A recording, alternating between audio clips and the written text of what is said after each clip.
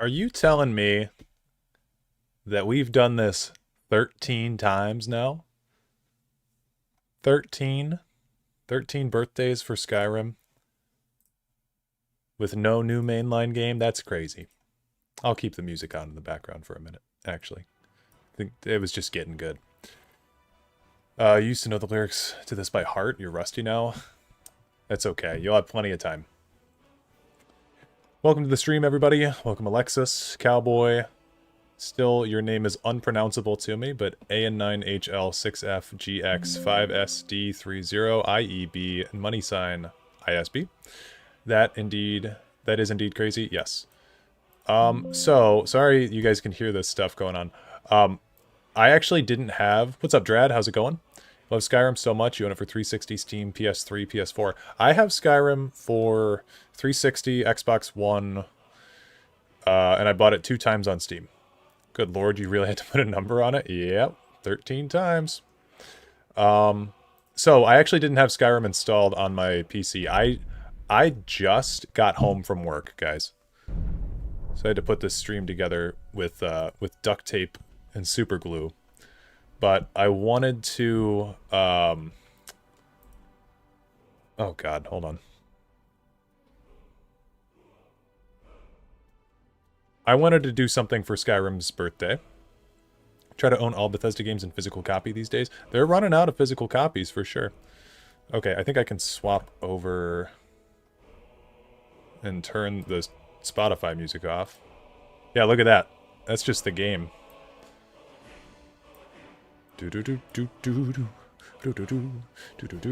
Yeah, so I had to come home to use the bathroom really quick, and then I had to put this stream together.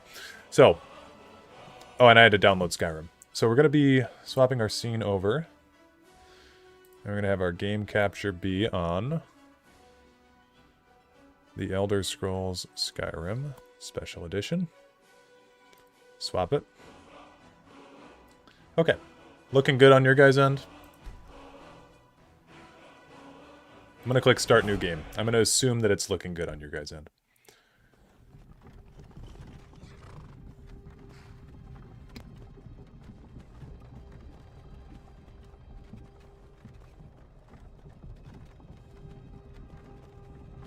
Yep, and all good. Sweet.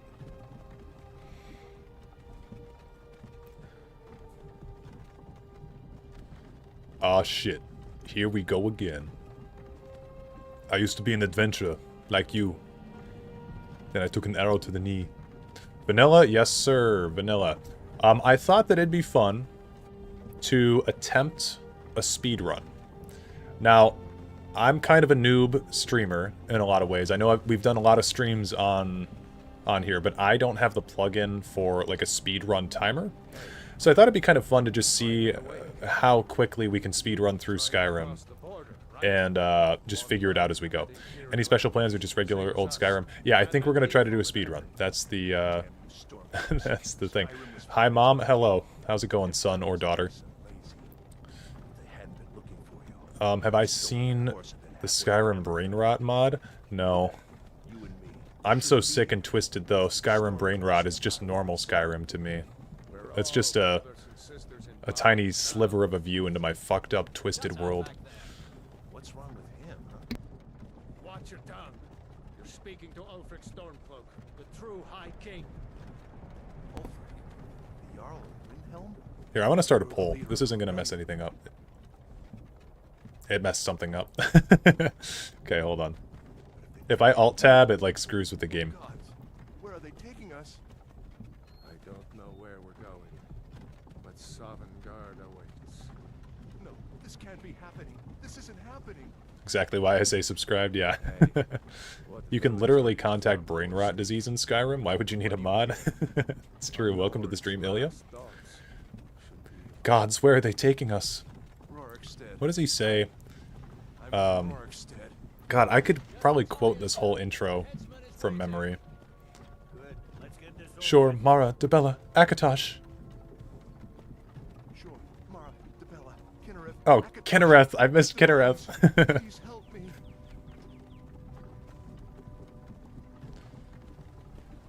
Look at him. General Tullius, the military governor. Doesn't that line go hard? General Tullius, the military governor. But they had something to do with this.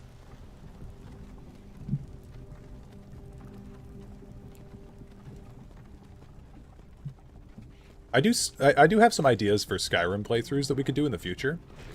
Some that I've taken from like some Dark Souls people that I watch. Imperialized Nord, yeah. Least Imperialized Nord, yeah. When I was a boy, imperial walls and towers used to make me feel so safe. What race am I going to choose? So, what I tried last time, we did this on stream before. This was on Twitch, back when I used to stream more on Twitch. We tried a Skyrim speedrun. Would you guys want to see... we'll do a poll. A second. High Elf is fastest because they're tall. Is that actually true? In the Skyrim Brainrot mod, a dad says to his son, "Goon inside, you little cock." Oh, that guy over there says to his kid. Sure didn't die for this. Let's go. Shouldn't keep the gods waiting for us. It is true? Really? I didn't know that. Face your death with some courage. That's wild. You've got to tell them we weren't with you. This is a mistake. I'm gonna do a poll on the stream. Because I want to know what you guys would like to see more. Because this was a very impromptu stream. I didn't really have any ideas for it. So let's see. It has been an honor. Run speed is directly proportional to the character's height. I literally did not know that. Wow. That's crazy. High elves are like 2% faster. Okay, good to know. No, I'm not around. You can't do this! Oh, of NPCs. Okay. Dude, he... Oh my god, Achilles reference. Wait, how do we... Hold on. Can I do... Can I save here? And then... TCL? Can I go over there? I think he got shot in the ankle. Who are you? Okay, I'm gonna pause it right here, real quick. And we are going to... Man, my layout is so messed up here. I'm going to close this one. Yeah. Okay, this way I can actually see what you guys are saying. Oh, chat disconnected. Hopefully successfully connected. Cool. What's going on? Why are we edging? So, I'm going to do a poll. Would you guys like to see a level 1 playthrough or a speedrun? Start poll. This is actually a recreation of Convention, as the thief gets shot in the heart by the king's assistant. Makes sense, makes sense.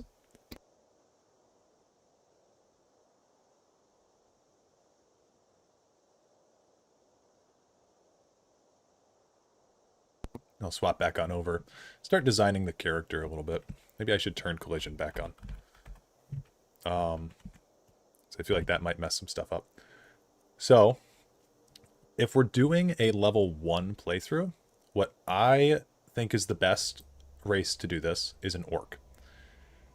Reason being is that orcs have the ability Berserker Rage, which makes them take half as much damage and do twice as much damage. So you can actually survive some pretty crazy things with Berserker Rage on, and with the proper armor.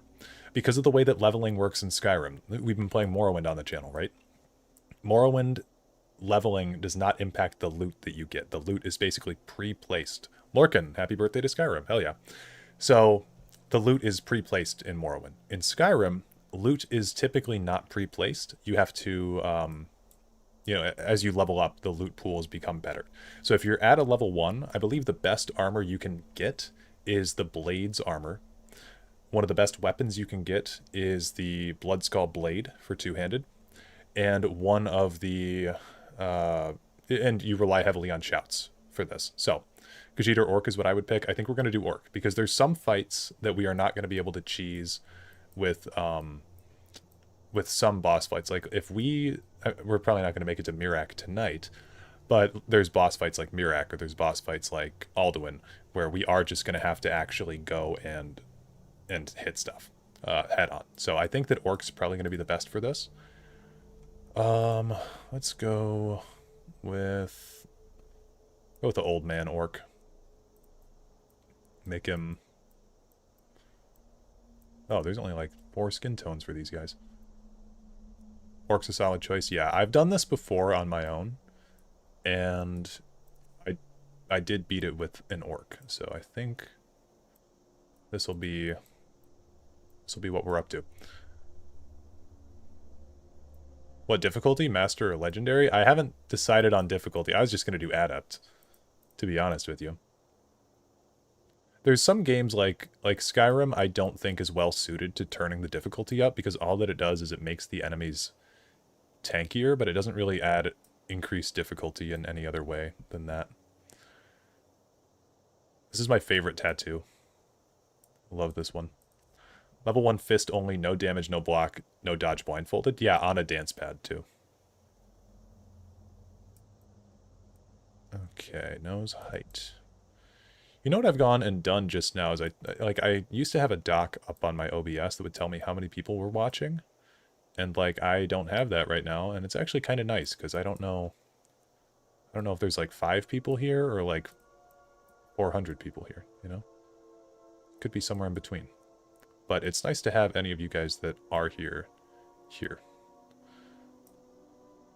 You'll have the black hand face paint? Like a ghost putting its hand on you? Yeah. It's cool. Okay. Go with the... I'm not going to mess with them too much more. But we'll do... I don't know.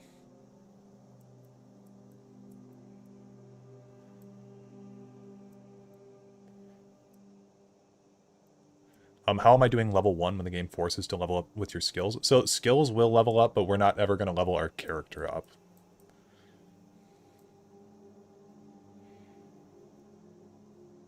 That much I am out of, is out of my control. I could download a mod, I guess, but that's a little bit more hassle than I'd like to deal with at the moment. Yeah, let's just go with that. Give him a beard. Starting at numbers is bad for your... Or staring at numbers is bad for your health? It is. All the maths are dangerous for you. Okay, this guy looks like... looks pretty good. This guy is... Lavelle...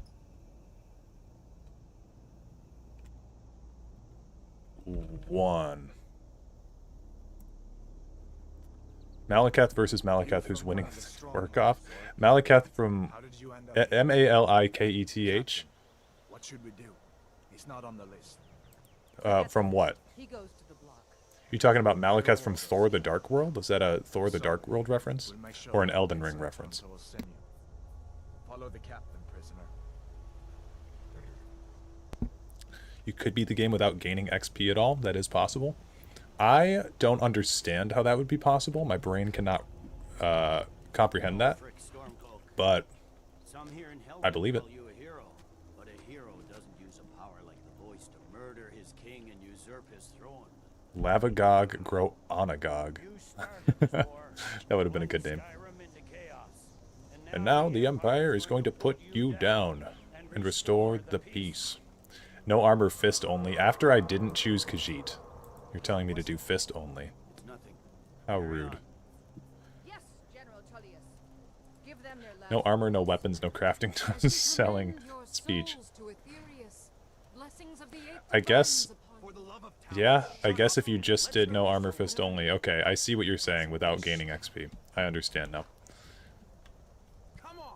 I haven't That would be a true level 1, I guess. Don't, someone could correct me if I'm wrong on this, but don't Khajiit get, my ancestors are smiling. basically they get Daedric daggers as their starting weapons because their claws do like 14 damage. Lies a lot on shouts because you don't get XP from that. That's fair. The virgin death accepting Stormcloak soldier versus the Chad Lokir horse fucker of Rorikstead. If we can make it over to Lokir, I think there's some As fearless as debris death that gets put in the way there, but was. I want to go check out his ankle because I think he's Achilles. Still mad about that? Mad about what? Did you hear that? I said, next prisoner. To the block, prisoner. Nice and easy. Dovahkiin when seeing Alduin and Helgen. I'm out of here. Hello and goodbye. I think they get 22, 10 base plus 12 from passive ability. Wow.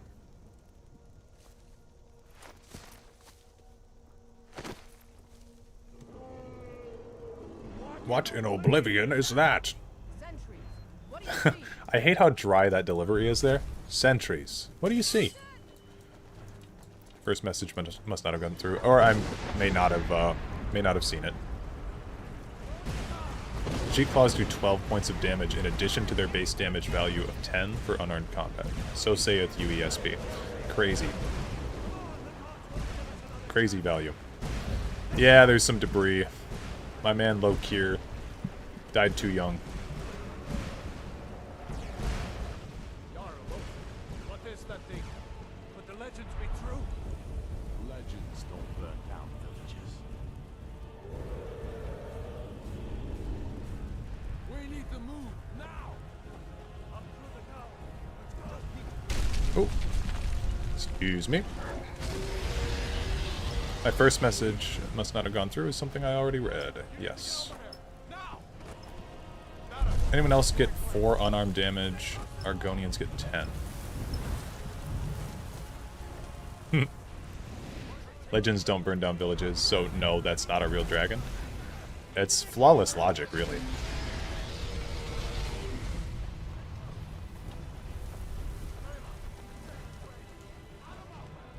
Okay, now I am curious here. We'll do another poll. I'm gonna end this one. Who are we going with, guys? We going with Dareloth or Advar?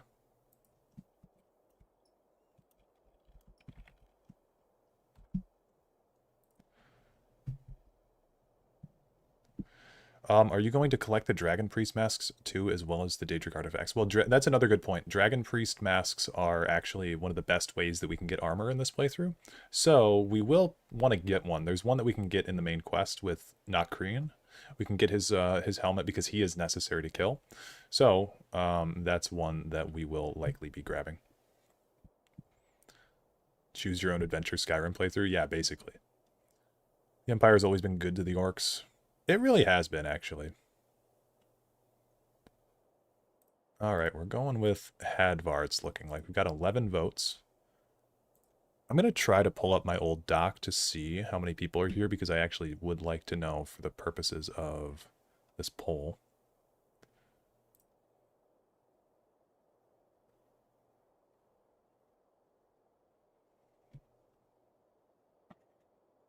Okay, 22 people here. We've got 11 votes. So if you have not used your right to vote yet, please do so. Have I ever played Enderall? And if so, why is it the greatest mod you've ever played? I have never played Enderall. Dareloth solely to seek revenge on dumb bitch Imperial Captain. That is true. The benefit of getting that early heavy armor is nice, but there's also a really, really nice set of heavy armor that we can get very early on. Okay, we got 38% with Dareloth, 62% with Hadvar. I'm going to keep the poll open for another minute, and then we'll go. Also, I totally thought at the beginning of this stream that I had the Dovahkiin music playing the whole time, and then I came back and it was the Ezio's family theme from Assassin's Creed, which is still a banger of a song, but definitely was not what I thought it was.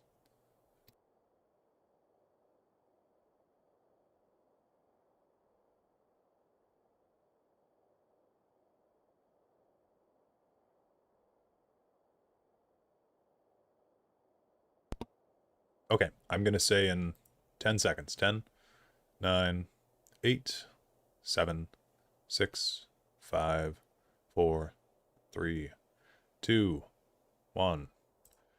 End poll. Okay, that's a majority of people, 66% with Hadvar, 33 with Dareloth. Let's boogie.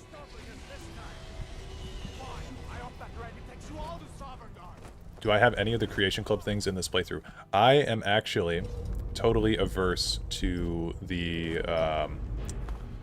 to any of the Creation Club items. I don't even play. This is not Anniversary Edition. This is Special Edition. Let me go check controls here. Sprint should definitely be shift. Or maybe run should be shift. I don't know. I don't know what the difference is. Sneak is control. That's Z. That makes sense. Auto move C. Okay. That should be fine. Yeah, that's how I like it. Okay, cool. We'll meet again in Sovngarde, brother. Only thing I'm excited for to test 6 is exiting Fourth Era 201. Yes.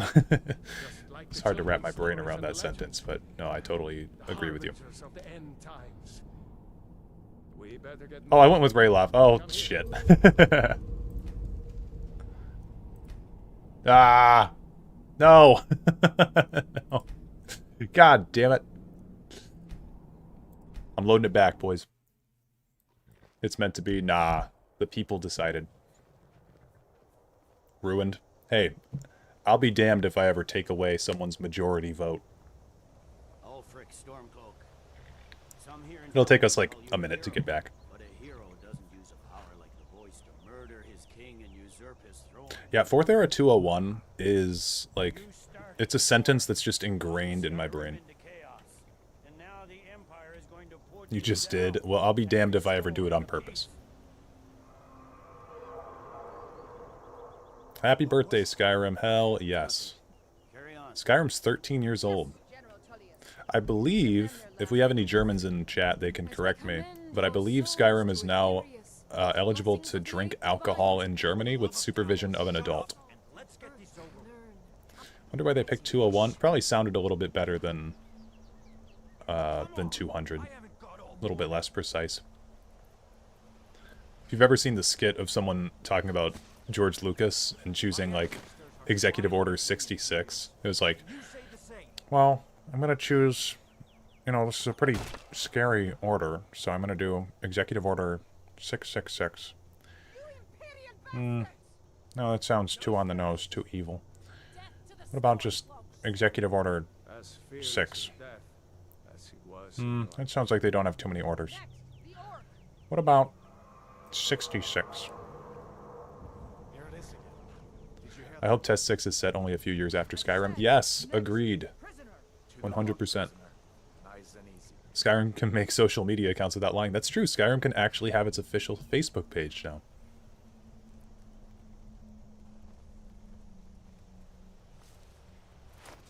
True visionary. Yeah, George Lucas is a mind of our time. What in oblivion is Well, at least we get to watch this awesome scene. I love how he falls down. Like, wouldn't he have fallen on our body? Am I going to be using alchemy for a power level move? For alchemy is creep cluster scale plus more mushroom in the rift. I've always done death bells plus salt. That's my go-to potion. Okay, we can speed through this.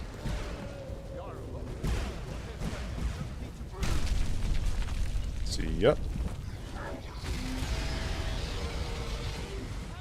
No damage run ruined.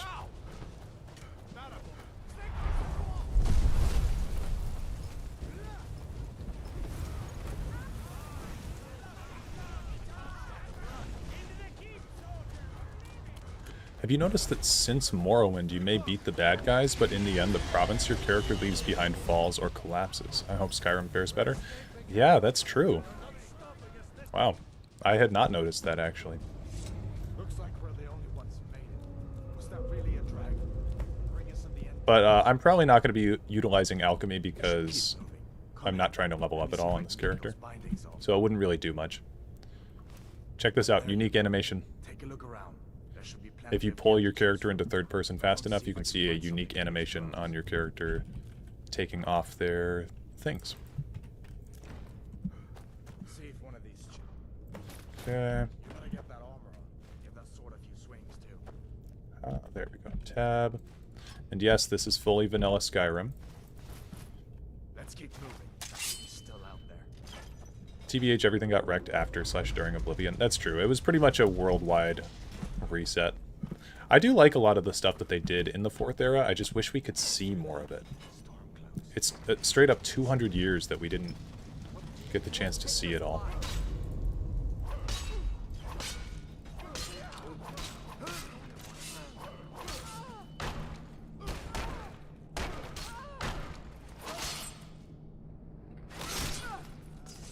How's it going, Duke?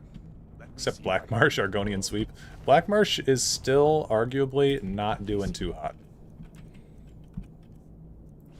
Get that door open. But it's cool. The Anzaleel, I would love to see more about the Anzaleel. But we just don't have that much information on them. We have information from the Greg Keyes books. But, you know, it's not really, like, touched on a whole lot in Skyrim, what's going on in Black Marsh at the moment. All you got. That guy's dead. Enough. Rip Elder Scrolls Legends. Reach into the choir, man. Agreed. Rest in peace. Rest in power. Might come in handy. It's not done yet, though. I actually have 2 videos. You know what? One of them's been out for 2 days now, so I'm actually going to put that one out soon. Done then. This way. But it's for members only, currently. I think we're going to be two-handed. Torture. Now you're mine. Ooh. Right in the back. Okay, I like to break into this one. Yep. Right there. Awesome. House Lalu will return and bring Morrowind back to glory, trust. House Lalu bringing anything to glory is... it's a bit of a shock. Don't you even know what's going on? A dragon is attacking Helgen. Really hope that Bethesda does right with Test 6, some people's lost hope after Fallout 76 and Starfield. I feel like that's valid. I think that it's okay to have lost hope in Bethesda at this point. They have not earned anyone's trust. Where's the way out? Just give me a minute. Brought Crassius some glory? Yeah, yes it did. Boom.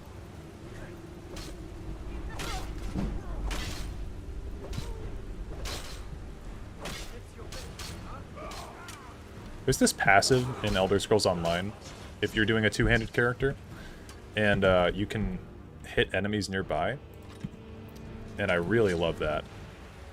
Really love that feature. I like how we have one quote from a drunk Argonian about them invading Oblivion, Seems to be most people's perception. Yeah.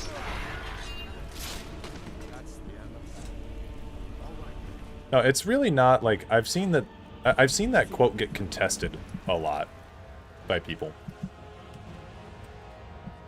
Also, guys, another thing that we're going to be really reliant on is, so we want to have healing set to our favorites bar. We want to have Berserker Rage. So this is a minute, and honestly, you can get a lot done in a minute in Skyrim. We'll have, not the Iron Sword, but the Iron Great Sword here. Sometimes it doesn't just work, Todd. Yeah. What's my favorite faction in Skyrim? I think the Thieves Guild was the most fleshed out and the best done of the four main ones. As far as what I like the most, probably also the Thieves Guild. I mean, you're talking to a guy who based his channel off of the Grey Fox. Bethesda just isn't very good at making games. Don't cherish too much hope. Expect a buggy product like the rest. Yeah, I would agree. I don't think Bethesda's like... I mean, clearly they can make a great game, but it's like... They just... oftentimes it feels like they choose not to.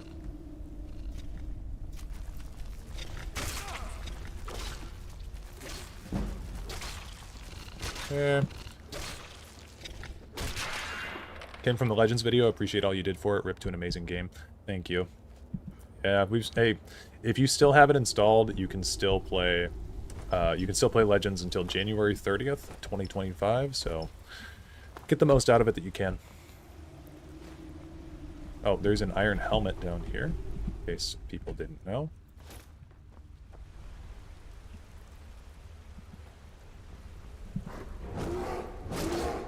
You take Doomguy Argonians at face value, you think it's amazing? Yeah, I like it. I think it's a really cool piece of lore. I've just seen it contested quite a bit. One thing I will say Test 6 has going for it is it doesn't seem to be at risk of being rushed. That's true. Who knows, though? I mean, they worked on Starfield for quite a long time, and that product still came out kind of terrible, right? Can't wait for Skyrim 2 Revengeance. We're not going to be doing survival mode, because that's just going to add more pain to this process. Was hoping I'd at least be able to still play offline from time to time in duels with my friends, but I guess not. Yeah, they just totally took everything away.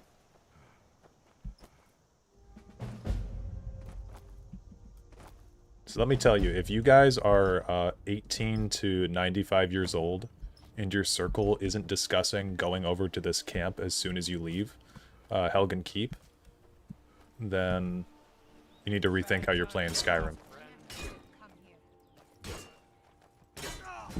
Dead.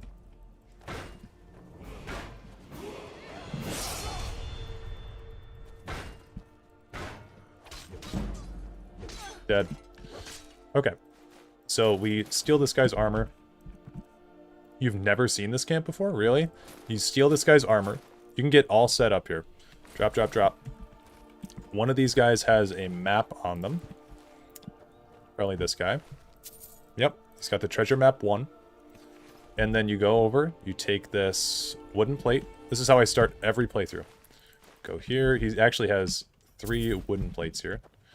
You go grab this mage's robe so you can disenchant it, and then you get a free skill level up here for one-handed. It is such an awesome start. World has been shattered, yeah. Always go to this camp, then up the road to the Talos statue with the Thalmor. I don't go that way. I tend to work my way toward Riverwood. Don't think I've ever seen this camp in my life. Dude, it's the best spot. Starfield wasn't rushed. Yeah, that's my point exactly. Starfield took a long time to come out, and it still wasn't great. Bro has a process, of course. This doesn't really matter. In fact, if we're wanting the least amount of XP gain, well, we just won't take a stone, actually. We're going to go grab the steed, I think, so we can go perhaps a little bit faster. Why take plates? Oh, you take plates because plates are OP. Do I have any of the DLCs? Yes. This is the special edition, so we have all the DLCs, the main DLCs, but no Creation Club content is installed in this version because I think, frankly, it was all integrated very poorly into the game, and I don't like any of it. Go home and rethink your life. Skyrim Bandits and Skyrim Badly Translated mod. Nice. Cleaved, shattered, destroyed. The thing about Starfield is that it's lots of planets, empty planets. It's much easier to build a big and interesting world like Skyrim than to make many interesting planets, I think. Well, and they procedurally generated all those planets, right? So you could have, if you had a game that was 1,000 planets, that would be really cool to explore if they were all curated and handcrafted. I mean, there's so many interesting planets out there. If you look at pictures taken by the Hubble telescope, there's planets that are like made of glass. There's planets that you know, their atmospheres are all fucked up. There's solar systems that have two suns. It's also generally, by the way, good to go with Alvar or Alvor, or I guess Hadvar, so that way you can get to Alvor instead of whatever her name is, Girder, because his supplies are nice. I think they have equal supplies. But what Hadvar has that Girder doesn't is you can now use his forge, and you can take these steel ingots and these iron ingots, and you can take these iron boots, iron gauntlets, and this steel dagger. So, Hadvar gang for life is basically what I'm saying. You can go in here, sell some stuff. Well, one of us has to do something. I don't know what you... Oh, a bit of this and a bit of that. Mercer Frey, by the way. Sell, sell, sell, sell, sell, sell. Just want to get this stuff out of our inventory, basically.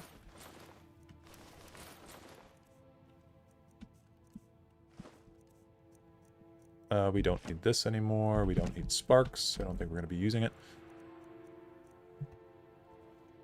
I better get back to cleaning. The worst that you can do in Skyrim is kill a chicken. It's worse than killing the Emperor on his own ship. Interesting. Interesting. Off topic, but I remember this one guy who argued that Skyrim has no lore since it's all in the books, so the gods and etc. don't exist. And man, what a weird hill to die on. That's kind of crazy. That like that everything's fiction. I kind of like that just for the crackhead vibes it gives off, but not a very concrete theory, I'll say. Have they done a single Daedric quest ever in Lamau? Yeah. Okay, so also, if you go to that camp, you get the treasure map, and it unlocks this chest for you, which regularly is hidden unless you have the treasure map, as far as I remember. So we'll go hit up Bleak Falls Barrow. This should be a cakewalk at level 1. There's nothing really going on in here. The thing with this level 1 challenge is that the base game is not bad. Every single boss fight in this game has a summon with you. So the first time that you fight Alduin, Paarthurnax is there to help you. And the second time that you fight Alduin, the 3 Nord warriors are there in the afterlife. So you can really sit back and let them do all the work. It's just a matter of how good you are at basically evading attacks and getting damage in when you can.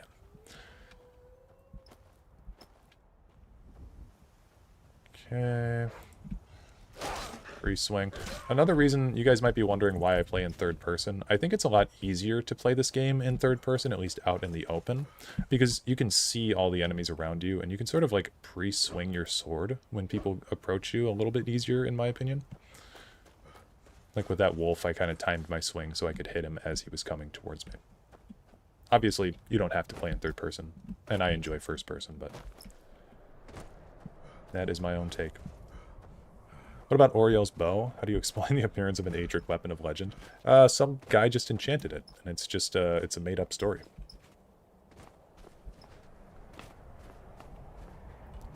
You are slower with weapon raise. This is true. This is true. I should put my weapon down. But we're not doing a speed run, so it's not the end of the world. But I will lower it. Dead. I'm gonna take this guy's bow. Dead.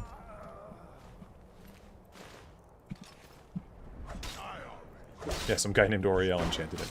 Being atheist in Tess would be a choice. There's that one woman in Oblivion. She actually turns out to be a Mythic Dawn agent, if I'm not mistaken. But she's called Elsa Godhater, and I think she's like, she doubts the existence of the Aedric gods.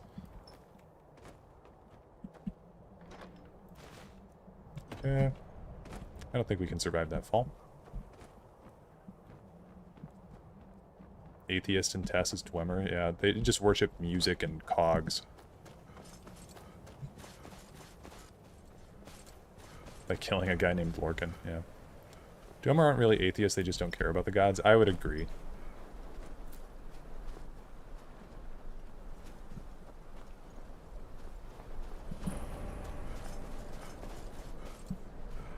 So I like to ask this in chat whenever we're doing one of these Elder Scrolls games, about what your first Elder Scrolls game was. Because my first Elder Scrolls game was Oblivion, I think as many people would know. But it's always interesting to me hearing what everyone else's first Elder Scrolls game was. Dead. Dead. I think there was this story about a dude who was a legit atheist who didn't believe that the gods existed, and for that he was sent to the Shivering Isles because he was that fucking mad. Nice. Favorite part in the Elder Scrolls Skyrim is when the player picks up a scroll and an elder says, "Now it's Skyrimming time," and starts rapping. Yeah, it was Dwayne "The Rock" Johnson came in and sang that part, I believe. Morrowind was your first Elder Scrolls game. The Elder Scrolls Legends, Oblivion, still a bit in love with it. I love Oblivion. I think that game has the most, I would say the most charm of any of the Elder Scrolls games to me. But Morrowind is a very close second. Okay, lead our shot there. Kill that one. And this guy should die. Nice. Skyrim Legendary Edition was your first. Gotcha. First was Oblivion on the 360. Your favorite is Skyrim. Oblivion on 360 was how I played it. Yep. Over at a friend's house. Elder Scrolls 4 Oblivion. Started with Tess Adventures Dawnstar. Smoked instantly. For some reason, I don't believe that. Just for some reason. Began with Skyrim, fell in love with the lore through the NPCs, books, and YouTubers. Now you aim to play every game in the series. Nice. Skyrim first, didn't actually start playing them until pretty recently. Gotcha. Skyrim's a really great game to start with, I think. I mean, the thing about playing the last or the latest entry in any series is that it does make going backwards a little bit harder, because the games before the most recent one are naturally going to be a little bit more primordial is the word that's coming to me, but, you know, they're going to be less advanced.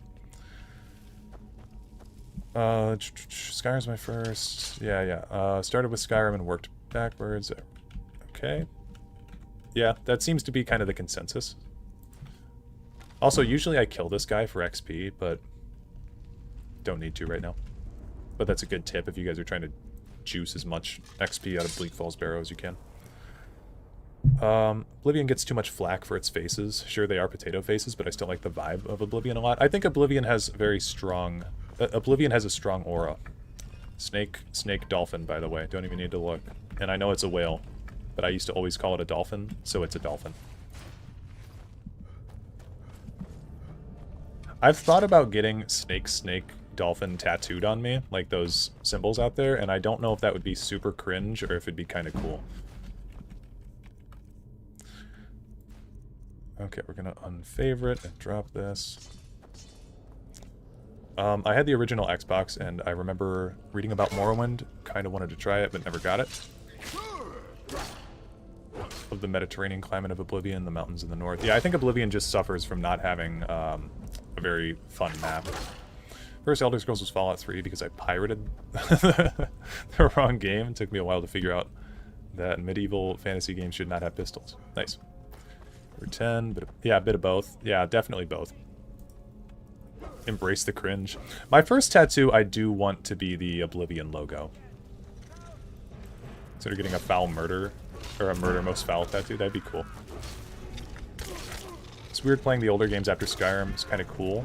Almost how they felt, or cool how it felt like the older games almost expanded on Skyrim's mechanics, playing them in the wrong order. I could see that, actually. There are more mechanics in the other games that are interesting to play around with. Goodbye, Arvel.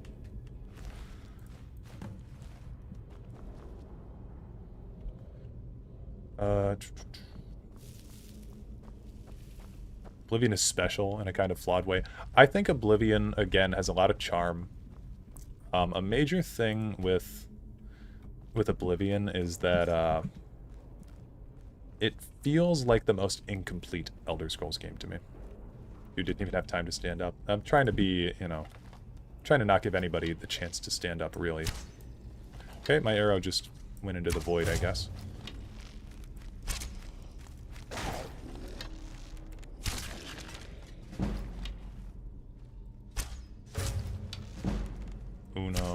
Dose. Cut out Harpel down. What do you mean by that? It's up to interpretation.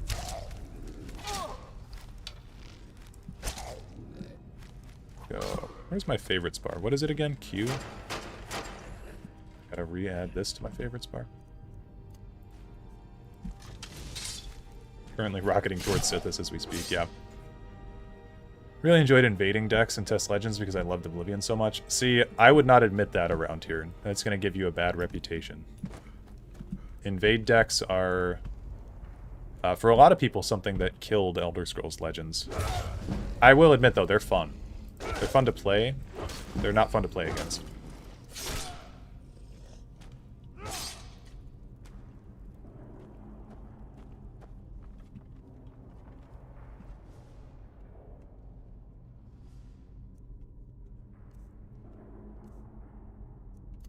As a Norwegian, kind of have to say Skyrim is your favorite. Valid. How did that miss? Skyrim, I think, is most people's favorite. If I just were to go onto the street and poll random people, Skyrim would be by far the most popular.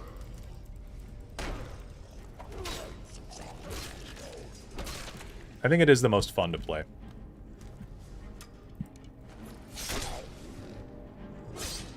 Every playthrough of Skyrim, I keep telling myself, this time I'm going to collect all the unusual gems. I never do. Still haven't managed to locate them all. Dude, you need to. You get a really, really cool buff for it. It's actually so worth it if you're playing like a crafter type character or someone who wants a lot of money. It does take time, though.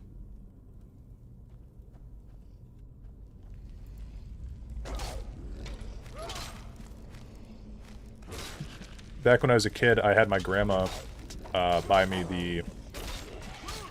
the guidebook, and this thing might be actually like kind of rare at this point because it was only when Dawnguard and Hearthfire had been released. So this is like an outdated thing. There's no Dragonborn in this guide. But what I used to do was I would hold that guidebook open while I was playing Skyrim, and I'd make notes in the pages and stuff.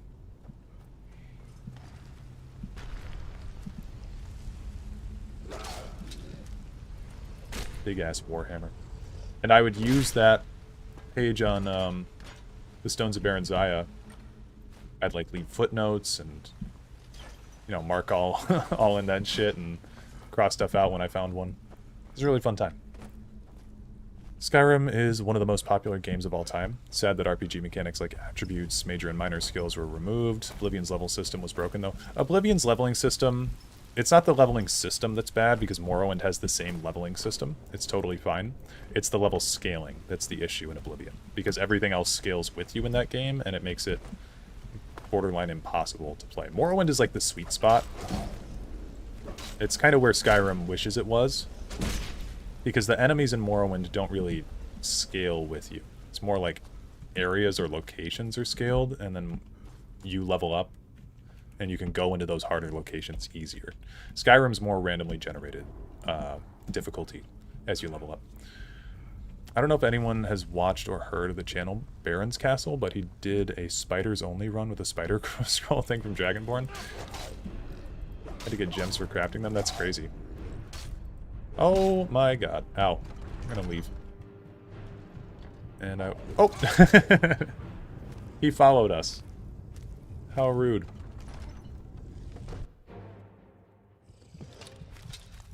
Oh god. Okay.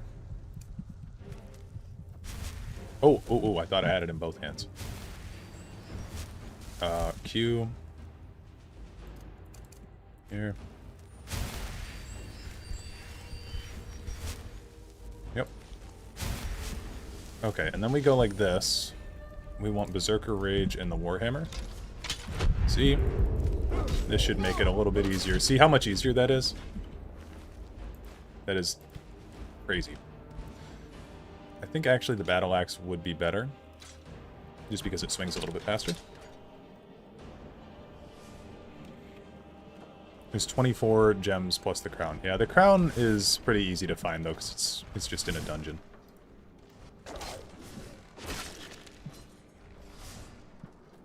Fun fact, ancient Nordic warhammer and maces are added by fishing creation. Yeah, so that is, it's actually not something that can be removed from the game as far as I'm aware. That was added not in the creation club, but in a, in an update that was kind of forced upon the game. But yes, they are added from that creation. You are correct.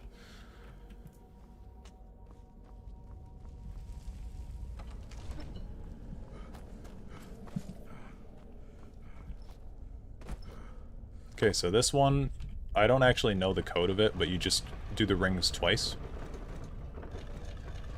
And then you can put the claw in. You're good.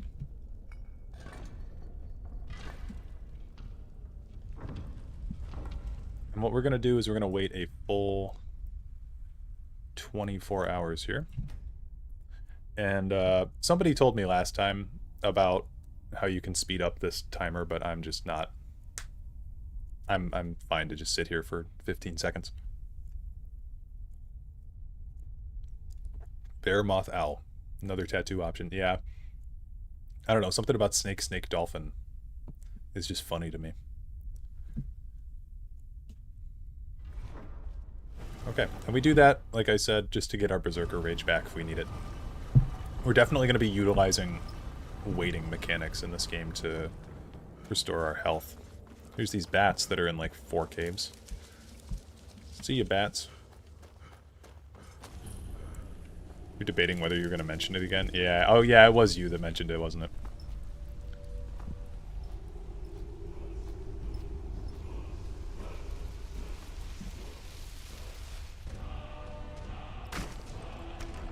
Anything in here? Ooh, Conjure Storm Atronach Scroll. That's actually kind of huge.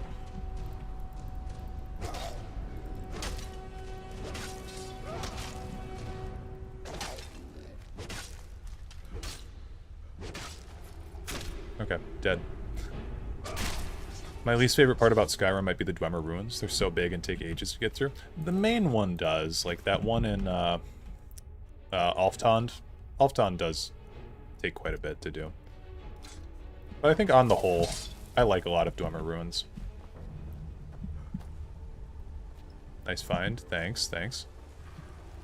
It was all me.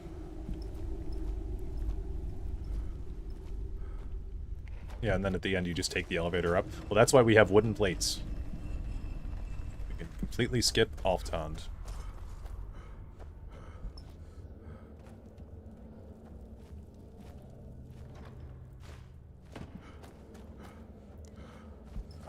Bethardam's Periite quest is long as hell too. Ridiculously long. I don't even do Periite's quest anymore. I remember on the last Skyrim stream I kept talking about doing Periite's quest.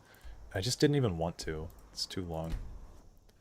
Blackreach? Okay, well Blackreach isn't really like... I don't consider that a Dwemer Ruin.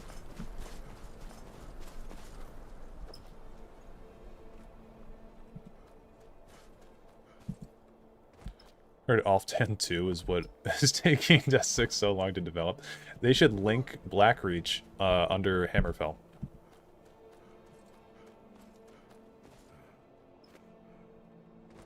Not a Dwemer Ruin, but annoying to end up in. I don't know. I like the aesthetic of Blackreach enough to kind of enjoy my time down there. Dude, where are you going?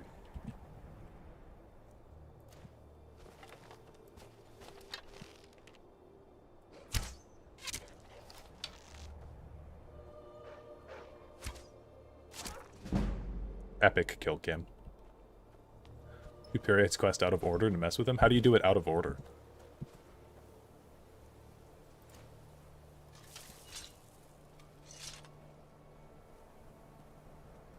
Don't be rude to the one kind of chill Daedric Prince. I don't know, man. Azura's pretty chill. I'm kidding. I'm kidding. Kidding. It's a joke.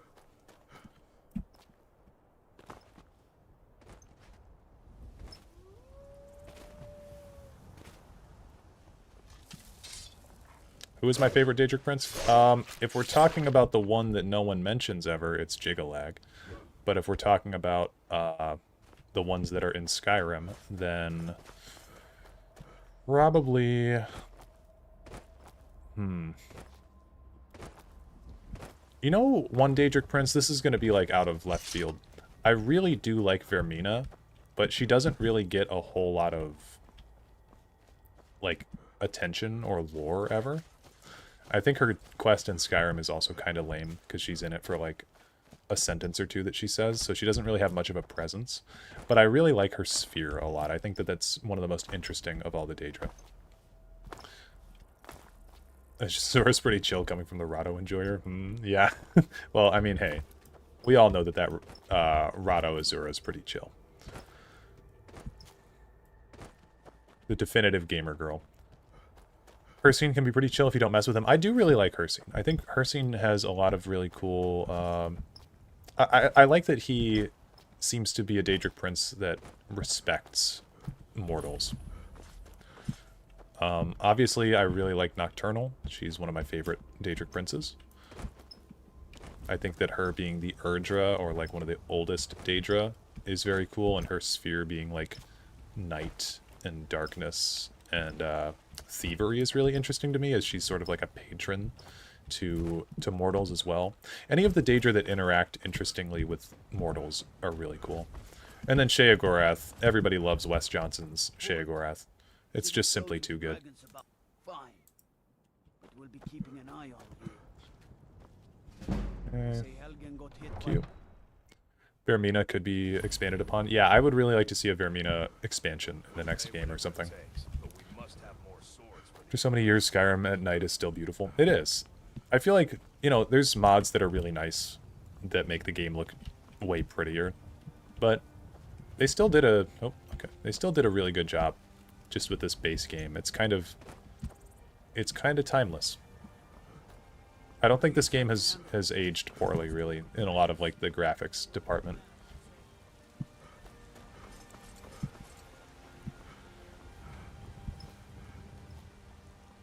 Namira gets underlooked, mostly because she's very gross, but yeah, I don't like Namira. Namira's quests always make me want to hurl. She's cool, though, but I mean, she's like, the fact that she can get a reaction out of me is something. What's the meaning of this interruption?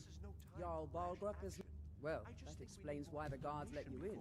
Hircine has depth. He's not just defined by a single joke like someone. Yeah. Well, Cheese is really funny, Duke. Gods, you are curious. I do love that they made Sheogorath's sphere just cheese at this point. Chill, you're allowed... I know, just stop talking. One moment. We should send troops to Riverwood at once.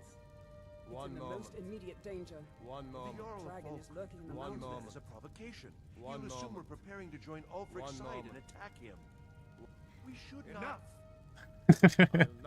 Sounded like he was yelling at me. Burns my hold and slaughters my people. Dareloth, send a detachment to Riverwood at once. Yes, my Love Wes. I'm not looking forward to the next Sheo quest. I think it started in Oblivion, this whole Sheogorath likes cheese thing, because it's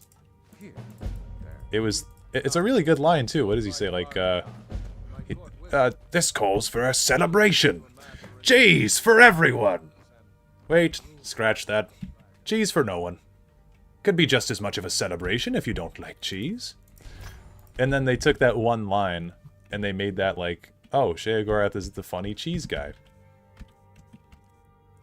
Every interpretation he brings up cheese now. His ESO, if you guys haven't played ESO, you're lucky, because the Sheogorath in ESO is so fucking terrible. They didn't get Wes Johnson to voice him. It's just dog shit. It's really terrible. And I don't even mind, like, the quest line itself is very interesting, because he's, like, fucking with this Mages Guild chick. The whole quest, basically. But just his voice is terrible. The jokes are bad. Well, when I say fetch, I really straight to the point. I go to Bleak Falls Barrow. Ah, the dragon. You'll have to come to Dragon's Reach to discuss the ongoing hostilities.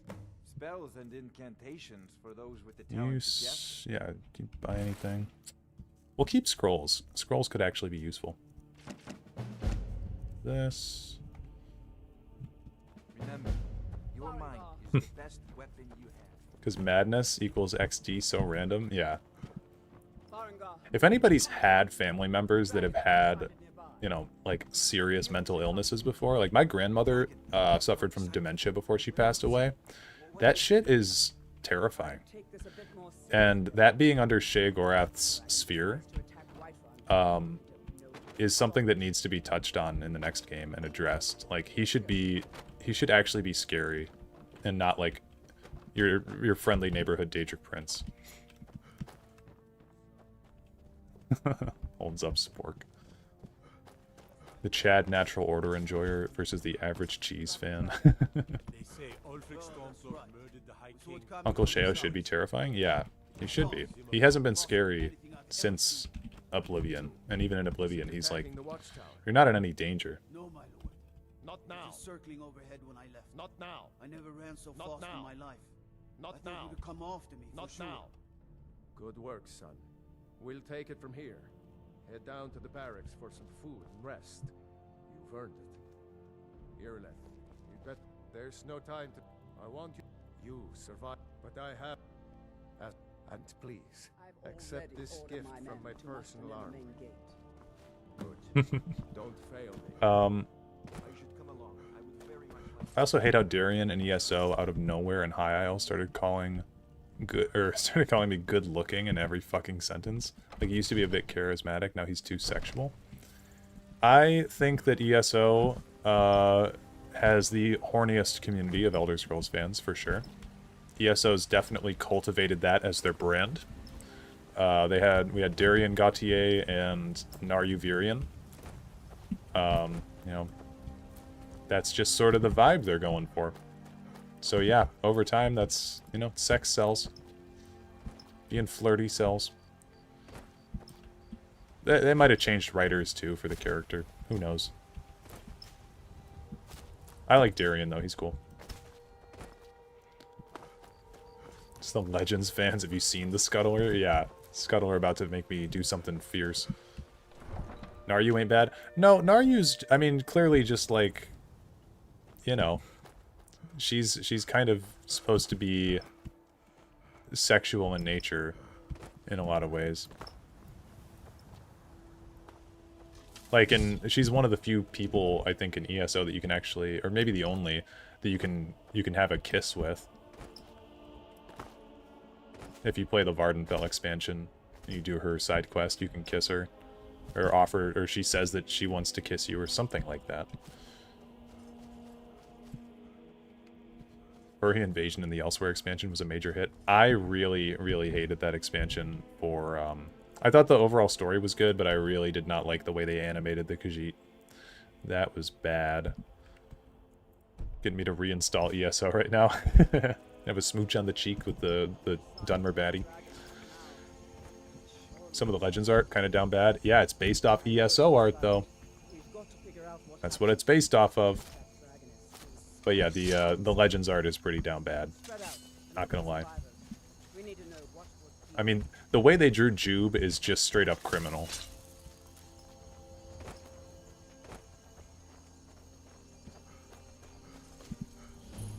Surrounded by foster kitties that my aunt raises for a charity.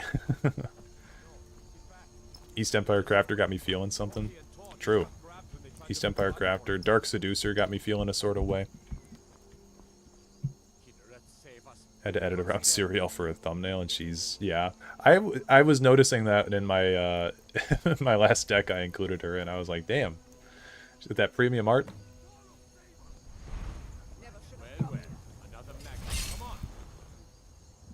Even the basic Bosmer Archer. Don't get me started on that basic Bosmer Archer. Maybe Legends is the most, is the horniest community.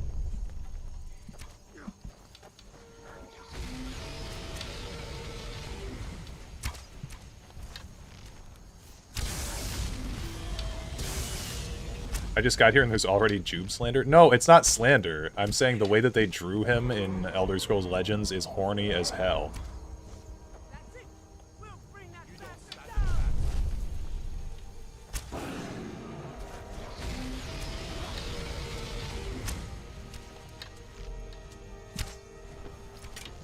Legends Jube could get it. That's my point. That's what I'm agreeing with you all. As is deserving of his absolute chadness. Yeah, true.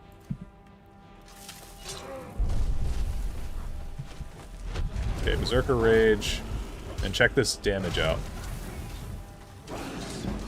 Cooked. Not gay, but... Look, real recognizes real. That's all I'll say. Dead. Damn good shooting, boys. Everybody, get back. Legends wood tier list, they'd all be wood for the most part. The creatures, not so much.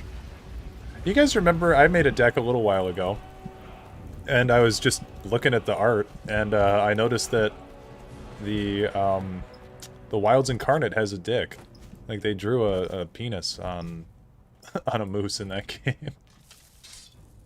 So by community, you mean fanfic writers? I don't know, I haven't really seen anything noteworthy. No, not fanfic writers. I just mean as a community. Like,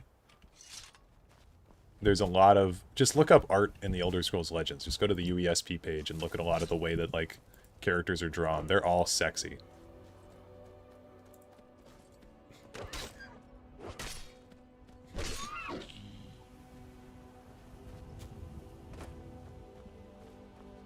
Came in at the perfect time, lol. Hello, all. Hey, how's it going, Hikaru? I just hope we're not a chosen one again in Test 6. I don't really... I've seen that complaint a lot. And people always point to, like, the Oblivion protagonist being a normal guy that's in jail. And while I do agree that you are kind of a normal guy, you are also the one from the Emperor's dreams. So in a way, you were still a chosen one. You were still kind of a prophesized person. So, I don't know. I don't mind it, necessarily. It's not like... That type of small, minute thing is not my problem with the direction that the Elder Scrolls has been going. It's more broader Bethesda Game Studios issues. So that's what you meant. You don't need to apologize. It's all good.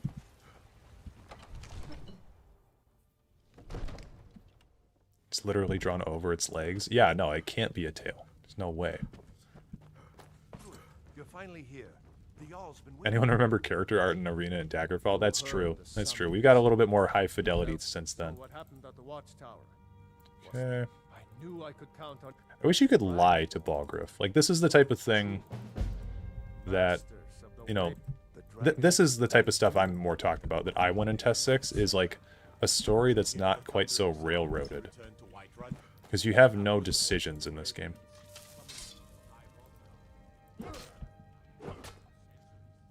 Pretty good, enjoying Skyrim's birthday. Just finished what's released on Arcane Season 2. It's great. Oh, nice. I've been meaning to get around to Arcane, actually. I honestly, like, I don't watch TV shows ever, but Arcane's art style is really cool to me. Been kind of wanting to watch that.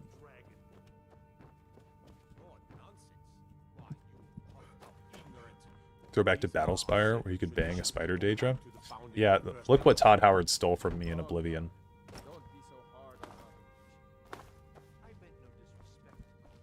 Noticed midday it was Skyrim anniversary. Glad I got to catch your stream. I'm glad you're here. Thank you. What is up, OOP? not ours. Whatever happened when you killed that dragon? It revealed you've done. Dude, this guy is just talking and talking. We are Okay. See ya. Should we get... Here, we'll do another choose your own adventure. I'll do another poll.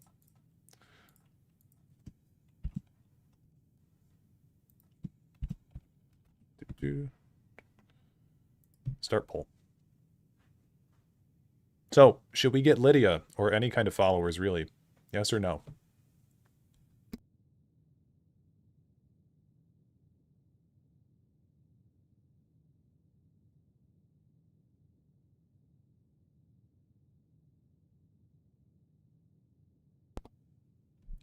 You have the choice to kill or spare Paarthurnax. The issue is that by the time the player gets to that point, they have no idea what's going on because they mentally checked out over 25 hours ago, at least in my case, but I like to speak for everyone. I think that that kind of a decision, while Paarthurnax is a major character in the story, that is not main quest in my eyes. That's like a side quest the Blades give you, and it's not mandatory. I think the main quest needs to be branching a little bit more, and it needs to be... you know, you need to have some player decision and choice in there. Climb the 7,000 steps again. This is very split, yeah. I made the pilgrim. You wrote no? I thought this was smash or pass. You telling me you'd pass on this? The Jarl has appointed me to be your house, Carl. It's an honor to serve you. We'll talk to her. Until next time. Just for a second. Well, I'm gonna go raid Care. Watch what you're the doing. castle. No matter. Go to High Hrothgar. Oh, I also like to click on this map a lot. Get all the... If you guys don't know, if you click on these flags, they'll unlock the locations on your map for where these things are.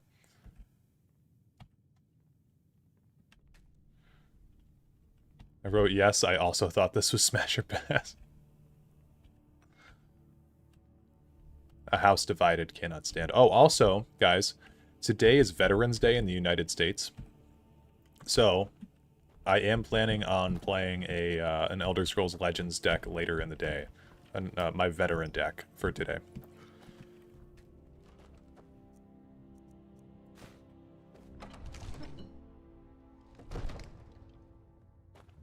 I don't know if you ever played Witcher 3, but it does a great job at decisions either punishing you or rewarding you later in the story. Tess definitely needs more of that. I played a little bit of The Witcher 3, but I've never beaten it. Silver ingot. Would I do a one-off dragon deck for Skyrim Day? Ooh, maybe. I don't even know if I could construct a dragon deck and feel okay with myself afterwards. I'd rather play Stormcloak, a Stormcloak themed deck, to be really real with you. And also Armistice Day and Poland's Independence Day? Hell yeah. Being horny is relatable. Also, Monkey Brain is truly human. Yeah, true. This day is kind of packed. It really is. Yeah, a lot of shit going on. Are you ever going to play Witcher 3, or is it safe for me to spoil something to get my point across? You can go ahead and spoil something, but also there may be people in chat that don't want that spoiled, so whatever you want to say. You have your First Amendment right to speak freely here. It's the 12th year, so it's just Tuesday. Well, that's what you get for living in the future. Okay, are we done? Speak to the Greybeards, yeah. Need to go fix dinner. Good night. Have a nice day tomorrow. Yes, you too. So someone was asking also what... someone was asking what we have wooden plates for, and I'm going to show you right now exactly why we have them. I do remember this being more difficult for me on PC than it was when I was on console. Those of you who know... you know. Yeah, do we need to have Whirlwind Sprint on PC? Because before, when I was on console, I could just sprint through this shit.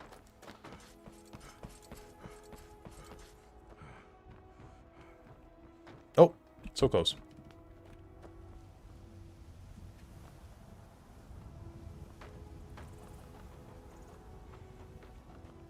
Let me go move the dateline real quick. Yeah, please.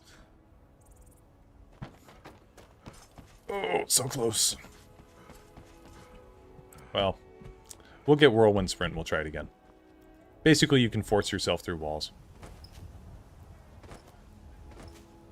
I think you need Whirlwind on PC. Yeah, that's... I used to be able to just sprint right through it. It could be a frame rate thing, actually. Is there a way to change frame rate from the settings here? Because frame rate on console was locked at 30 FPS. So it could be tied to frame rate.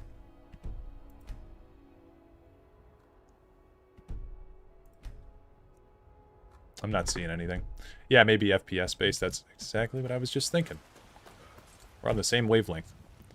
Not within Skyrim, I don't think. Yeah. Need external limit. Yeah.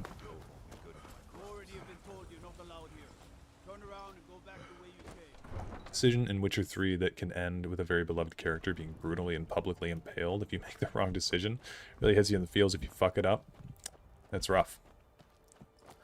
That was another thing I loved about Baldur's Gate, is like you'd make a decision in Act 1, and then by the time you got to Act 3, the game could be completely different. Or maybe not completely different, but it'd be a different experience, you know? Have to do it from the little start menu if it was possible. Yeah, Where do you want to go? I don't care enough to do that. We'll just get Whirlwind Sprint. Go to Riften. Climb and back, and we'll be off. If you've never been to Riften, be sure to visit the Blackbriar Meadery. You mugs a dads and you forget all.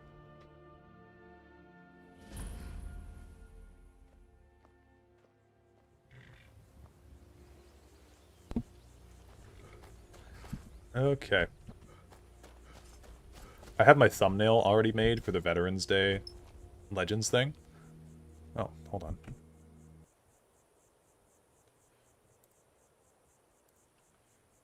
Hey guys, guess what? Forgot about Lydia. Let's go back and grab her. My bad.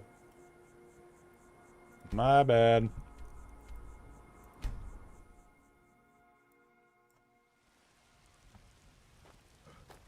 Nice talk. You're off, though. Going out to get some free Golden Corral buffet for Vets Day? Hell yeah. That's twice now? I know, I know. You can revoke your membership. It's okay. Okay, where is she? Long life to you. Follow me. Lead the way. Second time I forget something today? Yeah. How long am I planning to be on today? Probably for quite a while. I don't really have an end in sight at the moment.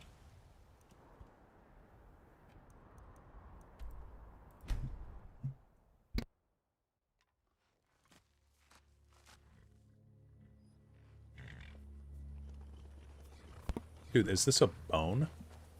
Whoa, search skeleton. What was going on here? It's a skeleton with an ancient Nord warhammer. Over here by this horse. I'm gonna steal this horse. And then we're off.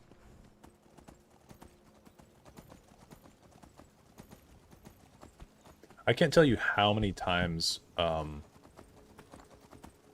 needing a rest day anyway. Nice. Yeah, I'll take your shift. Is this a day you regularly stream? This isn't Morrowind? No, it's Skyrim's birthday.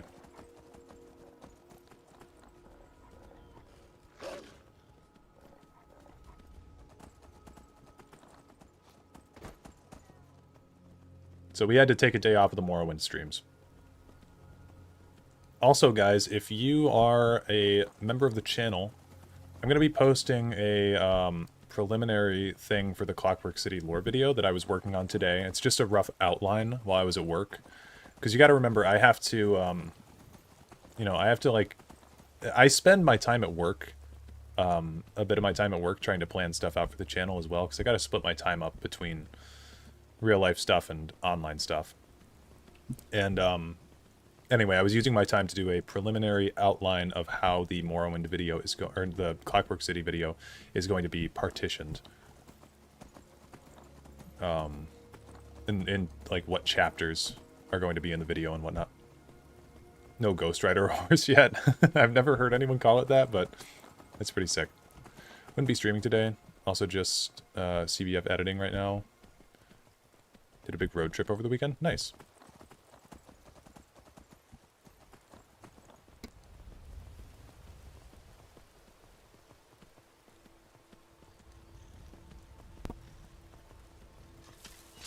Also, if anybody has been enjoying the live streams, they've all been ported over. Well, not all of them, but a lot of them have been ported over to the second channel at this point. So if you guys would ever like to see these live streams recapped, that's where they're going to live, because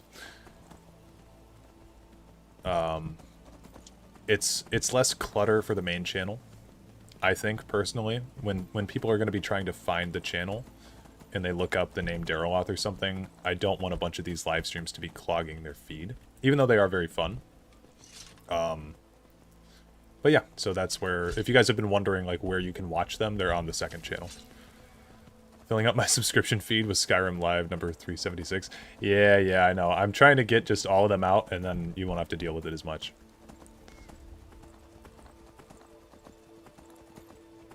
Real life stuff, what's that? Good point.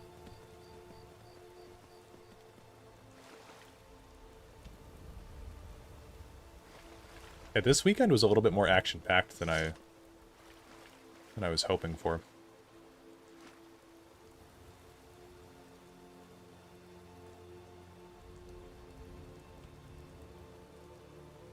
Have you guys watched that video that's like tracking every single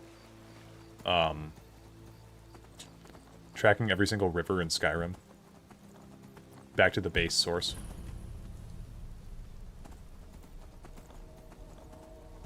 It's a really cool video. It's more noticeable because I'm subbed to like 4 channels on this account, 2 of which are yours. Oh, see, this account I've had since I was 14, so I'm subbed to so many channels. Love Any Austin's videos. Yeah, Any Austin has great videos. I haven't checked up. Has he finished the unemployment rate in Skyrim videos yet, or does he still have cities to go through? Because I want to say the last one that I watched was his Windhelm. Any Austin the goat. Yeah, absolutely.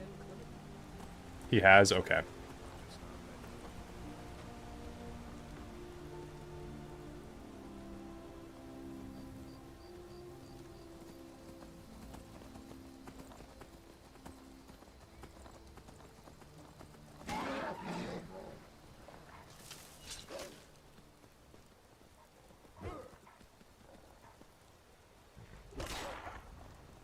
Iced.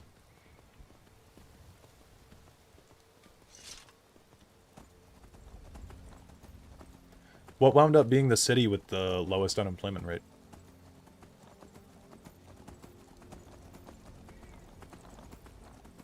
If anybody's got that information off the top of their head.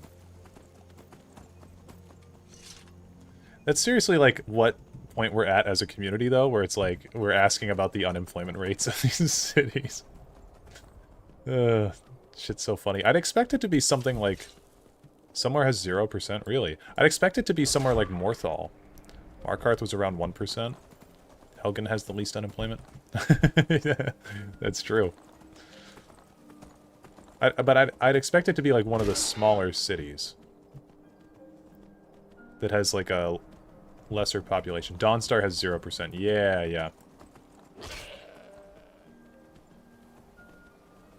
Duke is right. Dawnstar is 0. Yeah. Makes sense, because they're all like mine workers there. Incredible. Absolutely incredible.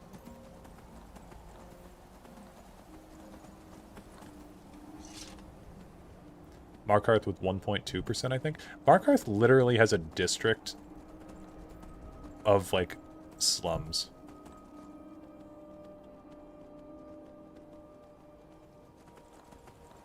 They have, like, a small little place.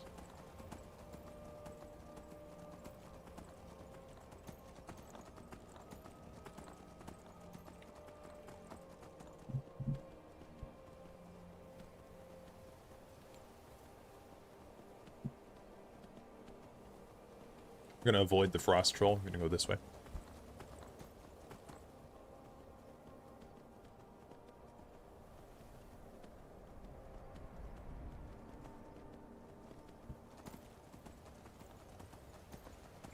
All those blacksmiths out there forging the nails. Forging the nation's nails. You know, Quicksilver nails would be a pretty fun market to invest in. I think it's an iron mine and a quicksilver mine there. Something I miss most of all in TES are spears and lances. I've tried to do a spear playthrough of Morrowind before, I just couldn't get into it. Is it actually 7,000 steps? There's a video where Camelworks goes through and counts every single step. It is not 7,000. It's like, I want to say around like 400.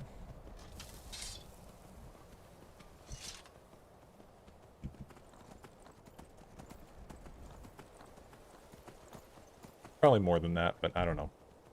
Something around there.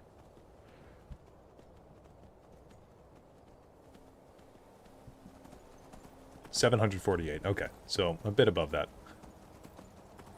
On an astrological scale, 748 and 400 are on the same mark.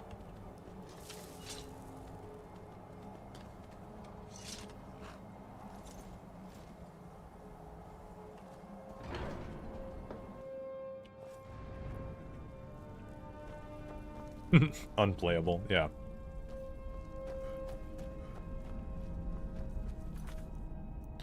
Do a save.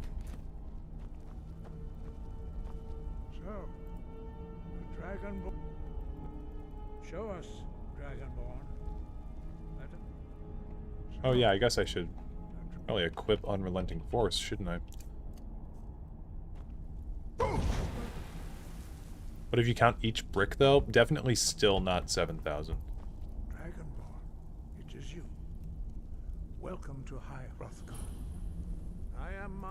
Now, tell me, Dragonborn, we are here to guide you. You are not... Whether you are the only one that... Morrowind is hard to get into if you're not following a specific build, easy to do things wrong. I mean, I know how to play Morrowind, I just didn't really like the spears as much as the other weapons. I think it's because they didn't have enough, like, damage compared to the other weapons, you know? And the fact I think you have to go specifically into spears as a skill, right? They didn't make spears, like, two-handed or one-handed, where they had everything consolidated. It was, like, specifically spears, and you just had to commit to that as one of your major or minor skills. So, I tried doing a spear playthrough, but I remember I just didn't quite get into it. I do really like the idea of them having spears, though. I think spears should come back, but I wouldn't say that it's something that I miss the most out of things from the other games. Unrelenting force. Roll means balance in the dragon tongue. Combine it with force to focus your thumb more. Hot take, this is the absolute worst part of this game. Standing here and listening to these old farts talk.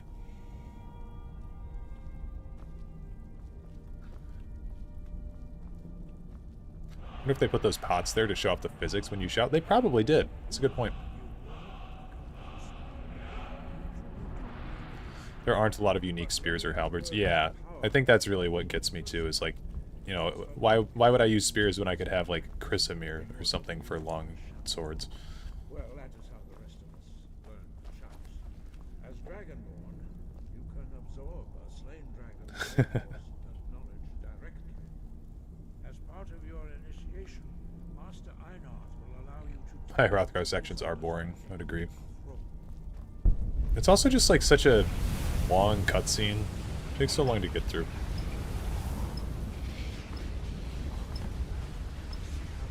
Oh, greatswords to not be so heavy and lunky. Well, yeah, that was one of the best things they did in the Elden Ring DLC, was they added light greatswords. Use your unrelenting force shout to strike the targets as they appear. Okay. Excuse me, Lydia?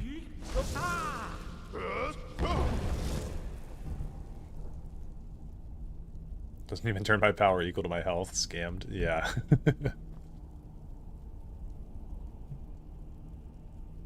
Well done.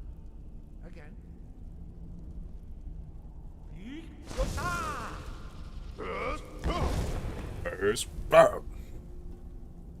Look at our little handsome boy.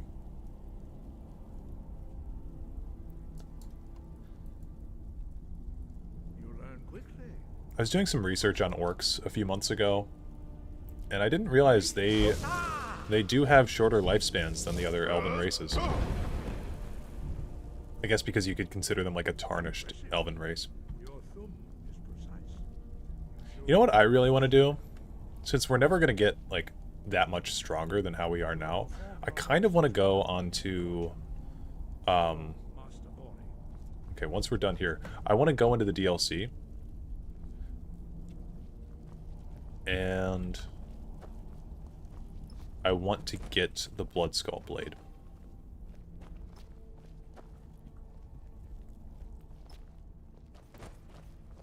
It's a whole thing in Nordic myth. Oh, yeah, with, some myth about Wolfhearth giving the Nord's curse to the orcs. Gotcha. I guess that would be when Wolfhearth did the thing with Orky. Lots of long blades and short blades, and they made blunt weapons its own category. Yeah, and then, you know, spears just entirely being its own thing is kind of like, well, why would I do that when I could have access to a whole host of other weapons?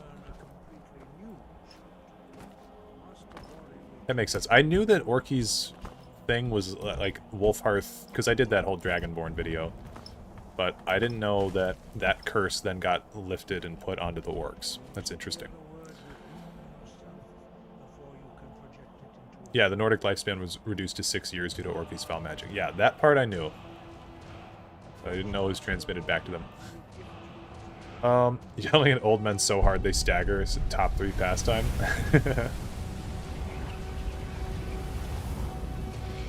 You know what we are going to want to do is... we are going to want to do this.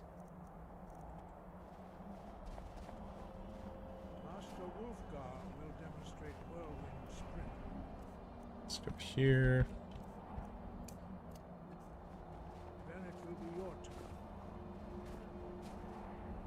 Orky's a big part of my Trinamac theory, so I'm quite familiar. Orky is like one of these deities that I'm just... Elder Scrolls is so weird because there's so many different facets of like the same being. Because Orky is supposed to be like RK, right? But I don't know if he's supposed to be actually distinct or not. Also, you can just sprint through this. Really great game design, Bethesda.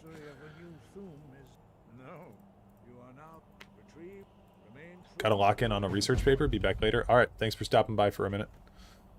You should focus on owning your voice. The horn of Jurgen Windcaller. He's a blend of RK and Malakath, essentially.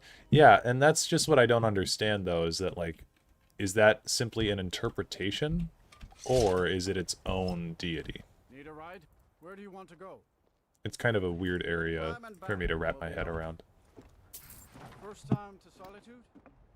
Beautiful old city. Capital of Skyrim, but I'm sure you already...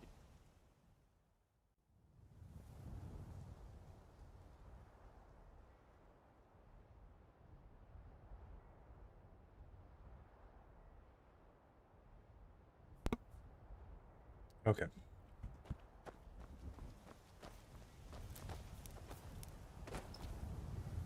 We want to discover this location for later, Catless Farm.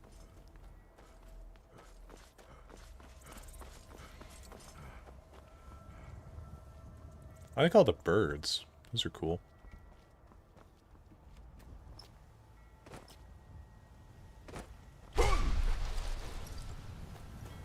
It's because Trinamac is made of like 3 different gods, so all the offshoots are weird blends. At least that's my theory. Well, Trinamac's one of the founding gods, right? Essentially, I mean, he was there during the beginning, so I'm interested to hear more of your theory on that.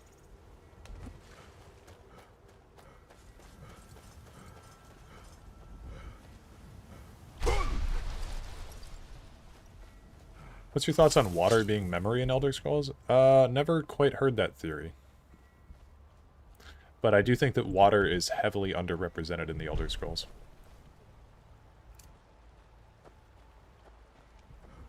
Just about every single mythology in the whole history of the world has a deity for water. Yet Elder Scrolls does not. Okay, quests. Yeah, we've got the horn on. Water equals memory is not a theory, outright confirmed in ESO. Very explicitly. Dude, the more that I research into ESO, the more I do kind of want them to go through. Like, at the end of ESO's Legacy, I really do want Bethesda Game Studios to go through and give us a concrete explanation of what quests are canon and what quests aren't. I thought this was a dreg for a second. I've been playing too much Morrowind. But there's some quests in ESO that are just terrible, and they hurt the lore. And then there's some quests in ESO that are really cool. I feel like they expand upon the lore. There's even some, you know, like little notes that are just helpful to have read. Dreg sweep.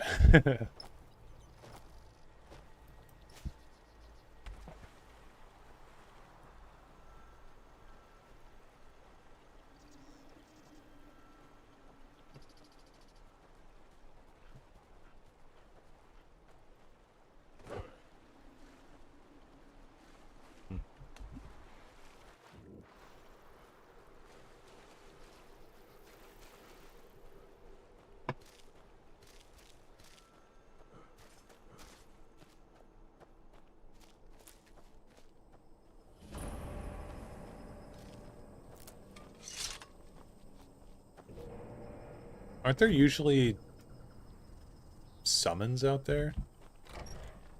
Or summoners?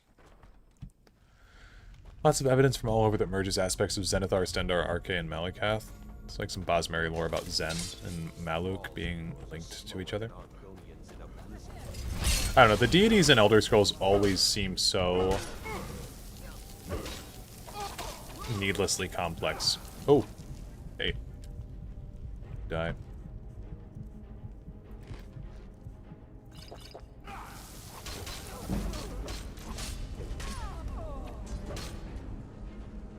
Okay.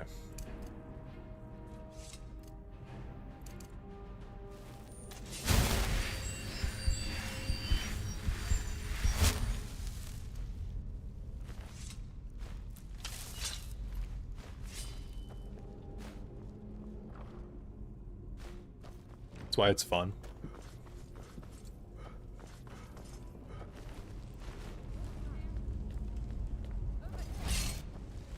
Carries through the confusion from IRL religion. Yeah, that's true. I don't know. I kind of like it being a little bit more like...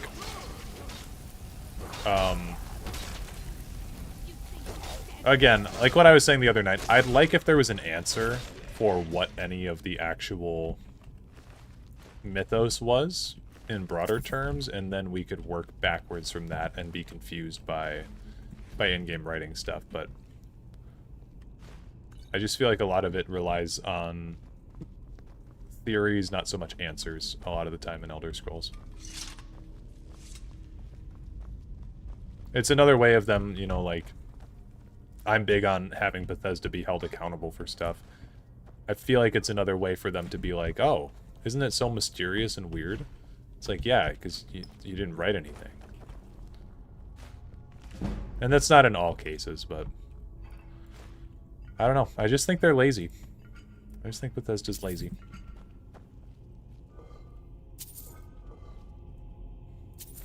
My least favorite enemy to go up against in Skyrim? Ugh. Any kind of frost mage is just terrible. It's the worst experience ever. Because I play so many melee and stamina-based characters.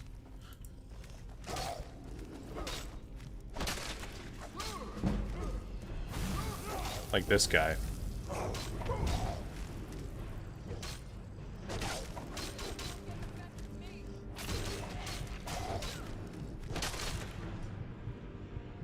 Wait. It's the unreliable narrator applied to the entire universe. It's almost the point. It's also an easy excuse for a lot of lazy writing, but there's areas where it works very effectively. I just think, like, unreliable narrator is... people say that that's, like, a TES exclusive thing. Like, well, you know they're using the unreliable narrator, right? It's like, that's just that's a writing trope in general that people use. The animations where frost mages put their hands up to your face makes me so tilted. But, like, unreliable narrator is a thing that happens in real life, too. It's not like a Bethesda-invented thing. Because you've had, you know, tellings of history that have been incorrect for years. I think we can make it down here. Is what I said last time. Yep. There we go. But I don't know. I would like to see it more tactfully applied. I suppose. I know you didn't say that. I know you didn't say that. I'm not saying you say this.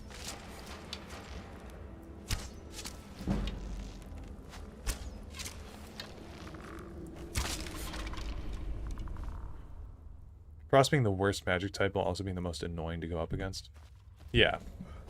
It's just the debuff that it gives you. I just think that's something that I disagree with a lot of people in the community about. I don't like the unreliable narrator aspect as much as a lot of people do, I think. I find it to be a bit more lazy than creative.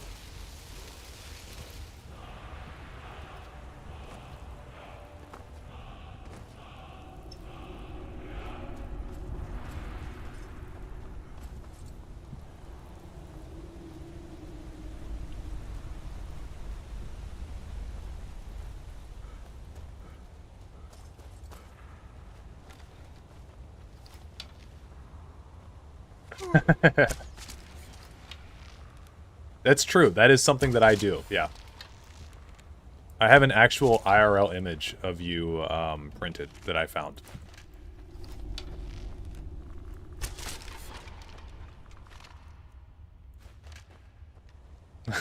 That's how it feels to me. No, we didn't accidentally retcon that character slash book. It was an unreliable narrator. Yeah, to me it like I don't know. That's just the best way that I think you could have put it for me. It encourages them to not have to check their lore so much when they write stuff, because there's a for the Clockwork City piece that I'm writing, and this is on the UASP thing of Sotha Sil's page. There's a thing that they added in ESO that says that Vivek was raised by, or sorry, other way around. Sotha Sil was raised by Vivek after he was rescued from Alt Sotha. And this cannot possibly be reconciled with any other piece of lore. It's just a thing they added in ESO. So, we're either... But there's also, like, other bits of stuff that's true in that paper. So you can't throw out the entire paper and say that it's all incorrect and unreliable narrator while also accepting some parts of it. That's just not how, you know, these things work. So to me, that's kind of a case of it being, like, a bit lazy. Can be used for lazy writing, yeah. And to me with that part specifically, it just feels like whoever wrote that didn't quite understand what had happened at Alt Sotha. And, like, how... Because, you know, Vivek implies that Sotha Sil's his father in a metaphorical sense, and that Almalexia is his mother in a metaphorical sense, and together he meets in the middle, because Sotha Sil is words, basically, through, you know, spellcraft and such, and scholarship. And then Almalexia is the sword, fully realized, as she's like the warrior goddess. And then Vivek meets them halfway in between. He's half of both. He's the warrior poet. So typically it's seen that Sotha Sil, if anything, is older than Vivek. But really the Alm CV are supposed to all be the same age as gods. But this is just where, like, Morrowind lore is very confusing. 36 Sermons is one of the actual good examples of unreliable narrator. Confusing, but the author was also motivated to make... Well, yeah, and with Vivek, it's understood. I do agree, totally. And with Vivek, it's understood that he is writing it intentionally poetically. So when he says stuff like Sotha Sil's his father, or I guess he never says anything, but when he implies it through his poetry, it's intentional. And that's one of the cool things. And you know, like, as much as I was dogging on Kirkbride in that last Morrowind Live, the sermons of Vivek are really cool.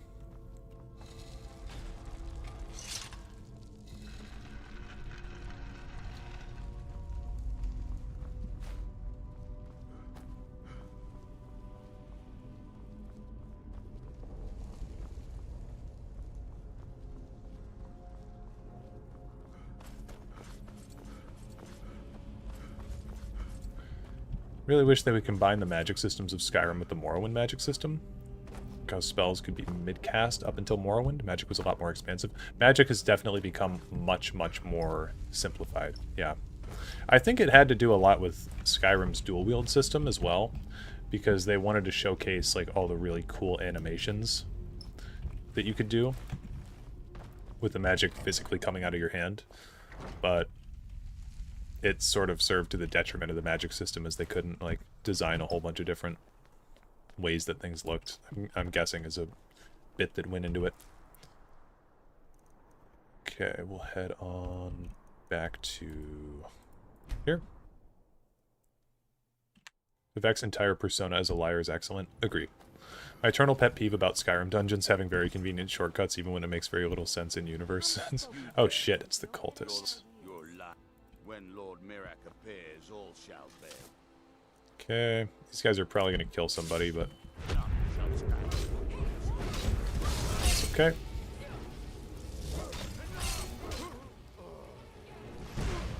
Oh shit.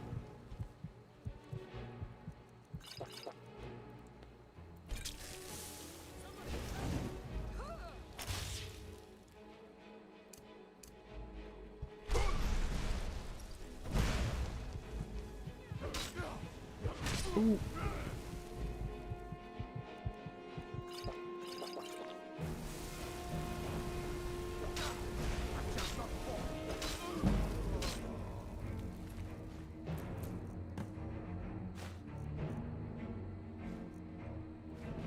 Cool.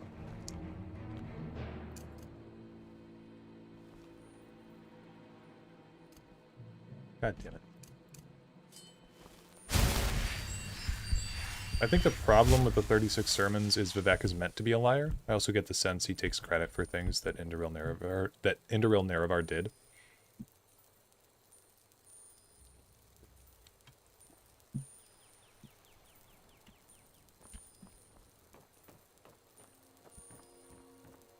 You know, it's funny that when you go into these dungeons, all the lights are still on. Somebody pointed that out one time. I'm the innkeeper. Attic room, eh? Well, we don't have an attic room, but you can have the one on the left. Make yourself at home. We don't get a lot of travelers here in Riverwood. So you're the... I think you're... We need to talk. Follow me. We should be able to get a bit of a power spike here with the Tana. I think might be good to have. I don't know. Isn't there a text somewhere about Draugr lighting the candles? I don't know. Close the door.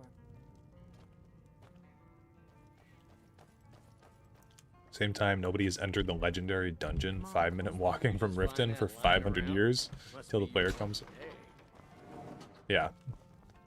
No, that's totally valid.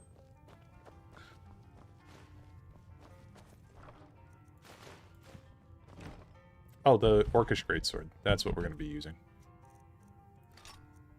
Actually, this is better for right now. But when this runs out of charge, we'll use the other one. Axe of Whiterun we can drop. It's better than the Iron Helmet.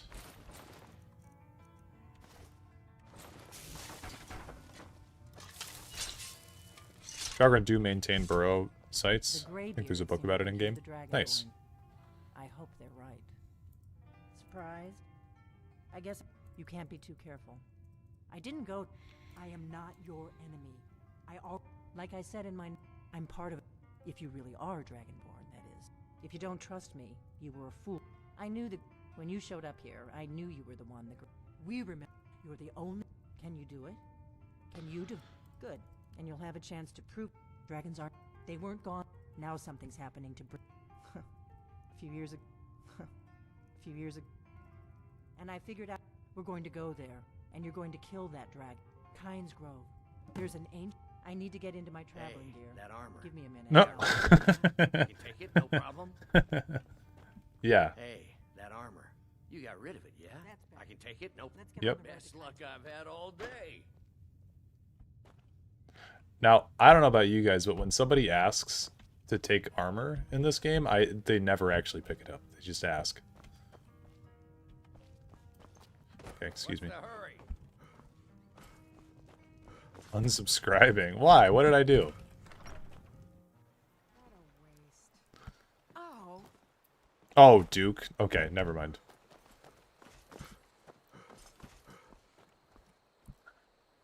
Let's see. Go to here. Not from you, from Duke, yeah. I was like, I'm just talking to Delphine. A scholar that basically stays in Nordic ruins until the Draugr just accept her as a non-threat. She observes their daily routines. That's really cool. That's more the type of shit I would like to see. Climb and back, and we'll be off. That would have been cool if they made that a quest that we could participate from. Or participate in. Indoril Nerevar was basically a warlord, so I find it odd that his bard that backstabbed him would be defending or defeating all his enemies. Yeah, I'm sure that a lot of Vivek's tales of, like, you know, heroics are made up. I think that is one thing, too, that, like, that people, you know, often forget about with the sermons and with a lot of Vivek's lore, is that, you know, if he says something, that doesn't mean that it's true. It probably means there's a grain of truth in there somewhere, but it's mostly fabricated. Talking to Delphine, unsubbed. Next thing you're gonna kill Parthenax. Please kill Parth. I'm traumatized. I will do a poll, so we'll see what you guys want to do. Drem your No, look. you don't want to go up there. Greetings. Well, I don't know what it's doing up there, but I'm not waiting around to find out.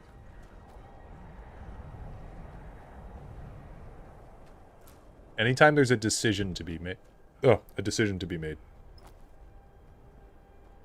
Poll will be Legends players versus not, basically. Basically, that's a good way to put it. It's however evil chat is feeling.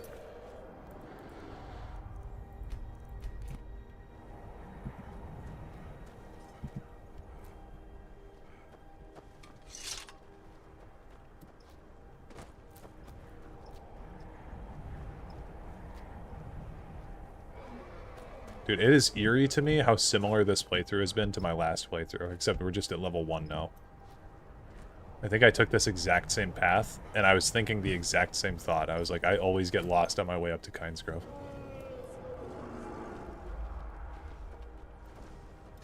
I had 3 games in a row against Yagram's Parthumax last night, feeling very evil. I was trying to record one of my new decks for the channel, and I ran into, I checked my OBS time, it was 40 minutes of the most terrible, horrible people I've ever faced in Legends. It was just the worst. It was like Invade, Yagram's Spell Sword, you know, Factotums type shit. It was just horrendous. Oh, I don't have Berserker Rage. Get some easy attacks in.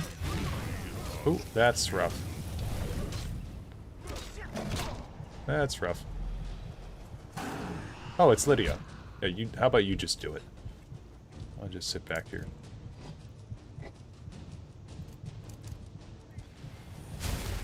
I accidentally ranked up to rank 8. I'm getting absolutely swamped.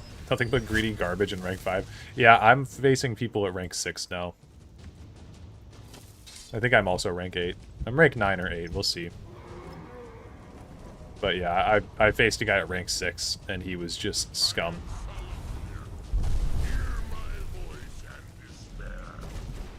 Dude, I'm trying to run away from him. How is he turning like that? There's no way this dragon just turned like that. Dude, I don't like how when I right-click, it's for my left hand. If only Legends had gotten more love from Bethesda. Yeah, unfortunately, it wasn't made by Bethesda at the end of the day. So I don't know if that impacted their decision in promoting the game at all, but... It's dead. I had a feeling that was coming. What if we get to Mantle Jiggalag in Elder Scrolls 6? That'd be really interesting. Because it'd be like a reverse mantling of your character from Oblivion, I guess.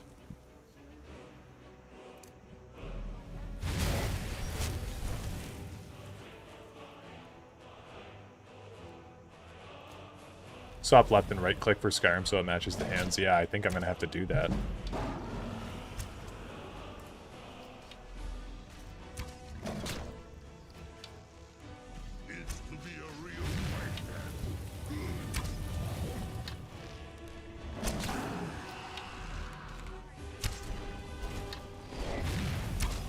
I follow the guy on Instagram who designed the dragons in Skyrim. And he also designed the Death Claws in Fallout 4. I forget what his handle is right now, but he's really cool. Something's happening. Gods above. Gods above. Look at that. So you really are.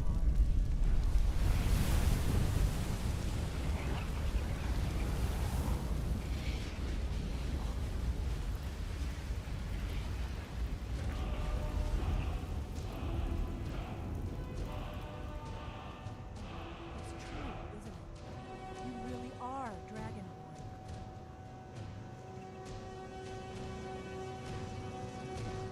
People give shit to Oblivion's I owe you NPCs. some answers, don't I? I owe you some answers, don't I? I think that guy's on Go YouTube ahead. too. He made a Whatever documentary you about want to know. Skyrim. Yes, he did. Nothing held back. He did. I still don't know his name on YouTube either, but I watched I'm that. one It of was the pretty last cool. members He got a of lot of the former Bethesda devs to A come very together long and do time a ago, little the documentary last- on it. Now that dragons are coming back, our purpose is clear again. The Thalmor are our best lead. If they, the faction, there's no worse enemy to humankind in Tamriel. Nothing saw the Empire, and now who else gains from that but the Thalmor? If problem is that place is locked. Meet me back. Keep an eye on the sky. This is only going to get worse.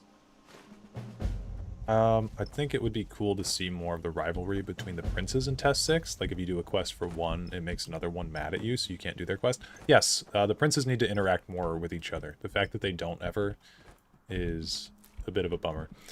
Sheogorath makes a joke about Malakath being unpopular at parties, and which implies that the Daedric princes all get together for a party at some point. And I think that would be a super fun quest for Sheogorath. Is it Jonah Loeb? It is, yes. I think that'd be a super fun quest for one of the Daedric princes, that you are invited to their party and you get to talk to all of them. And depending on if you've done their quests or not, it would be, you know, it would interact differently. I know you don't love move deck, but half the reason I play move is a lot of greed, slay, and scout further up the ladder. I just think that move is a mechanic that's, like, I don't mind some move cards. I think Shadow Shift is a really fun move card. The thing with, like, Dune Smuggler, for example, that I don't like, is that it gives creatures a buff for already doing an action that's powerful. Because moving is a very powerful action. So not only are you sliding out of the way of a potentially lethal lane that your opponent set up specifically to counter you, but you're also getting the additional +1/+1 for that character as well. So it's just a mechanic that I feel like is... it has a lot going for it. Move has a lot of synergies and a lot of cards that buff it. Specifically, like Pilfer and Move works really well. So it basically throws guard as a keyword out the window, is how I feel about Move. You've retrieved the horn of Jürgen Wimko. Well done. You have now passed In Oblivion, if the the weapons of your followers break, they pick up new ones for fallen NPCs. It's cool. As Dragonborn. They'll never do that because BGS is allergic to locking the player out of content. Yeah, they are. Which means Empire Control, playing everything I hate about Scout just with removal, yeah. That is some obnoxious bullshit. Good night, don't kill Parthenax. Hey, your vote's not going to count if you're not there for the poll. I'm sorry.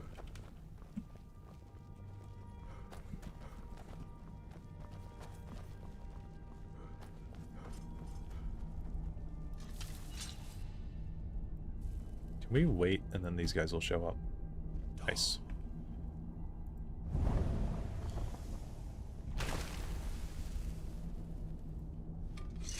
all three words together. The only good scout is Argonian Tribal. That is my stance. I think scouts are a really fun color combo, just because of Scout's Report, if anything. It's a really fun card.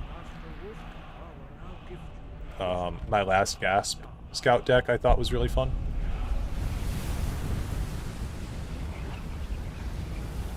But, and also Scout has Martin Septum for some reason, which is just a cool card. Namira Journey is also fun. Yeah, it is. Stand between us. Prepare yourself. I have 750 hours in your current Skyrim playthrough, and you haven't waited once yet? What? You have 750 hours in one playthrough?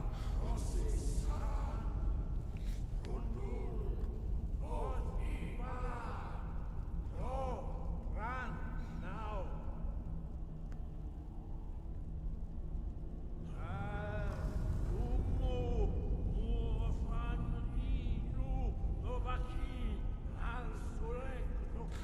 Working on a variant of your Frost Giant deck with High Hrothgar. That's the deck that I've been trying to get to work recently, and it has not been working.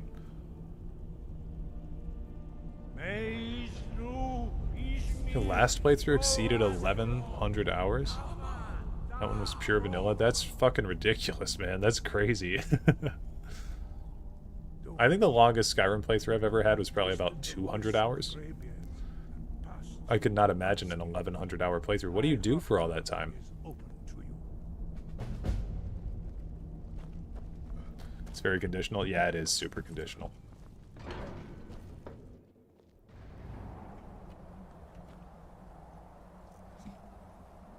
Okay, let's see. So, like I said, I wanted to go to... Oh, Become Ethereal's such a good show. Okay, so I wanted to go to Raven Rock and do the Ebony Mine quest, so that way we can get the Blood Skull Blade. Yeah, head down here.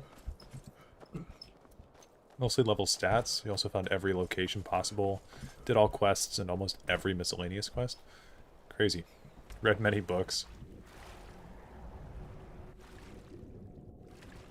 East Empire Crafter with Clockwork Scorpion is very fun. 8/8 Drain Guard, knockoff Dark Seducer. I think, I feel like I've done that on the channel before. I know I've done it by myself before. Don't know if I've done it on the channel. Talk to Captain Yarland. It's hard. The next, there's been something strange. Have you been listening to me? Well, a man's got to make a living after all. This guy just got persuaded to go somewhere for 500 gold. I could find that on like 3 dead people.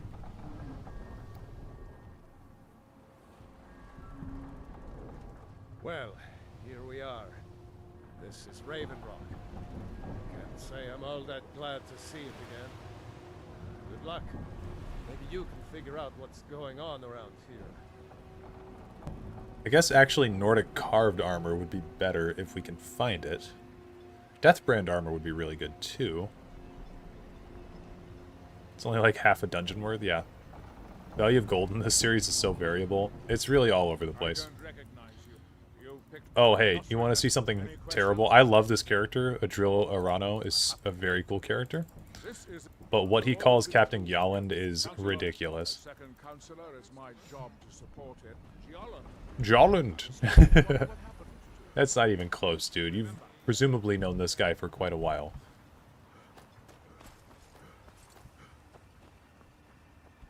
Okay, if we can find an elven weapon... Because the guards all use elven, but I don't think any of them have a two-handed elven thing on them. We could grab this bone mold that's sitting out here, and that, I think, is the same quality as steel.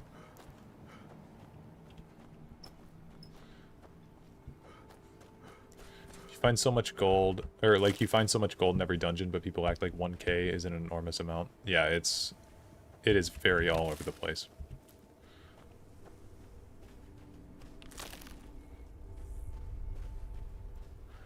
What's the reward from killing the Emperor again? 20,000 or 10,000? It's pocket change? Yeah. I think it's 20,000. Oh. See, that is not good damage, but it's actually still reasonable for us being level 1. And Lydia is not being helpful.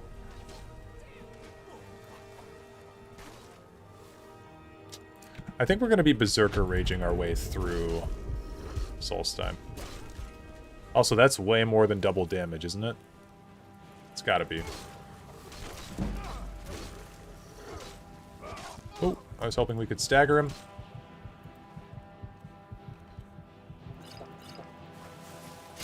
There we go.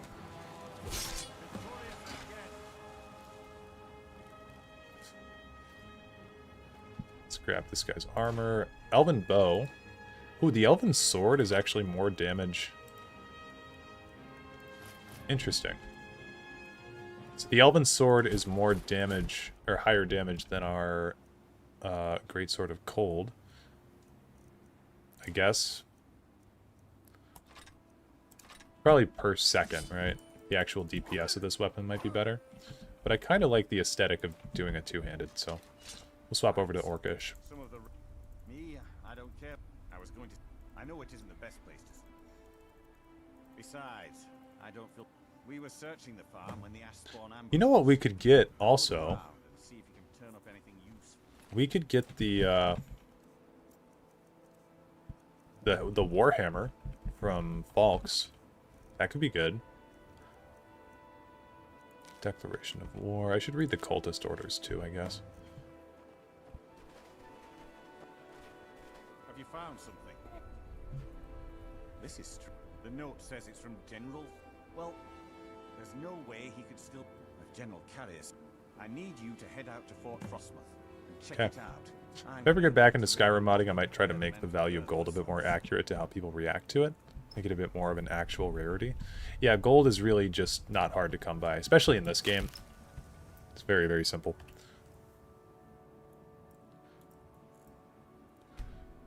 Berserk also doubles multipliers. Oh, okay. That would do it then. Currently en route to Bloodskull Blade myself. Nice. Just figure for a level 1 playthrough, I think it is the best two-handed weapon. If not, that's also still okay because it has range, and that's fun. And it's just a fun weapon to use. So let's go kill Falks. It's ridiculously easy to make gold if you actually try. My character has 90k currently, and that's nothing. It really is. Especially, like, how much is Proudspire Manor? 2,500, right? And, like what Alexis says, you kill the Emperor for 20,000. So a house in Solitude is... Oh god, I can't do math for, like, percentages, but it's around the same amount. Bloodskull is nice, but man, it chews through stamina. You want to use the cool pew-pew? Yeah, of course I do. I love the cool pew-pew. I do want to kill Falks, though. I feel like getting that Warhammer might also be kind of fun. Oh, hell no. To the no, no, no.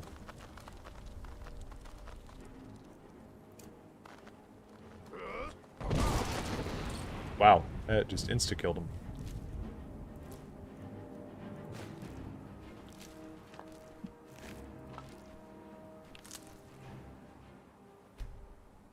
Sneak attack while Berserk is absolutely the most broken thing in the game. You know what? If it doubles multipliers, I believe it. But you also barely need to buy if you don't craft. You need to, like, buy the crafting supplies.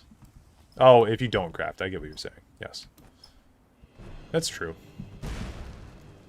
Fort Frostmoth will never fall. Long live the Empire! Yeah, long live the Empire. Proudspire is like 37k with all improvements. I should actually give Lydia some armor, shouldn't I? Okay, hold on. Do a save here. Berserker Rage.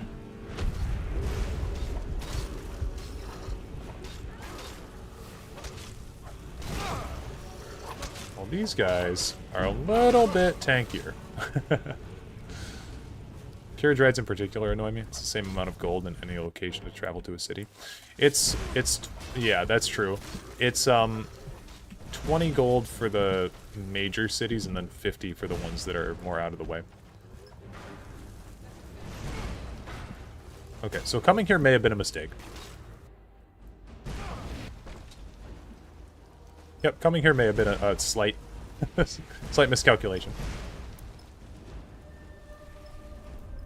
Oops, let me up.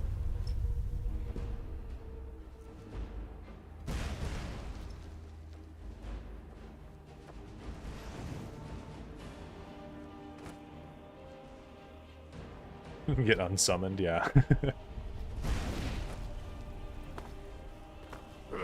How much damage is that? That's nothing. Okay, yeah, we need to leave. Warhammer be damned.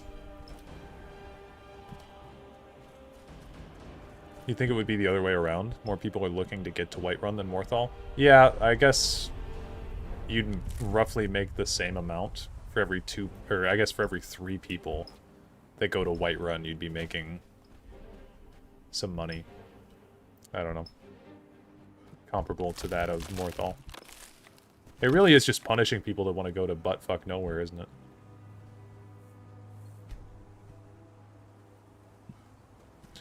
Are you avoiding leveling for any particular reason? It's just a challenge that we're doing. We're trying to stay level 1 for the whole playthrough.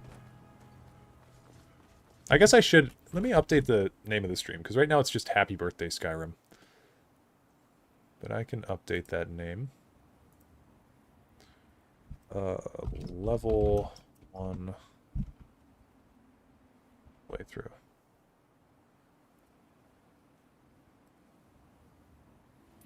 Oops.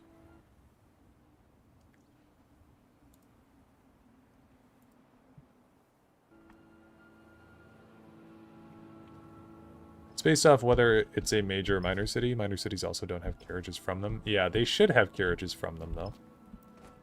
It's a little bit silly. Okay, can we get Stormfang at least? Can we get some kind of a decent enchanted weapon? Because I'm guessing that Berserker Rage is also going to double... It's also going to double damage from, like, my enchanted effect. Which must be why we did so much damage before with the enchanted Ancient Nord sword. It's the only thing I can think of. Alright, we're just going to get right into it. So...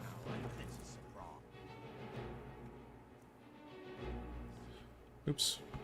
I'm gonna go with Berserker Rage first, and then Unrelenting Force.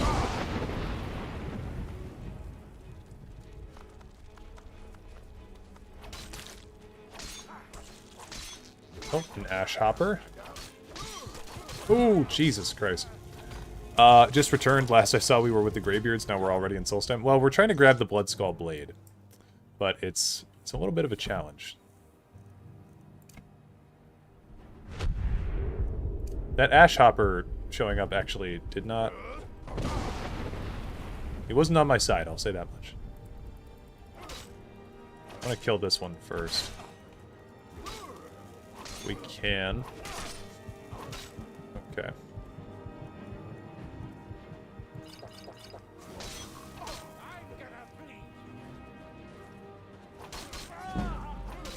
Oh, what the fuck? Why does he have... Why does every annoying enemy in this game have frost magic? Oh, oh no. There's more of them? God damn it. Yeah, kill him. Oh, they fucking got him. Okay. Got 2 of them. Stormfang, that's going to be a good power boost, I think. Yeah. 30 points of shock damage. So... There we go. Alright. Cool.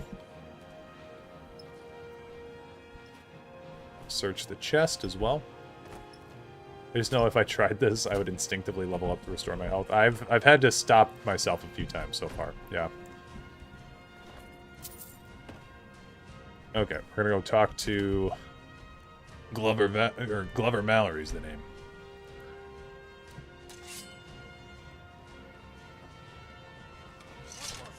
Oh, just physical damage? Okay, well, still having an extra 30 shock damage is gonna be nice.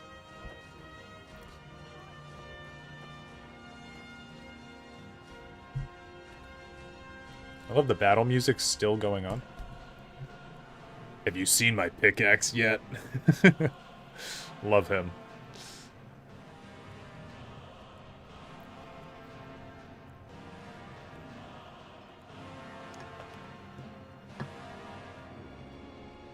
Ashbon might have vulnerability to frost. That's true. Could be it.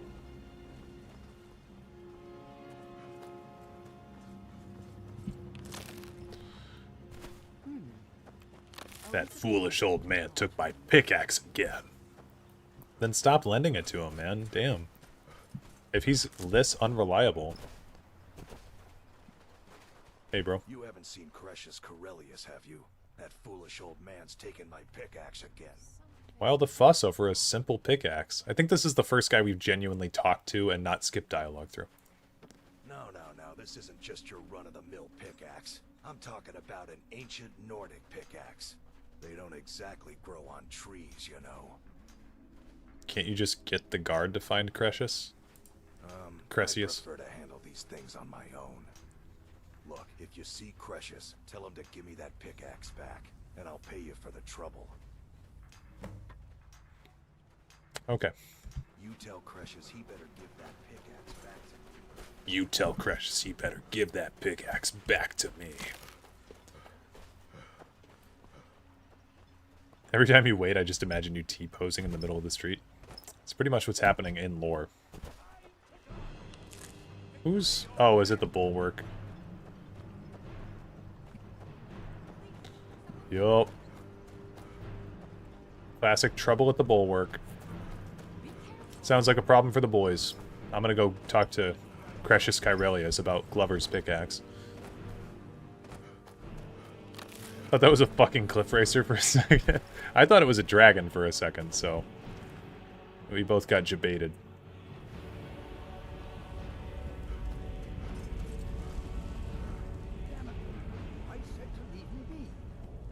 Precious, last time you Dude, explored the mine, bro you has fell in. 0 drip, I'm not spending negative the rest of my days as a haircut, widow. terrible mustache, Who in the blazes are you? and he's still cool as fuck. Busy doing what? Why should I tell you? I don't even know who you are. Perhaps I could help. Maybe. Been difficult trusting people lately. They think I'm crazy. But mark my words, these mines hold a Just chop it off at that point, bro. Yeah, that's my philosophy. So I started losing my hair when I was 19. His name's cool, at least. It is. It killed my great-grandfather and left Who was your great-grandfather? Grecian Caerelius. How did he die?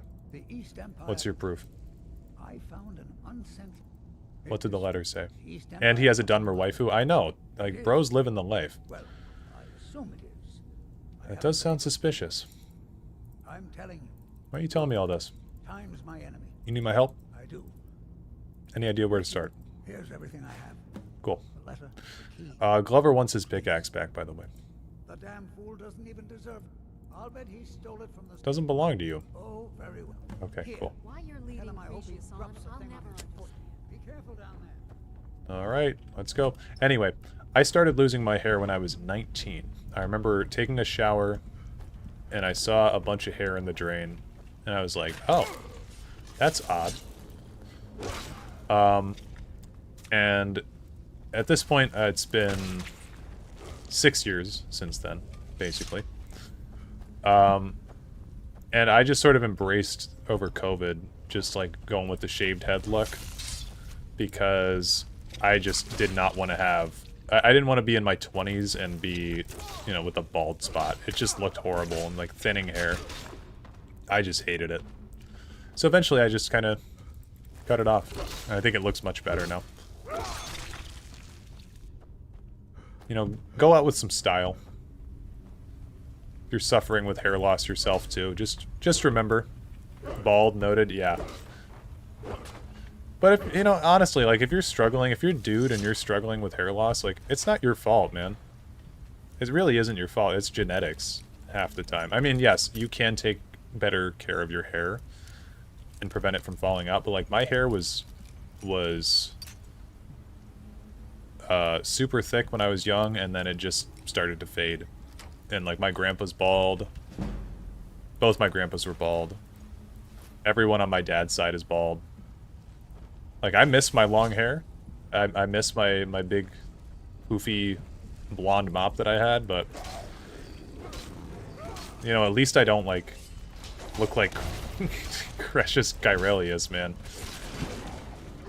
Because that shit is just... That shit's just it's a rough way to go. Living vicariously through the Alan Wake Discord PFP? Yeah. Yeah. Exactly. Covering it with the gray cowl? Exactly. I do wear a lot of hats now. Because genuinely, like, you shave your head, man, you get cold. You get cold, especially in the winter. Do some waiting. He has a Dunmer wife and you don't? You don't know anything about my wife.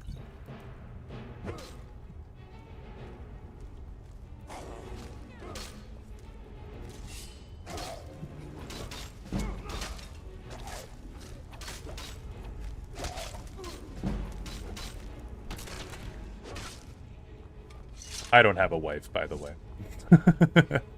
As if that wasn't obvious enough.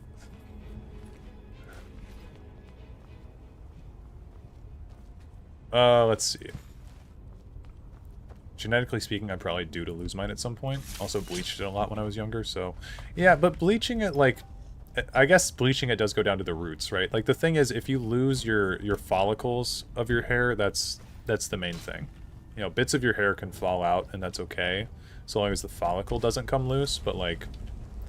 the follicle comes loose, that shit doesn't grow back. That's the rough part. Because I remember, like... So the first time I shaved my head, I feel like there was a lot of confusion about, you know, like, when I started growing my hair back, I remember people saying, like, oh, why is your hair so thin now? I'm like, it always was. You just didn't notice it as much before, I guess. And it's like... I'd get a lot of comments about people saying, like, oh, well, you know, if you shave it, then it makes your hair grow back worse. And that's not the case. It's just, it's more noticeable.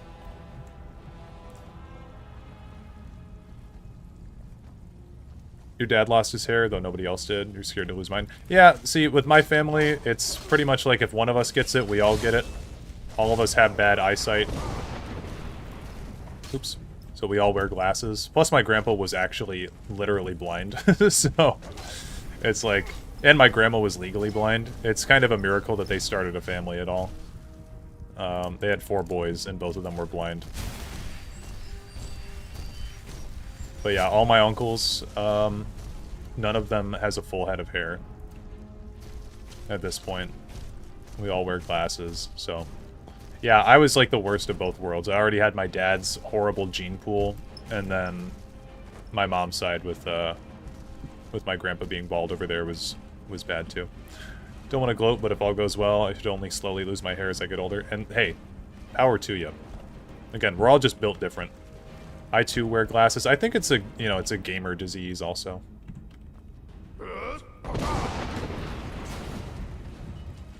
Did not know that's how that worked. Are we already out of charge for this thing? Oh.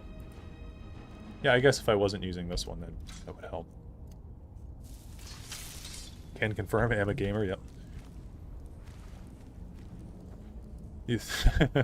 Youngest of 4, and it definitely feels like they were scraping the bottom of the gene pool when they got to me. They ran out, dude. They ran out of rations.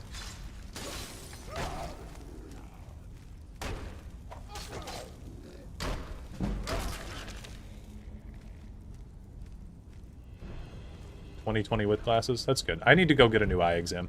I haven't had an eye exam in like 3 years. Oh, I didn't touch I didn't touch the thing, I swear to God. It's not guaranteed to make me bald, but the bleach definitely makes it a lot unhealthier. Oh yeah, no denying that bleaching your hair is not good for it, but...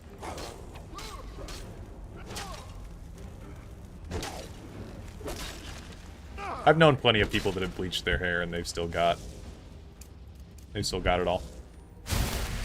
I'm putting off scheduling one. It's just not fun. It's not fun to do. Would have helped on that trap. I didn't step on it. It's way over here. I was way over here. No eye exam needed. I think one of the corpses rolled onto it. Okay, we need to kill the Draugr here. Oh, that was not the one that summoned the Atronach. It's this one. Oh, goodbye. Oh, saw that one coming. I've been getting emails about getting your contacts checked for 18 months. I was getting my, I was getting consistent emails from my eye doctor. It's just RX Optical. But I was getting text messages from them, actually, about getting an eye exam for, I think, like, every week for about a month. And then I just never responded to them, so they finally stopped sending them to me. But to be fair, when they were trying to get me to come in, it was like 6 months to a year after I got my most recent pair of glasses. And I was like, these are fine. What's the lore behind the Draugr? They're basically people who used to worship the dragon cult, and now they have been sworn to them in death, and they roam the halls protecting the inhabitants of the tomb.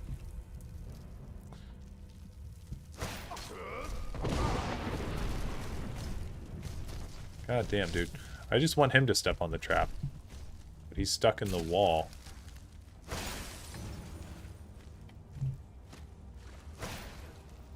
Bunch of dead Nords, basically. Second child, I feel like I genetically got everything except for my family's ridiculous physical size. 5'8" average is like 6'2" in my family, and brother is 6'4". Gotcha.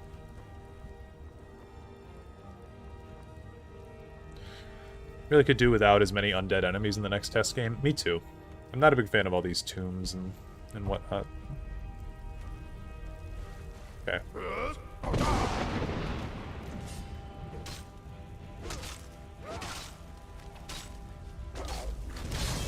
Oh, he summoned another one.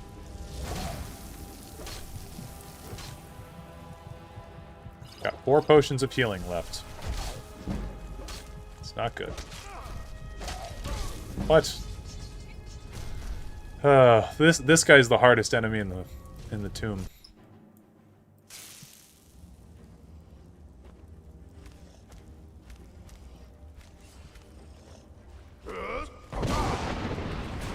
Okay, Lydia, you gotta help me with this one. God damn it, dude. Jesus Christ.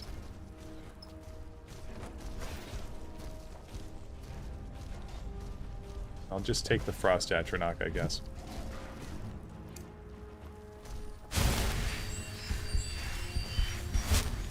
Yeah, you know what, though? The thing with, like, going bald, like, just fully committing to it, I mean, is I just feel happier. I feel like I have less to hide.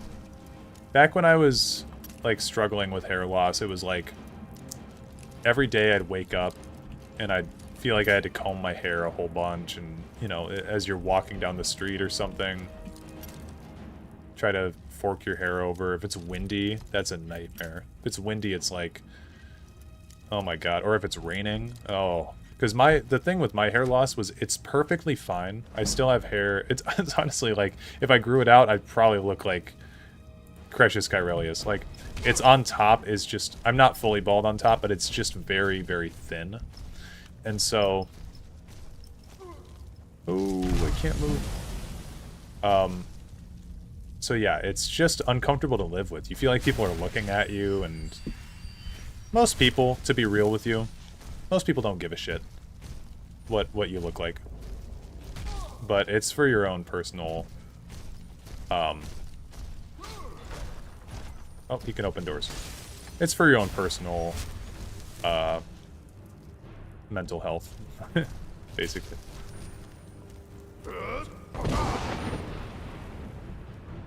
Okay. Lydia has 0 thoughts going through her head. I totally agree.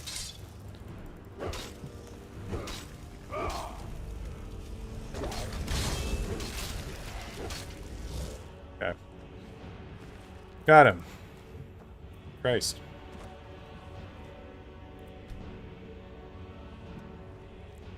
Right behind you. I need to trade some things with you. She's still got... Your command. He's got steel armor already. Totally forgot about that. I'll give her my elven sword, I guess. Ancient Nordic bow. I get the good stuff, you get the secondhand stuff. Take that steel armor. Tried stealing an ancient Nordic pickaxe? I think that might distract people from your hair. Yeah, that way they'd have something to look at. Other than that. Okay, we definitely want to put that on.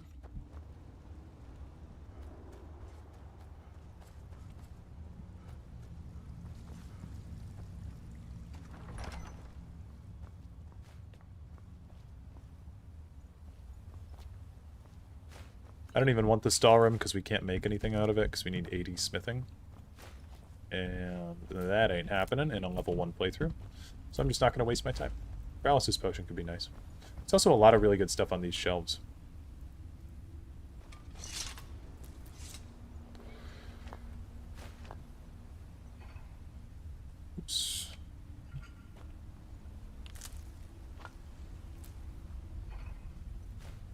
I often wonder if I hadn't had to go through weight loss journey, could I have just been a ridiculous athlete? I think, like, had I actually trained and stuff and stuck with sports, I could have been a pretty good athlete. Oh yeah, I remember this guy. Okay, so this is going to be a challenge. I forgot this guy was in here. This is a Death Lord that spawns naturally in here. So there's a few enemies we got to look out for. And this guy is definitely one of them. We're going to be relying heavily on... Oh, that was not a full unrelenting force. Not the disarm, yeah. Go here. Alright, Lydia. Oh, nice bash. Nice bash. Huge. Okay, so we're doing decent damage to him. However... Okay, Lydia's down, so she won't mind. She won't mind if we do that. Honestly, I'm gonna kite them back to the trap. Oh, actually, does this... That damages them. Bro, stop.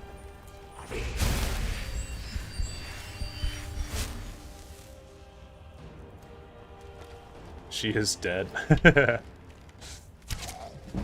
She might be. And that's okay.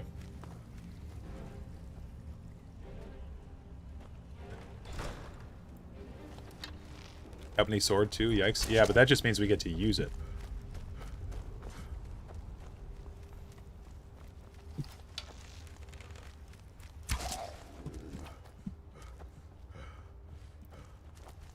Okay, we want to keep him on this side. Oh, shit. He didn't trigger that? Man. Right there. Nice.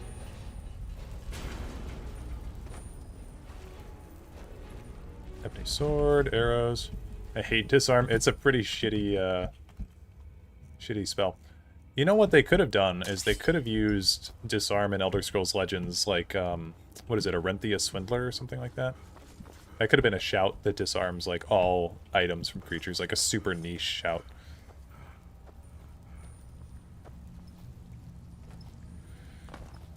Used to swim competitively, but he didn't like committing to 30 plus hours a week. That would have taken to go anywhere serious with it.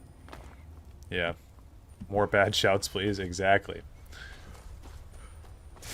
We need more bad cards. I miss the bad cards in Legends. Those are the ones I'm going to miss the most. Oh, there's another... There's another dude up there. He just dodged out of the way. That's crazy.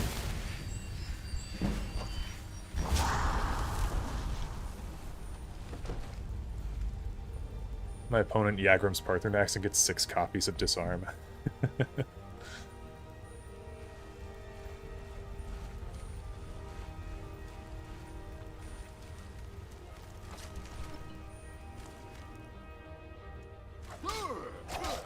Okay, honestly, can't go through there because we'll die to the sparks.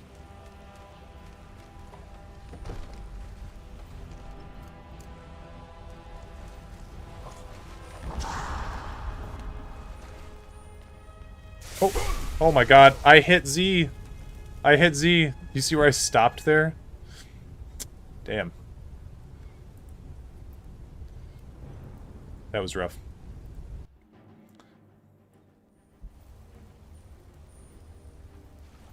Okay, yeah, I think I'm just gonna I'm gonna commit to the two-handed, I think. Actually, Staff of the Familiar could be good. Just to get something down now that Lydia's entered the Shadow Realm.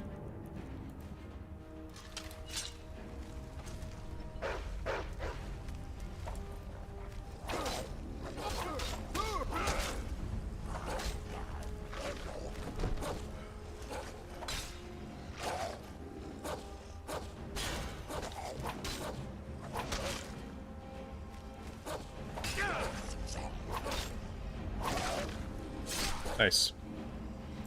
Level 1 removes random item, level 2 removes all items from one creature, level 3 removes all items from a lane. How about level 1 removes all items from play? Level 2 puts all items in your discard pile. level 3 transfers all items in play onto one creature, like telekinesis. That seems balanced.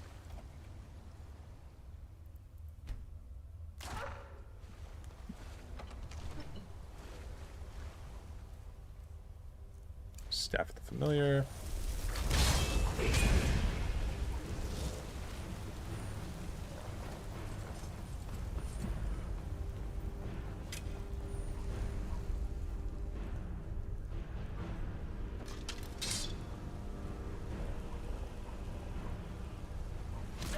Oh my god.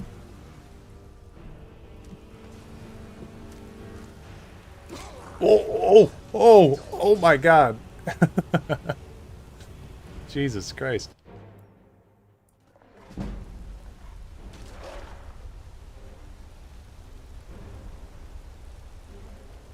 I don't want to use my... Well, I don't even have Berserker Rage, do I?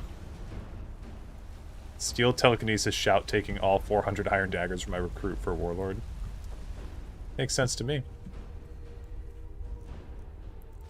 I see nothing wrong with this. We're gonna go into a shoot-off with this guy.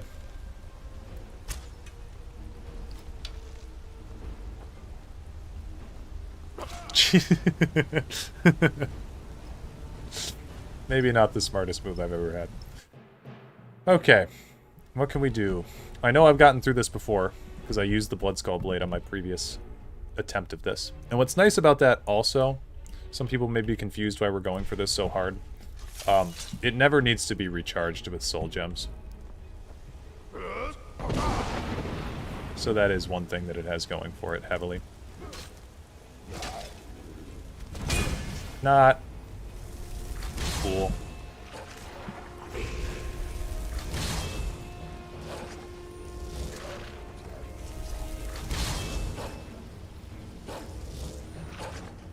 Oh no. Oh! Somehow that didn't hit me.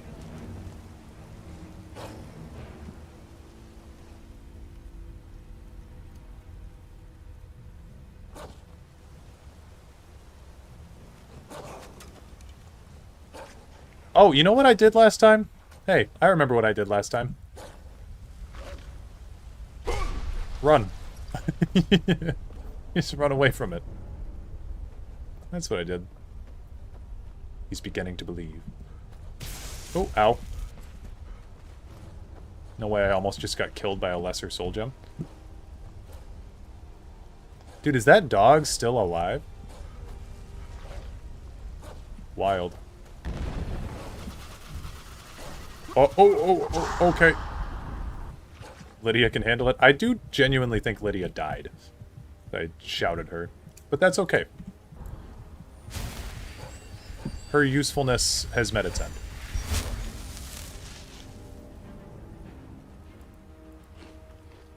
Survives Deathlord, dies to Shiny Rock. She's dead as hell, yeah. She's gone. But that's okay. As I said, she did exactly... Is this not a room? No, it is. There's a door over here. There's a... Yeah. Door right there. And then we got the Bloodskull Blade, I think. Yeah. Snagged. Ooh, Battle Axe of Souls. We won't actually really need. Okay, so we go from 25 damage with this. Stormfang does do an extra 30 points of damage with the shock damage. But this is cool too. Okay. Oh, we'll just click on it. Yeah, deals 30 damage anyway with the power blast. So the power attacks for this are going to be really cool. Love the basalt structures in this cavern. Yeah, I love it too. I didn't know what this was for the longest time, but the Giant's Causeway in why can't I think of it? England is very similar to this, and it looks super cool.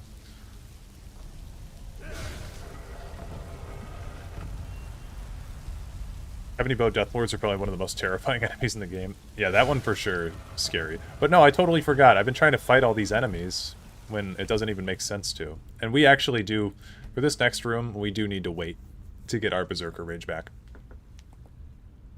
Because we are going to be in for a world of pain with this actual Dragon Priest in here. But if we can do this, we can do anything.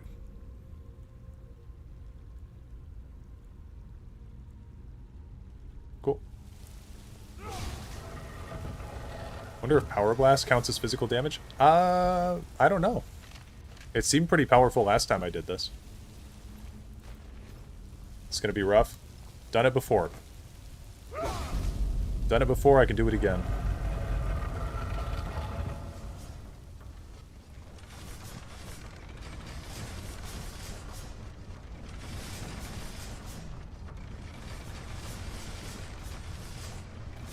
Ow.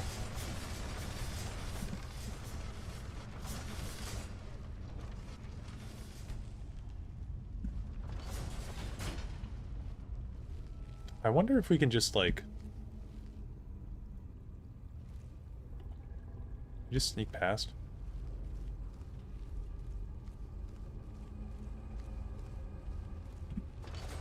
Oh. Alright. I thought we got stuck in this room. Let me do a quick save. If this is too hard, we go back to the quick save. But I thought this was mandatory, because I remember fighting this thing.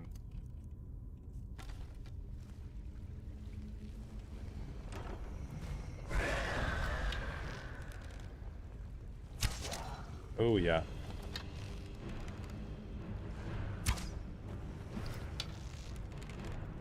Well, I know he shows up when you approach the word wall. I just thought that this door was locked during this fight.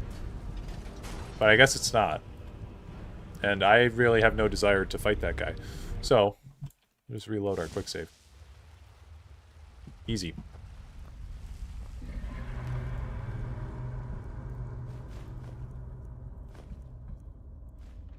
We'll put those on.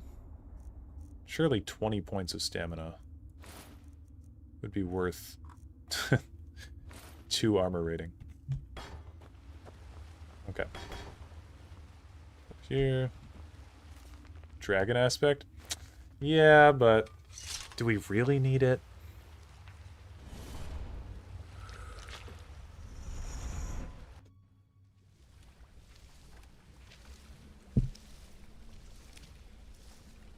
So, another seeker after knowledge enters my realm. I am Hermaeus Mora, Prince of Fate and Lord of Secrets.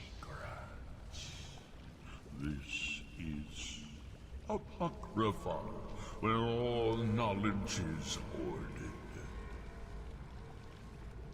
Well, perhaps you will prove clever enough to uncover the secrets hidden here. If so, welcome.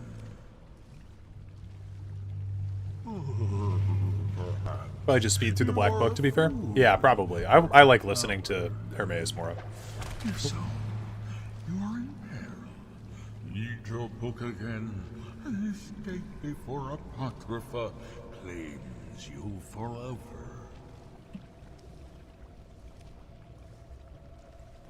Wonder why they decided to make Hermaeus Mora sound like this. I don't know, but it fits. I think it fits.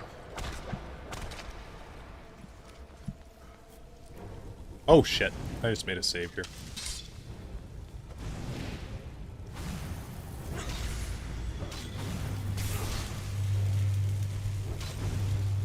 So let's try this with Berserker Rage.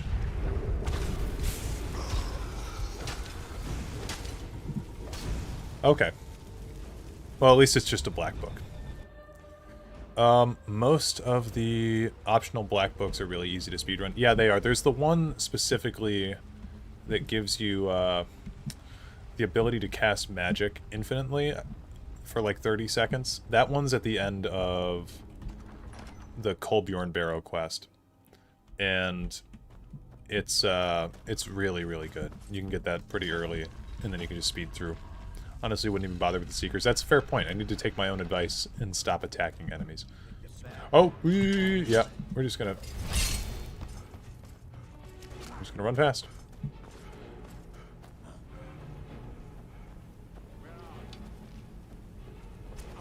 Nice. Dodge the arrow from behind. Can activate runes and on... Oh, the projectile can. Gotcha. Well, we're going to use Become Ethereal here. And just jump down.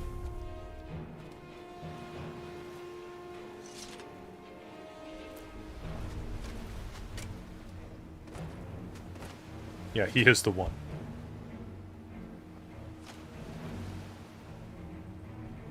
I think we could grab a piece of Deathbrand armor, too, if we wanted to get really kitted out. It'd be light armor, but, like... I can see no problem with this. Isn't there a Deathbrand? Oh, do you have to find a copy of Deathbrand before you come over here? Or is it further down the way? Damn it. Oh well.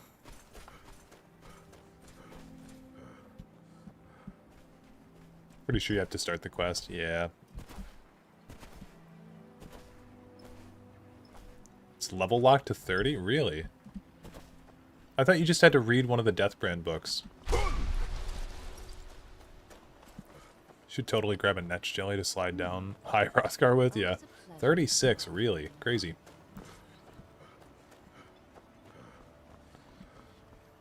Alright, well, we got our sword. We got our weapon. Acquired level 36. Insane.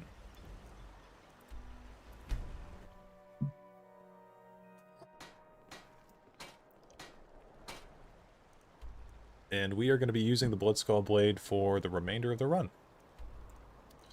So, next quest is to go talk to Delphine. We're going to go do the Thalmor Embassy. That should be pretty easy to do. And also, even with our, like, 15 in smithing, we should be able to upgrade this stuff with all this bone meal we've been picking up. So we'll do that. Poultice Mask is iron. Bone Mold is that. And then we can't upgrade those. But that's at least, like, a little bit. Such a shame. There's a hidden second Bloodskull Blade in the room where you fight Zakrisos at a gap between the word wall and the back of the crypt. That's... that's weird. You have to go check that out, Shirley. Oh, true. We can go back. I mean, we've unlocked the fast travel point now, right? Much else to tell.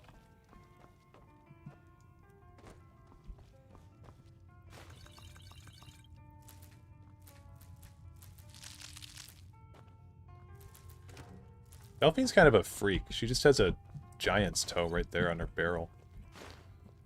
I figured out how we're going to get you into the Thalmor Embassy. I've been doing this a long time. The gap is inaccessible, however some spells, like Blizzard, can kick the blade out of the hole, allowing you to retrieve it. Weird. I can get you. I wonder why that's there. His name. I'll get word for him to meet you in solitude. If only it was a one-handed weapon. One-handed weapons are superior, I will say. Doing that, I'll work on getting you an invitation to Ellen. Let's call Blade dual wield POG. Meet me at Or the POG. Solitude stables after you've arranged things with Melbourne. Any questions? What is this run? Doing a level 1 playthrough? Yes, basically we are not allowed to level up our character. We're using no perk points. Sounds good. Be careful. Did Bethesda at all intend for Delphine to be so intensely disliked? Probably not. My vibe is no, because they made her a main character in this game. So I'm guessing they thought that people would think that she's, like, cool. But she's not. I will say, though, I do think that people tend to call her like, a bitch and whatnot. And a lot of that's probably just because she's a female character. Like, I think if Delphine was a male character, she might be more well-received. But a lot of it does come across as, like, you know, her just being a bitch is the main word that I hear people use when referring to her. So I do think she kind of has a point when she's talking about, like, hey, this old dragon that committed war crimes needs to die. But it's because she hasn't met him. Like, if there was an option to introduce Delphine to Paarthurnax and have them just squash the beef, that'd be much better. The energy wave is scripted to deal bonus damage against the Chrysos, depending on your level. Oh, that's cool. Ethereal Shout could be like stasis for legends, can't act with creatures, but is immune to targeted effects, damage, and removal. Oh, that'd be cool. Yeah. Really? You're who she picked? I hope she knows what she's doing. Here's the deal. I can smuggle some equipment into the... Don't plan on... Give me what you can't live without, and I'll make sure to get it... Okay, I'll get this inside the embassy for Okay, you. we want to give Blood Skull Blade. Don't worry. Quest items can't be removed from your inventory. Alright. So we'll have to go finish whatever quest is connected to this. New in town, right? And if you need a place to sleep, head over to the Winking Skeever. Wait, did I just mess that up royally? Not give him any things? Yeah. Thankfully I quick saved. Okay, we're gonna leave.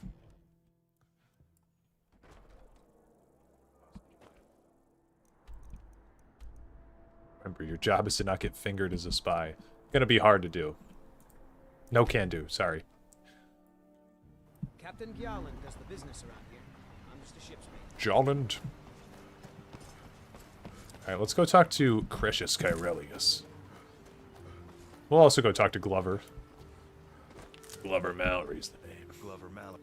So, you finally tracked down old You finally tracked down old Crescius, eh? Tell you what, since you went through all the trouble of finding it for me and all, you keep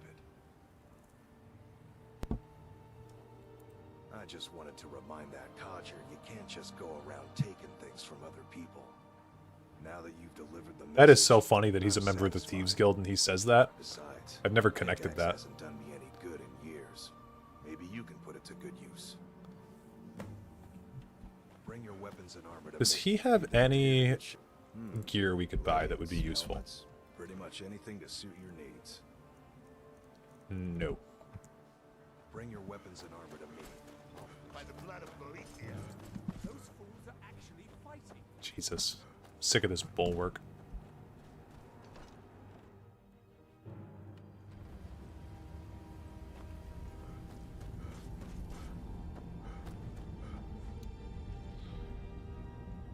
Crescius, I'm mad at you. You moved locations, and I'm mad.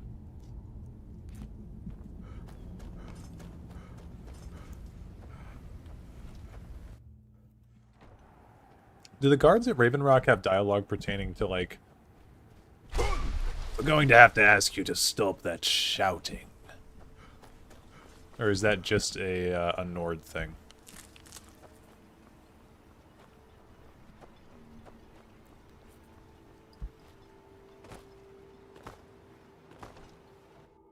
You lost. Think they do? You're back. Let me... Huh. Now that I have his journal in... Thank... Now, here. It's not much, but it's the best in all... 250 gold for all that. There was a time when this town meant... And most of the same dialogue from Skyrim guards. It's pretty similar. Legends on the brain, yeah. Don't we all? Ship-shape and ready to go. Speaking of, we'll swap over to Legends soon here. I think we could get through... How much of the main quest can we get through in an hour, is the question. Because we got to do this. This I think I can do in like 15 minutes. The Thalmor stuff. We could just run through the embassy. Especially with all the gear that we've got. Really? Here's the deal. Don't plan. Most Give me difficult what you part's going to can't live be without, and I'll make sure to get it in. Okay. the I'll lead get this up. inside the embassy for you. I've got to go. I'll find you at Give... the party. Don't worry. I don't even need these arrows. The staff might be useful. Depends if you get fingered by Elenwyn. Oh, Elenwyn has not fingered me thus far.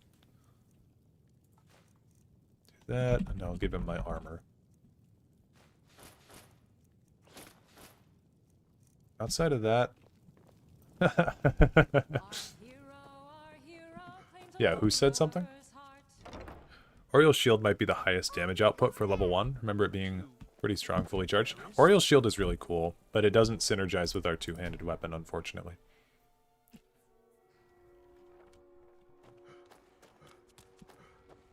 It's also kind of just a pain to get. I have to beat all of Dawnguard to get there. You're ready. You'll only have. You can't go to a party at the fountain. Yeah, you heard what he said. Don't pretend you didn't hear. I guess that will. Ready to board the carriage to the embassy? Don't worry. Just make good luck.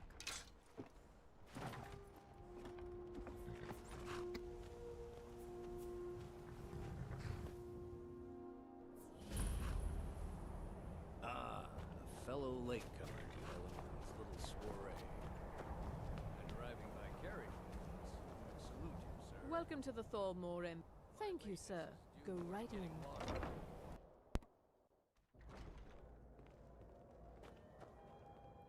And you are? Please. Madam, What is it, Malborn? so sorry to interrupt. It's just that we've run out. I always like this quest, to be honest. I think this quest is cool. Do I have your permission to? What can I get for you? It's a little bit of a shame that it devolves into an action quest. It would be kind of cool if we had one quest in Skyrim that was just purely talking, which is kind of like a boomer thing to say. What can I get for you? You made it in. But let's hope we both live through this day. Like Here you a go, drink. sir. Is there anything else I can get? But I do think that it'd be cool if there were more quests that were just like social quests or What can I get for based you? around lore.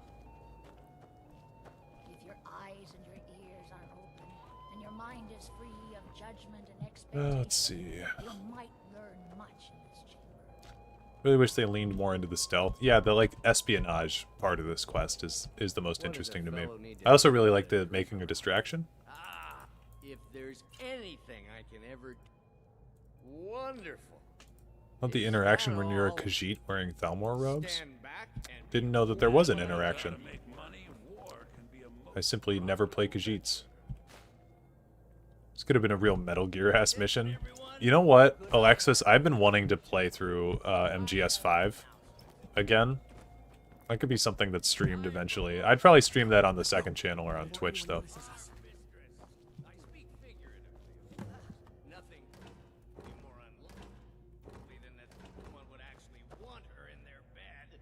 Is that a tail? That's funny. So far, so good. Let's hope nobody saw us slip out. We need to pass through the kitchen. Your gear is hidden in the larder. Okay, we'll take all this.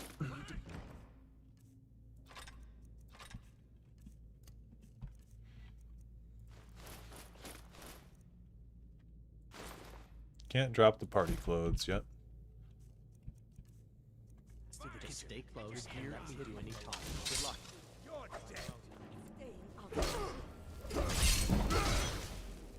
Genuinely, this is much easier going through the Thalmor Embassy than it was on my previous playthrough that we did. I like the detail of being able to disguise here at all, to be honest. This genuinely feels like a big step for BGS. I didn't know you could disguise in here, to be really real with you. I've always just DPS my way through this entire mission.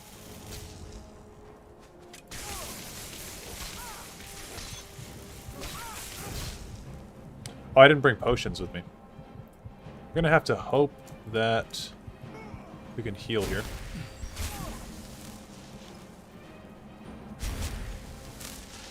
If you're a high elf, you are totally left alone? Really? That is a big step for Bethesda.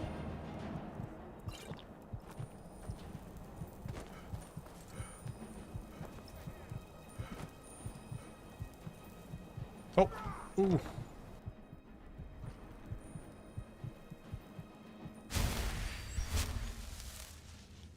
We're gonna wait. Oh, whoa, whoa, whoa, whoa, whoa. Hey, hey, hey, hey, chill out. It's not that serious. It's not that serious. Wait. You wear hooded justiciar robes, you can get through as an elf, at a distance as a human, and you can get pinged as a beast race. See, that's totally news to me. I did not know any of that. I've never even tried to disguise myself here. That's crazy. It's like, it's literally the meme of people posting like, 13 years of Skyrim and I just learned this cool thing. But that is genuinely like, good job, Bethesda. You did it. You made a thing that was cool.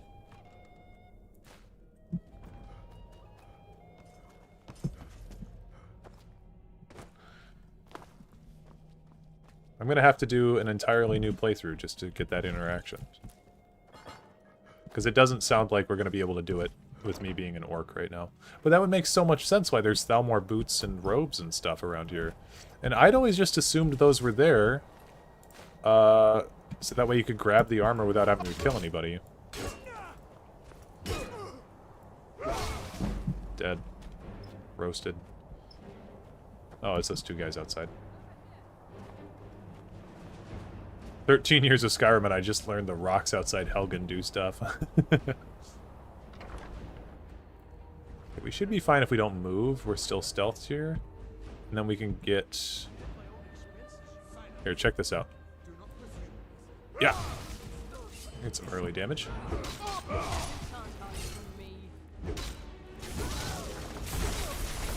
No way dude just summoned a Storm Atronach on me. That is not nice. Most of the guards ignore you, the Thalmor wizards will see it, though, and aggro everyone. Ah, okay. So you do kind of have to stealth still. That should give sneak attack bonus? It should. I was thinking that it would.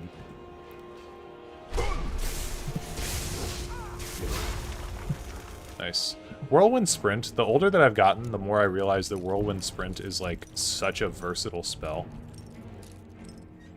It can be used to jump over distances in dungeons to skip parts.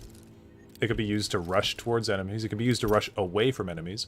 Or it can just be used to traverse quicker throughout the game.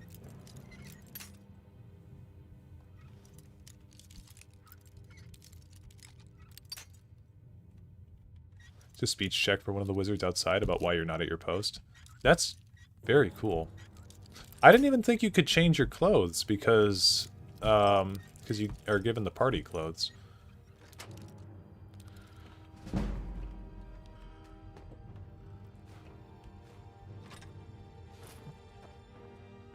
So yeah, I never really even thought to change my appearance that way.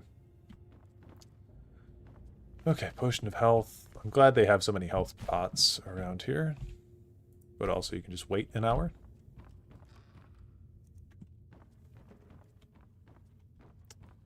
Okay, this is perhaps the best lore item in the entire game that was added in Skyrim, and it's the Thalmor dossier on Ulfric, which I used extensively in my Ulfric lore video. It's a really, really good book that tells you quite a bit about the Jarl in question. Can you beat Skyrim as Solid Snake? Good question. I feel like Argonian would be the best class to be Snake as, right? And this guy, where's his corpse? He's got a key on him. Man, he's got a lot of shit on him. They really don't want you to beat this guy, do they?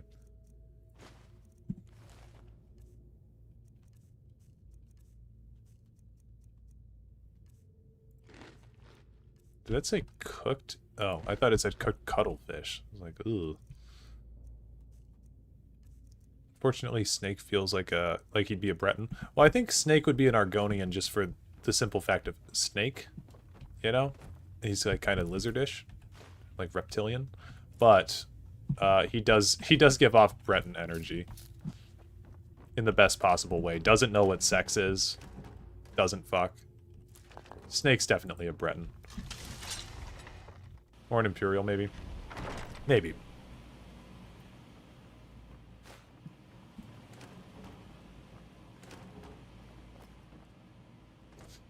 I think we... Oh, hey.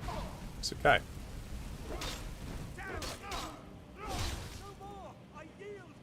Bro thinks snakes and Argonians are the same thing. Well, are they not? Prove me wrong. Okay, so what we want to do here... I don't know what that noise is, but it is obnoxious. I think if we sit in this corner... and then I read the Esbern dossier... Oh!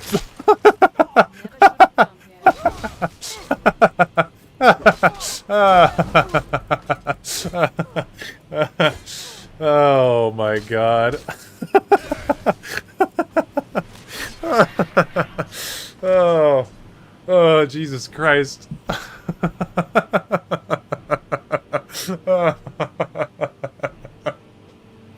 Oh. Oh my god, dude. That was fucking funny. Oh, holy shit. Okay. Alright, well, we're just gonna live with that.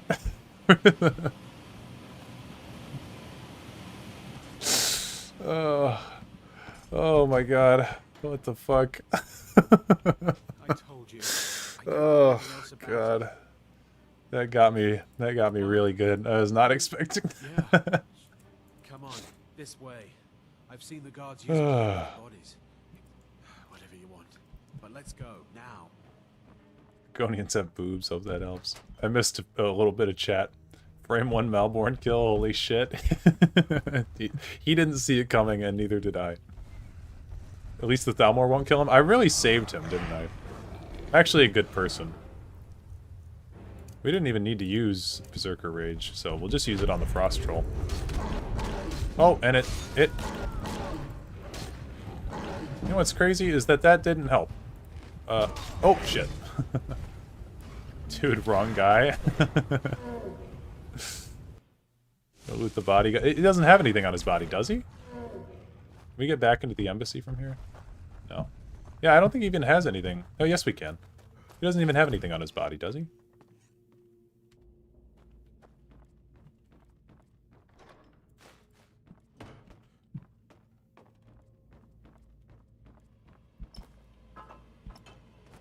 We get up on the rafters? Oh, this is cool. Look at this. Is a Metal Gear ass mission. Get up on the rafters and shit. Look at that.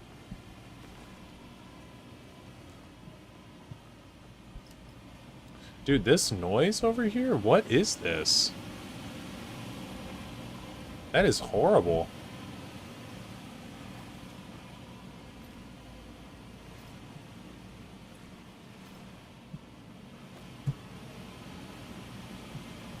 Yeah, I don't think there's anything over there on those bodies. Laughed way too hard at that. Like I know where this reaction's going. Yeah, I wasn't trying to kill Malborn. I was just trying to get a power attack.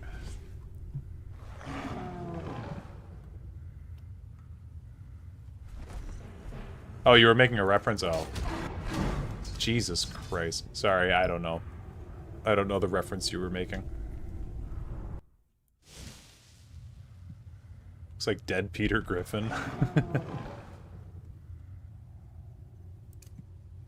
Oh, that's become ethereal. We want Berserker Rage.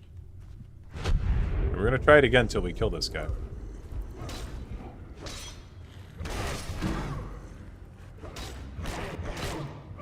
There we go. Perfect.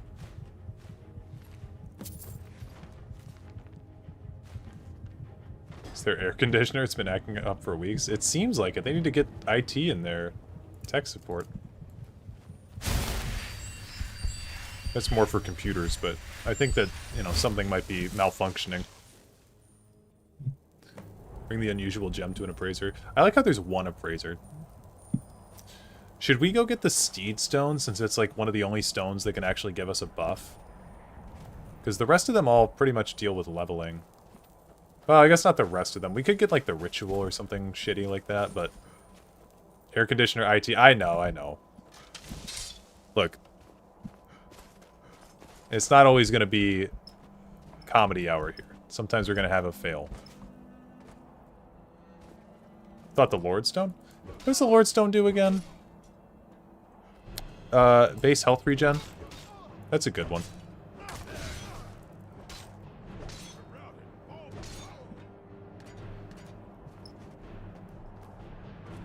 Active perception check? Okay.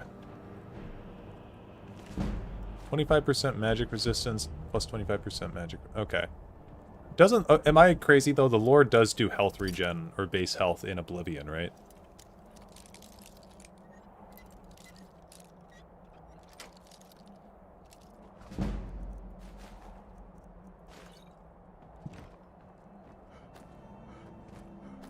Still gonna unlock the Steed Stone, but we'll make our way to the Lord Stone.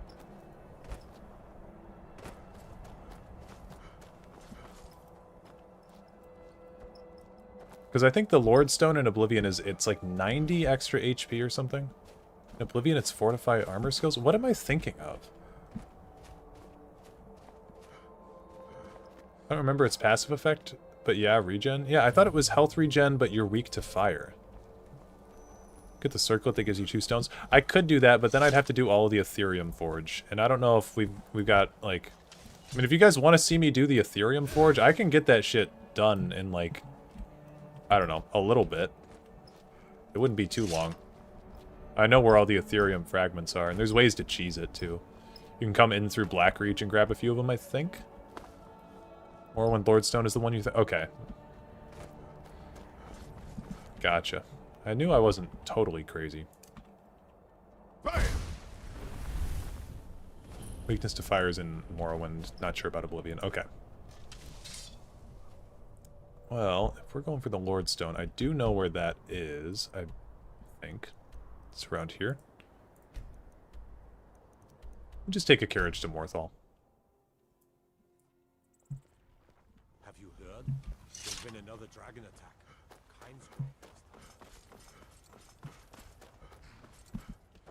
Have you heard? They're reforming the Dawn Guard. Vampire hunters or something. The old fort near Lifton. Might consider joining up myself. Further east, we'll find it. It's a general pin.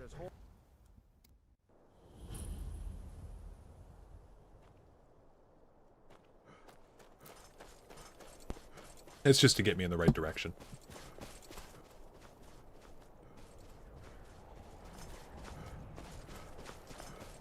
Dude, that Malborn kill, I am gonna try to make a YouTube short out of that one. That Dawn Guard line is a joke between me and my mom. It's like the only line she remembers from playing Skyrim. That's awesome. I tried to get my dad to play video games one time with me. I actually did get my mom to play video games with me once. I had her play Hand of Fate, if you guys know what that game is. Basically, I would just control stuff and then she'd make decisions. It was pretty fun. Could also take Atronach for spell absorption. That's true. That would do something, but it wouldn't do enough for this specific build where I think it'd be worth it. Hand of Fate, been ages since I played that. That's a game that I am planning to play on the channel at some point. Because I've never played Hand of Fate 2. I really want to do that. So, and I've never beaten Hand of Fate 1. I've gotten really far into it on 2 different accounts. So on my Xbox account, I got pretty far into it, and then I never beat it because I just set it down. And then on PC, I've gotten pretty far into it, but I've never beaten it. So, yeah, I really want to play Hand of Fate again. Okay, so we're going up here.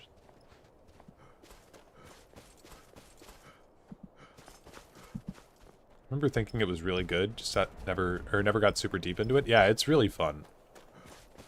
It's like it goes on sale all the time, as well on Steam. So if you just add it to your wish list, it's like consistently like $7, maybe even less. I don't know. Now that you reminded me of its existence, yeah, it's a good alternative to Elder Scrolls Legends. I'll say, if you're looking for a semi-card game thing, it's like a card game roguelike.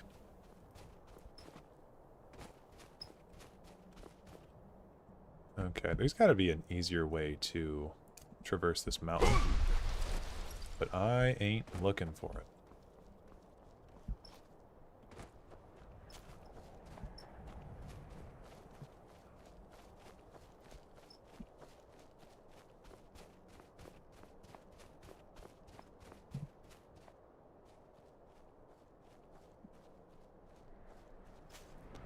Not exactly in the same way that Slay the Spire is a card game roguelike. Never played Slay the Spire. I get asked about it a lot, though.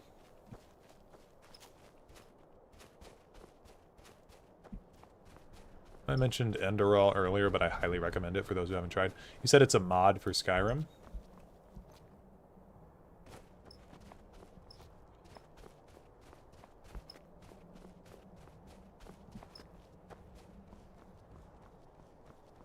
Will I ever do Divinity Original Sin 2?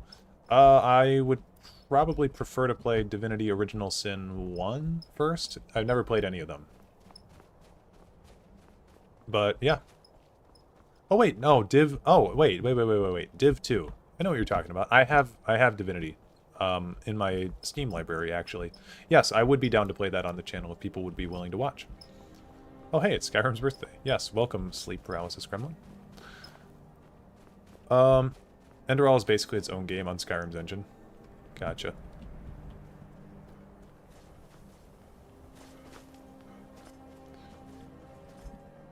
Slay the Spire is like the deck building roguelike, or the deck building roguelike, incredibly replayable and beautifully designed and balanced.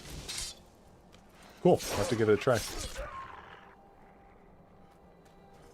Is it getting its own release? Sort of like how the Forgotten City got one? Because I feel like I've seen Enderall on Steam before. Like some kind of E-titled game in early access right now.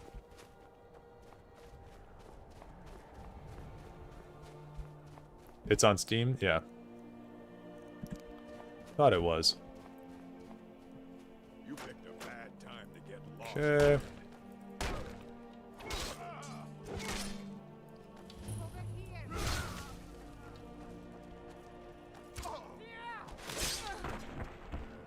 The animations for the cutscenes always look super cool. Okay, yeah. Those under the sign of the Lord are more resistant to both physical and both magic and physical damage. Yeah. Easy. Cool. Only runs on Legendary Edition. Oh. Okay, so we got that out of the way. What are we up to next? We're going back to Delphine. Gotta go get Crackhead out of the sewers. Yeah, that was about 15 minutes, right? From what I said. Balmore Embassy took about 15 minutes.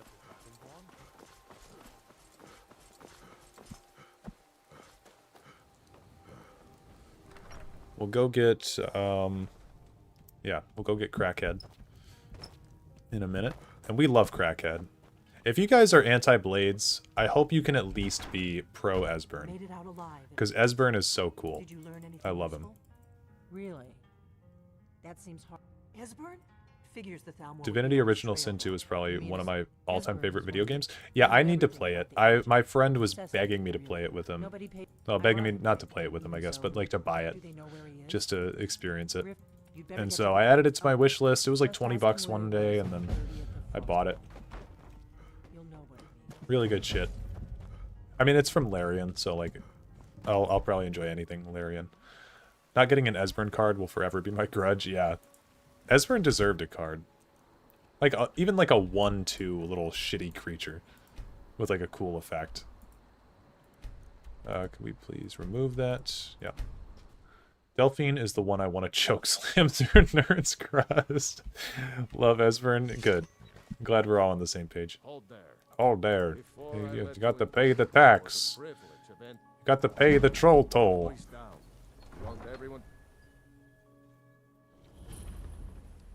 It's also a Fantastic Friends game. Yes, and I mean, I do want to play it with him also.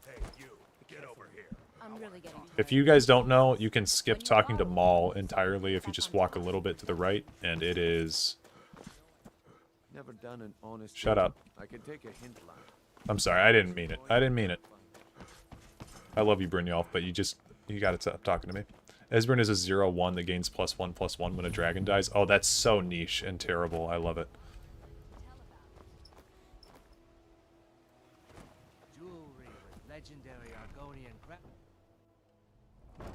Always loved Esbern. He's definitely not as brash as Delphine. Very funny and knowledgeable. Yeah, he is the Lorebeard.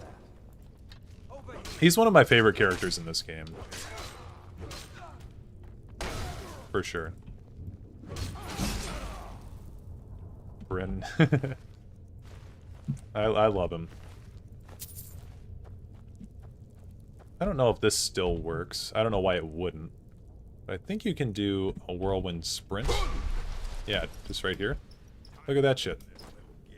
Pretty easy. There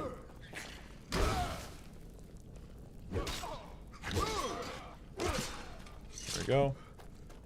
Dova of the voice finally has a purpose. Yeah.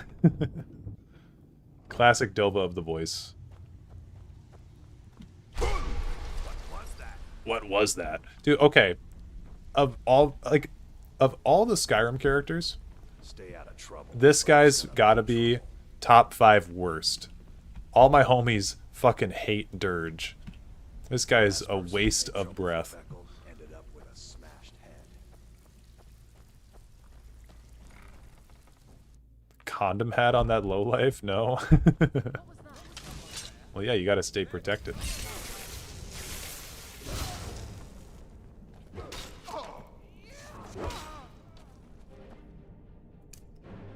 Can't really run past these guys in here because we're gonna have to bring Esbern through anyway. But at least they don't have any bows.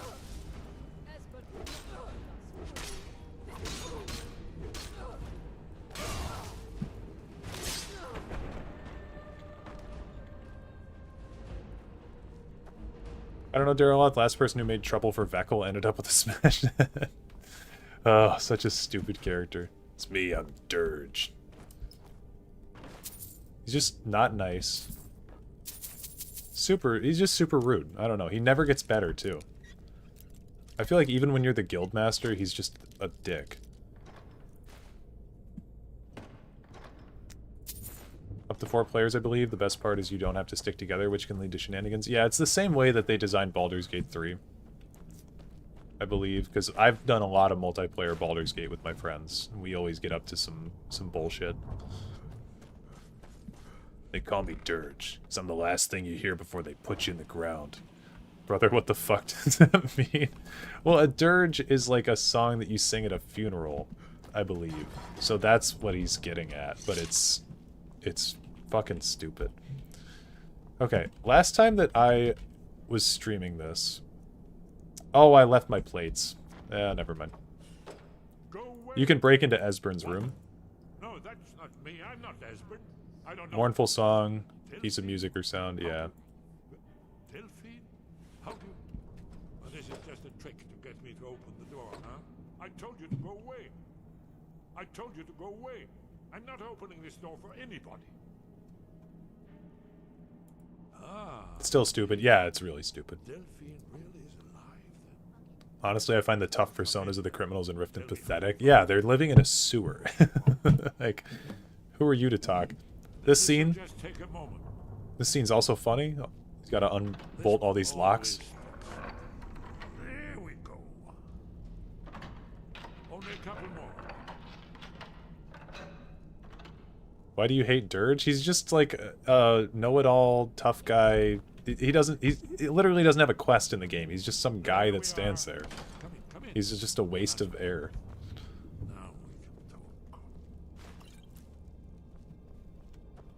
I don't like him because he has no purpose. So, Delphine keeps up the fun. I thought she'd have realized... This one always Haven't sticks. you figured it out yet? What more need... Aldwin, the drag... No. I tried to tell them. They wouldn't... Only... It seems that the gods have grown... What? Then, we must go. Quickly now. Take me to Delphine. We have much to... This guy has a copy of the annotated Inuit somewhere, I I think. thought she'd have realized it. But give me just a moment. I must... Book of the Daedra. Oh, salt pile? Huge. Oh, another wooden plate. This guy's stocked.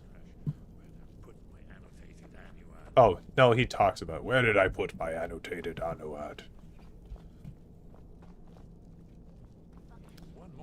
But I think it's... So let me try this, now that I've got it kind of down with Whirlwind Sprint on PC. So, if you go through here, you can zip into Esbern's room. You guys can see it there.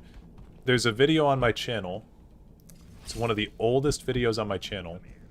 It's a clip of me playing on 360. Or no, on Xbox One. And I glitched through Esbern's wall. If you filter by oldest video first, you'll find it. It's just called Esbern. Same with Maul, honestly. I'm pretty sure both him and Dirge are meant to be brothers. Yeah. Yeah, Maul is also a waste of air. Hey, Esbern, if you moved, I could help you.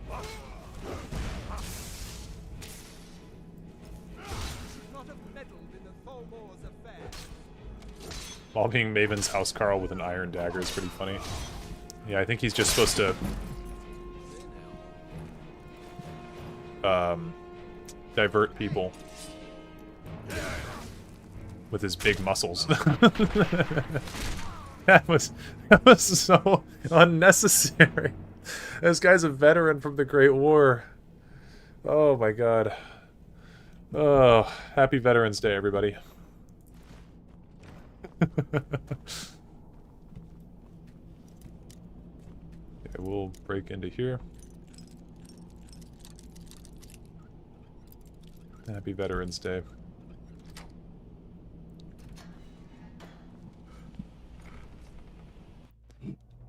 You hate that lock scene since it was bugged, so you never open the door, even if you reload a save. Dramatic experience, that does suck.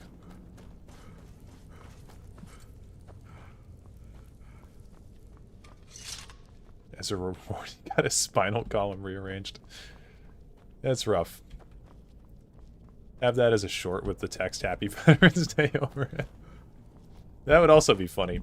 You know what's nice though? Like, I was going through my original Skyrim playthrough VODs, and like, the audio quality was just not good because I was using my headset before. I feel like the balance of audio was off. So I made that one short talking about Elder Scrolls Castles, but like, I didn't really ever want to make any more. Wait for Esbern to catch up. There he is. But I feel like this stream has been a lot more clip heavy, I guess. Shorts are evil, yeah. I watch a lot of shorts, though. I get caught up in the shorts. Some chance those elves were veterans. True. It's also true. Probably a pretty high chance, actually, given how long elves live. Is Esbern with me? He is.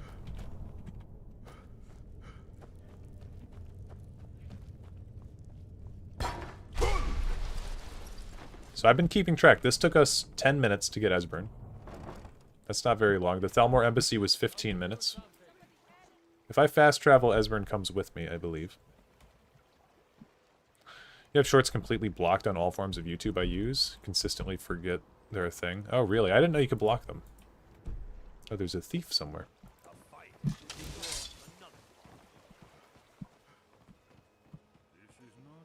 Oh, yeah, this... Okay.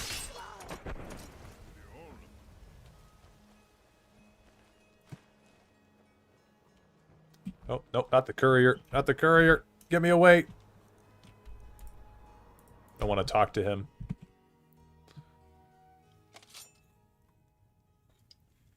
Oh, man. Hey, look at that screen. Look at that screen. I alt-tabbed while I was fast traveling. Guy's really good at executing civilians. That was a spy. Okay. I won't take flack for that one. Malborn, yes. Even actually just off of Malborn, pretty good at executing civilians.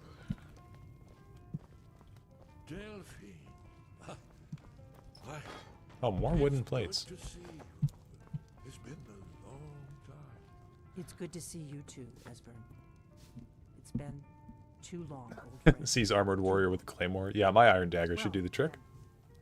You made it safe. A spy? Good. No, I'm just an old man with a skooma problem. Orgnar, hold down the bar for a minute, will you? Yeah, sure. This way. We got rooms and food. Drink, too. I cook. Ain't much else to tell. I think if we put a spigot in Delphine's mouth, venom would come out.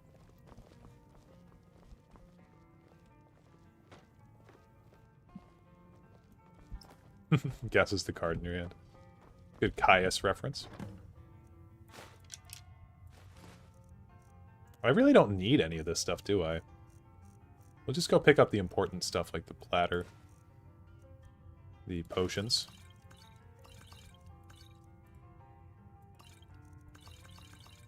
I guess all of these could be useful at some point. Grab the salt piles. Torch. And where are my plates? Thanks for the plates. You have a spigot collection in your current game? Nice. Got to scruff her like a viper and slam her face into a stretch of saran wrap. I'll take your word for it. We amassed around 7 or so.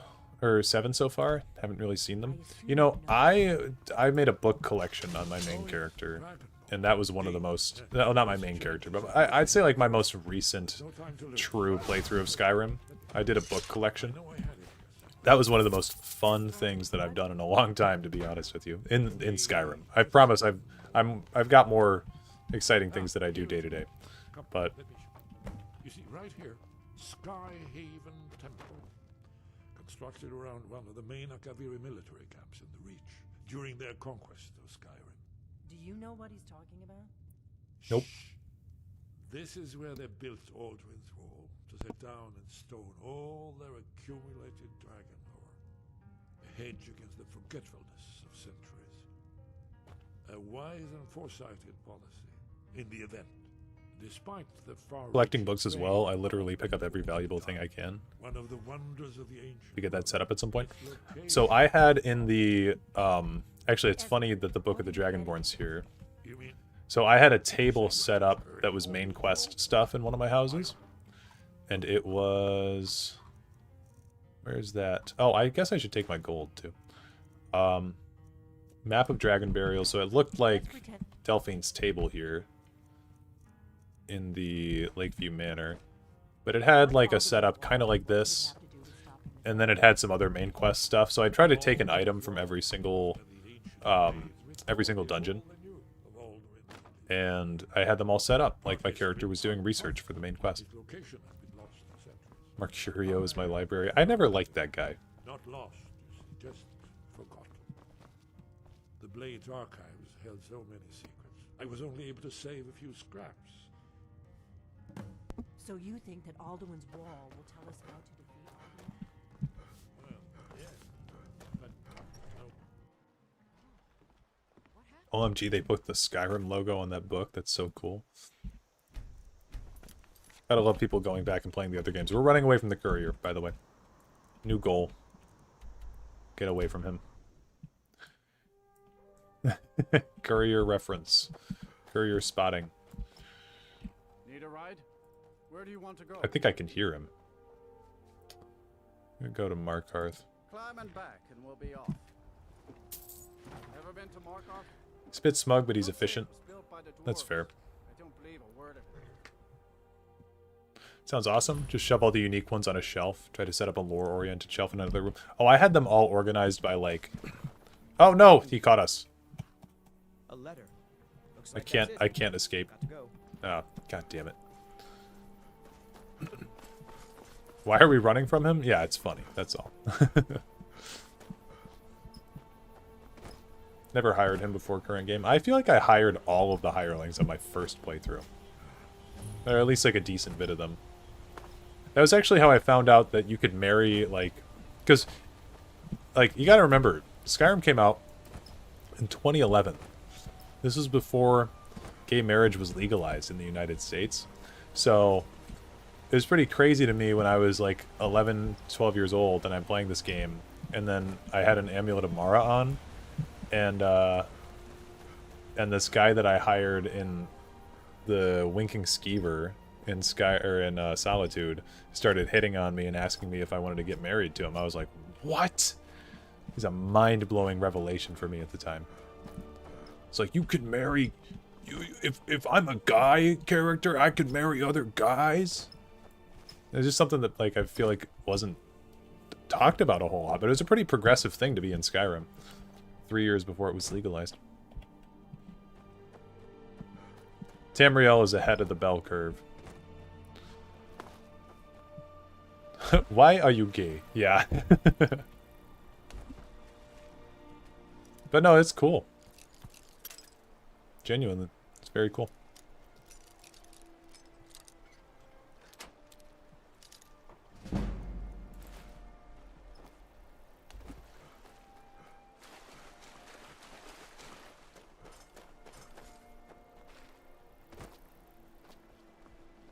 Ooh, a courier card. That's what you're talking about in Legends. That would have been funny.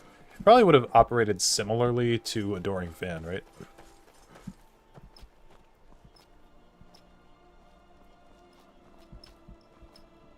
I think that clip of the guy saying, "Why are you gay?" is pretty universally accepted as being just a funny clip. I even, like, what is the context of him saying that? During Fan meets Guildsworn Honeytongue. Oh, horrible. That's horrible. We ignore the dragon. Hey, yo, it's Esbern and Delphine. They just showed up. We gotta be careful around the Briarheart in here. Oh, there he is. Quick save.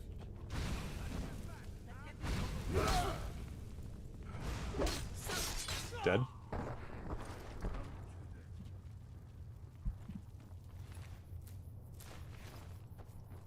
Wait, did that say that the headdress... No. Never mind. Another wooden plate. Pickpocket his heart. I'd love to try. Bro's dead already.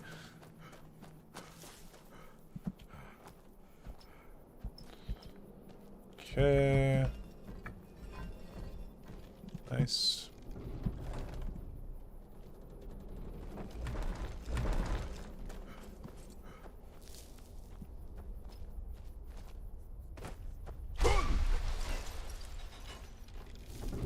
Context was that he was interviewing a trans person, but had no idea what even gay really meant. Oh.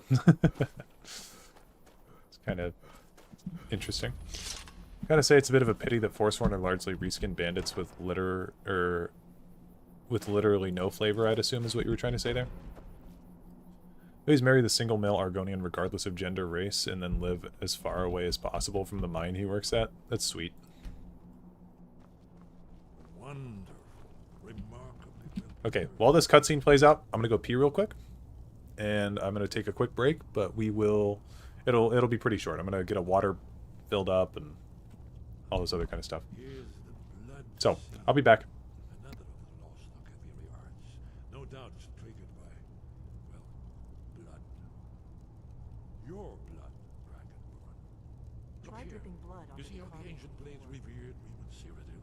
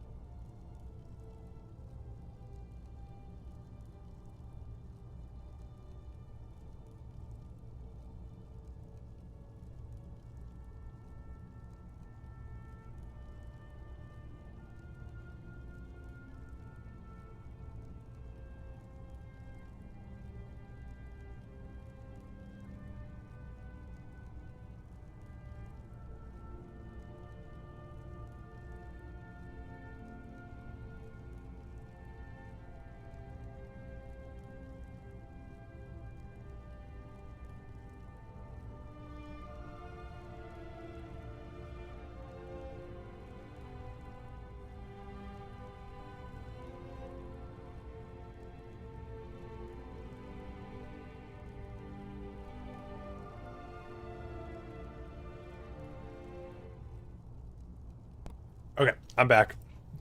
Had to play a little bit of that Skyrim ambient music for you, as Alexis said. Let's see here. Swap the scene.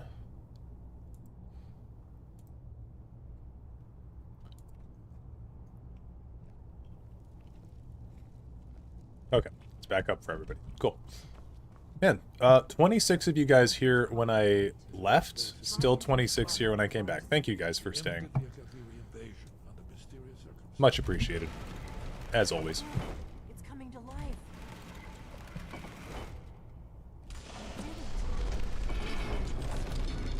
After you, Dragon. You should have the honor of being the first to set it against Yeah, yeah. Pleasant Puffin. I like that emote. Will that show up on the chat overlay, I wonder? It just says smiling, blue smiling. I wasn't gonna leave, but now. Yeah, now that I pointed out. 3 a.m. I should go to bed at some point. Marcus, if you gotta go to bed, you gotta go to bed. You know? If you got something pressing going on tomorrow, the stream will be here for you to watch later. But with that said, I do appreciate you being here.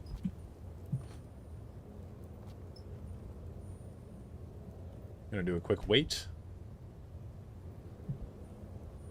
Oh, they're scripted to talk, aren't they? Oh yeah, he's scripted to do this. Gotta dip his torch in there.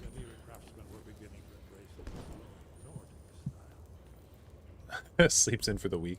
Hey, I said you could. Just get like a doctor's note. Dragonbane, we want that for the armor. And then this Blade's armor, this is what I said previously. This is going to be the best armor that we can get, I believe. Especially post-upgrades. Because Bone Mold was fine, but I think this is actually going to be the best. So this is our fit. This is the drip. Who needs a doctor when you have facts? I wish Dr. Doubt were here. Then we'd have an actual doctor. But he said that he doesn't like YouTube streams. He only watches on Twitch. Typically. Here it is. Alduin's Wall, so well preserved. I've never seen a finer example of early Second Era Kaviri sculpture and relief. Stamina boots may be better. You are right, actually. We do have those boots still. I'm going to keep the Blades boots on, though. We could enchant them at some point. They wouldn't be as good as these boots, but we could enchant them with something.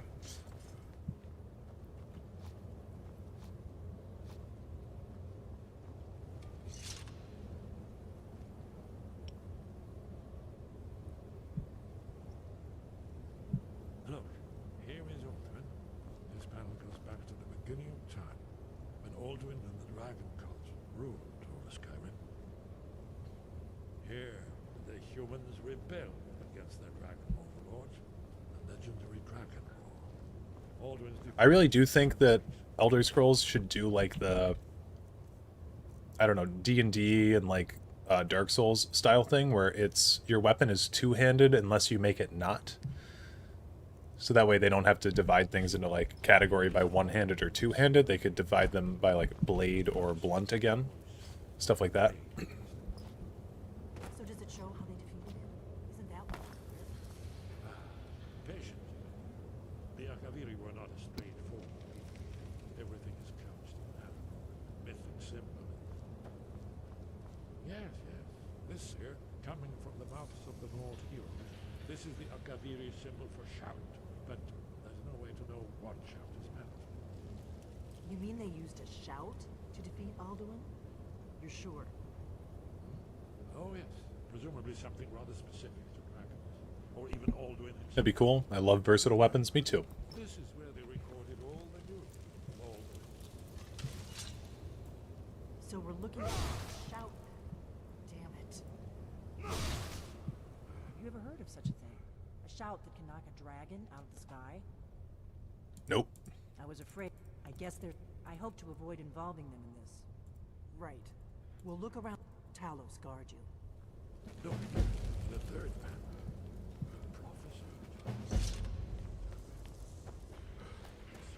Just so, well, versatile. Yeah.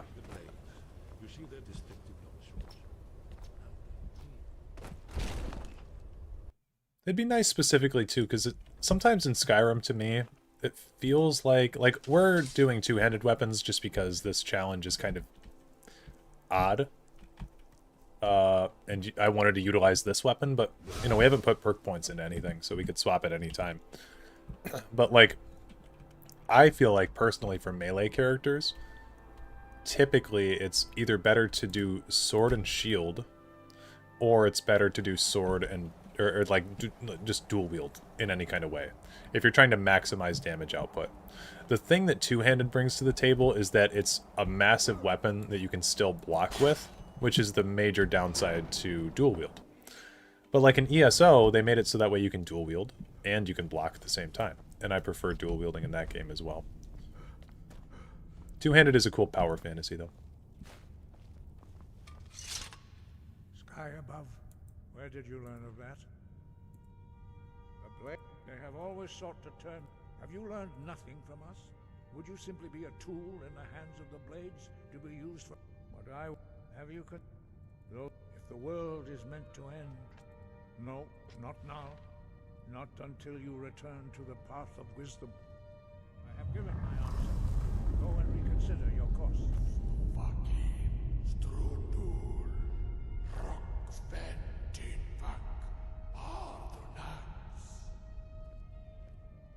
I have given my answer. Go and... forgive me, I was intemperate. The decision whether or not... No, it is called... We do not regret this loss. But not... Perhaps only its creators ever knew it. Only Paarthurnax. He is our leader. He said... You weren't... But... Bash, how's it going? Hello. He lives and... He speaks to us only rarely. Only those whose voice is strong. Welcome to the stream. We will teach you a shout to open the way to Paarthurnax. Why is Arger pissed at you? Because I told him that he needs to teach me Dragon Rend, so he's mad.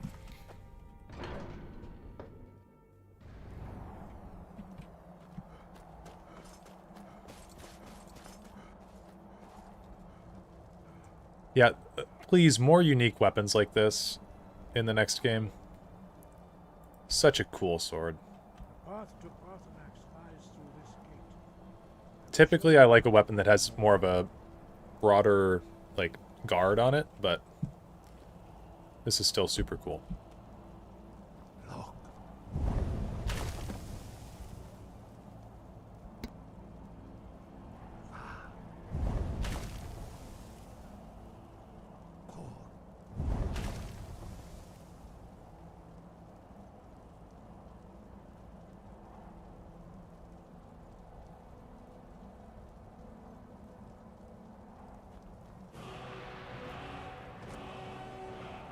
You my understanding of clear sky.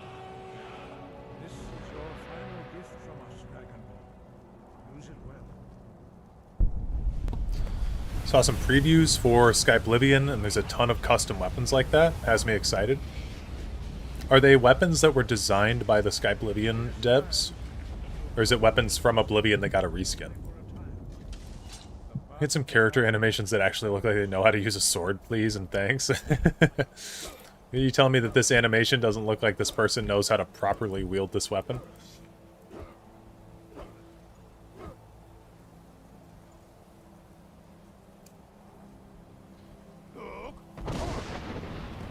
Weapons from Oblivion revamped? Nice. One of my favorite mods that I used on console for Skyrim was just a mod that made the unique weapons actually have unique player models. And it did a lot to make them seem, you know, a little bit more fun. Gods, I hate it. I guess I should equip Clear Skies, just because we're going to be needing it. Literally no fantasy game has ever made good sword fighting animations. There's some in, like, For Honor has some good animations for swords. I watched, there's a really cool video, because I know For Honor is not the most popular game, but there's a really good video, there's a Shaolin class in For Honor, and there's a video of a Shaolin monk who's actually, like, critiquing a lot of the poses they did in that for the mocap. And I guess they did pretty good on some parts, but not so good on others.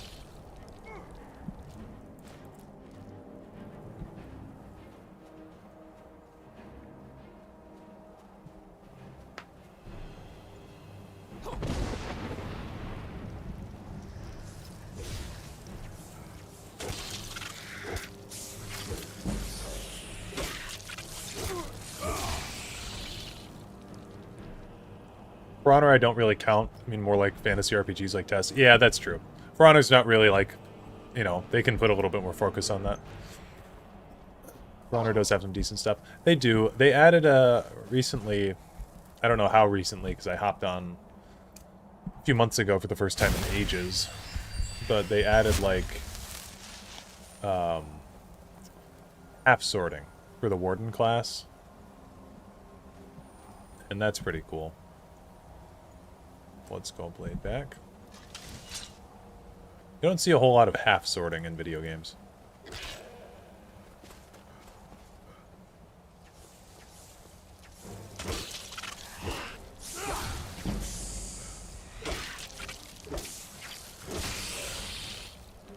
It's a huge medieval weaponry nerd. It's your biggest pet peeve. You know, another thing too is like flails are highly impractical, yet they're still put in like a ton of video games.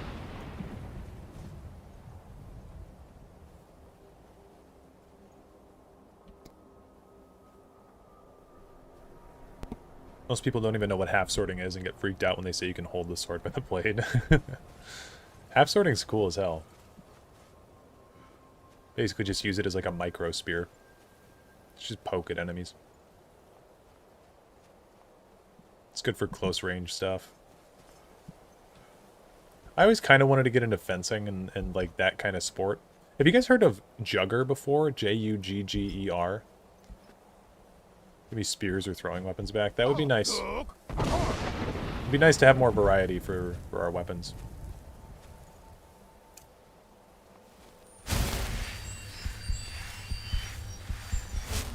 So, Jugger is a sport I found out about recently. It's a German sport. And it's like... there's two teams, and they have foam weapons, and they attack each other, and if you get hit, you're out. And then you try to score, like, some kind of a baton from one side of the field to the other. I think there's a certain amount of time before your character can... not your character, before, like, you can actually respawn and get back up and attack. It's really weird. I don't know the precise rules, but I watched a few rounds of it. Tell me why. Drem. By long tradition, the elder speaks first. TJ, how's it going? Medieval MMA. Yeah, basically. Watched a video on a dual wielding historically once, and now only add dagger as a secondary weapon because it apparently wouldn't really make sense otherwise. Daggers are, yeah. Arthur Neck's getting loud as hell. Daggers are really good for dual wielding because they're just a quick little offhand move that you can make. But yeah, dual wielding historically, I believe, was not done a whole lot because it's much more advantageous. Like, if you're talking about a fantasy game where you can actually get hit with a weapon and survive a lot easier, then yeah, dual wielding's fine. But like, if you're in real life and you're actually going to war, you would want a shield. You'd want a shield. Yeah, exactly. It's just better to have a shield. Exactly, because you can protect yourself better.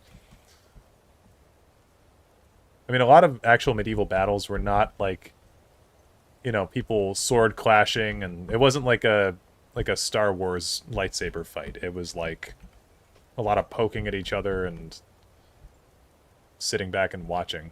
So yeah.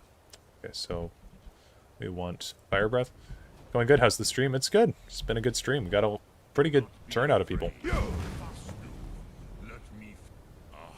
Apparently it's from a 1989 movie that people turned into a real sport. Really?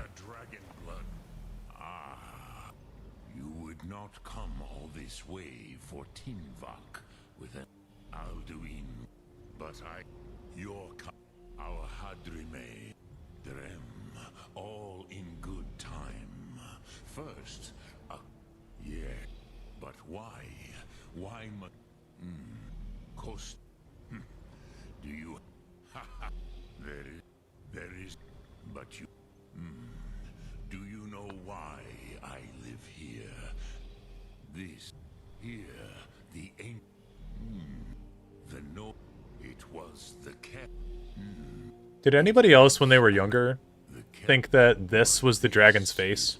Like, this right here was an eyeball, and this right here was an eyeball, and then this was just the mouth? Or is that just me? Eyeball, eyeball, this is like a horn. Horn. Horn. Can't unsee it now? Sorry. That's just you? Yeah, okay. Which is why I have lived here. Tid Krent. Time. If you brought with the, you could learn Dragonrend. Kroos, you are likely better in trust your instincts. So, what would you ask of me? Drem Yolok. Greetings. Okay. That Bowser facial structure? Yep. Oh, there he goes. Parthenax space program. I don't know why he glitches out like this and just goes into the stratosphere.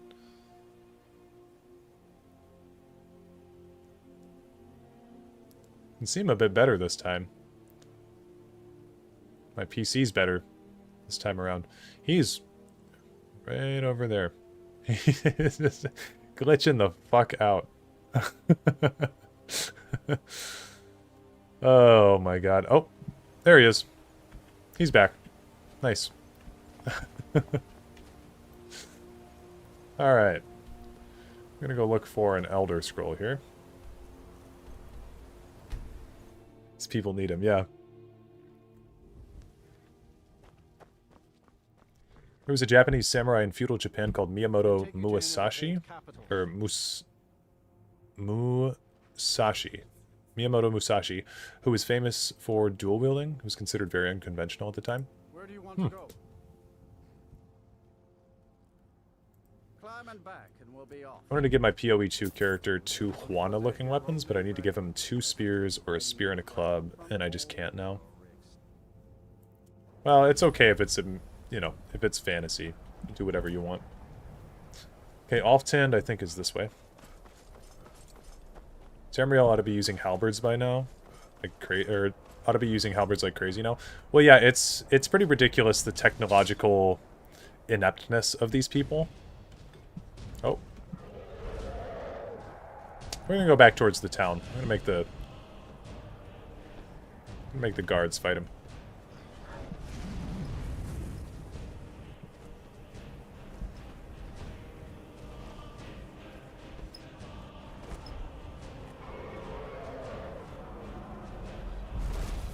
One upside to only being level 1 is that most all the dragons we're going to see from here on out are going to be... I didn't pick up the elven bow. Most all dragons we see are going to be level 1 dragons.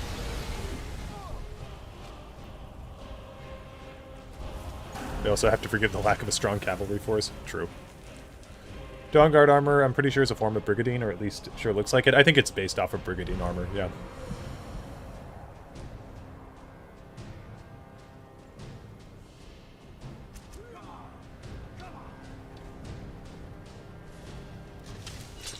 Well, you think about, like, real-world historical developments. Elder Scrolls is very far behind for how long the timeline's been.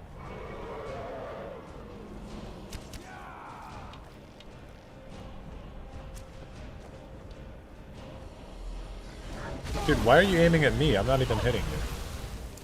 It's rude. Do wonder how magic would have changed warfare in our world, though. Yeah, I mean, it would have not, or it would have made it so that way gunpowder is not as necessary, I suppose.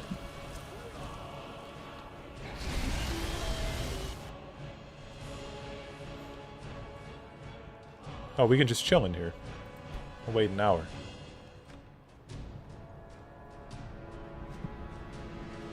Yeah, he's gone. Cool.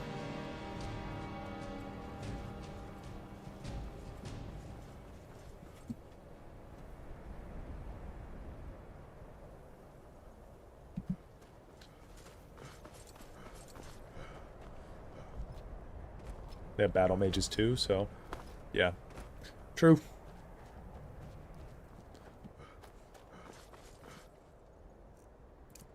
Also, does Parthenax do that glitch out on your guys' playthroughs too? Because he does that on damn near every playthrough I do of this game. Also, Alftand is like here. That's my estimate.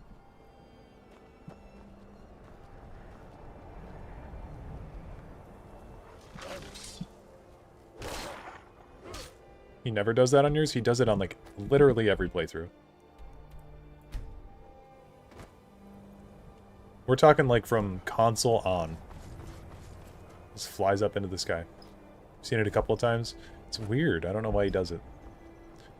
You haven't touched Skyrim since 2014? You know, you're a stronger person than I. Really should shake it up a bit and go through Mazinchaleft or Raldbathar.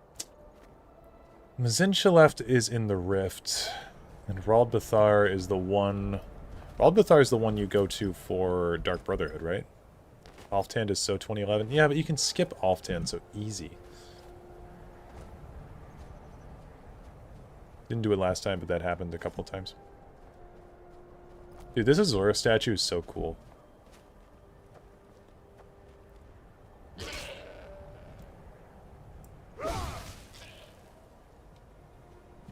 Elaine Dufont is Raldbathar, yeah. Can you get into Raldbathar if you don't? Mazinchaleft is not in the Rift? I thought Mazinchaleft was the one that you do for Mule's quest.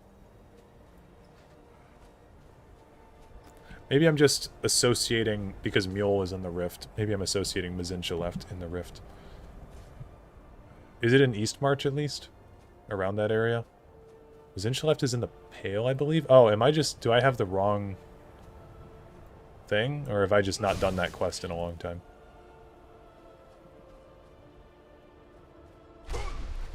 There's some quests in Skyrim I have not done in... Yeah, but it's not in the Rift. Okay. So there's some quests in Skyrim, like that one, I haven't done in probably like 6 or 7 years. Because it's just a... in my eyes, it's just like a nothing quest. It's just like, get Mule her sword. Okay, why? I know right where Raldbathar is. I could probably show you on the map. Raldbathar, you follow the river from Windhelm. And this is that one ruin. So you go a little bit further back. Raldbathar is like right here. That's my guess where Raldbathar is. But I guess I don't... My Mazinchaleft knowledge is not as strong. Maybe you think Mazulft and Eastmarch... No, I know where Mazulft is. I literally haven't done the Mazinchaleft quest in forever. So I just thought that it was out there. Are you guys differentiating Dwemer Ruins? Yeah, playing this game for 13 years, that'll do it to you.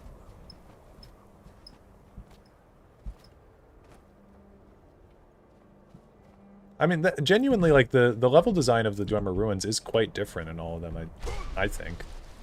Alftand is particularly memorable for me, because I really like the internal quest that goes on in there with all the people that are, like, trapped in there. I think that one's really cool. Plus, Blackreach is one of my favorite areas. Yeah, I quite like Blackreach as well. It's really cool that you can get soul gems from some of the mines there. But we are definitely oh my god. We are definitely still skipping Alftand. Only Dwemer Ruin I know is... oh god. The Chuling... The Chuleft? Yeah. I don't even know how to say that one. The Chulefink. Drop one of these. Put this plate here. Alright, if you are more of a casual Skyrim fan... Oh, well, it didn't work anyway. It's okay, we got 9 more plates.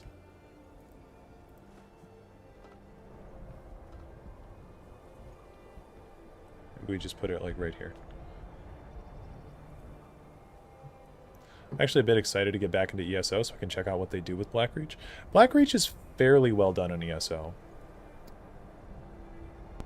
Did you see the post that I made in the Discord about the ESO guild that I opened up?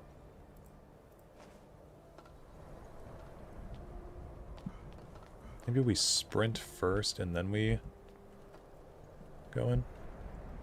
The Dwemer Ruin you explore with Neloth is also cool. That one's really cool. There's another one on Solstheim that I really like. Yeah, I did. That's why I'm thinking about it. Sweet. Oh my god. Okay, we'll just wait. I really don't want to do Alftand.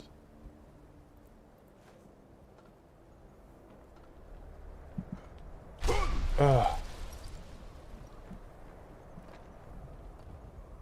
ESO is so screwed. I think ZeniMax hates me specifically. Do you have an account that has a lot of time on it? Because if not, you could just make a new one.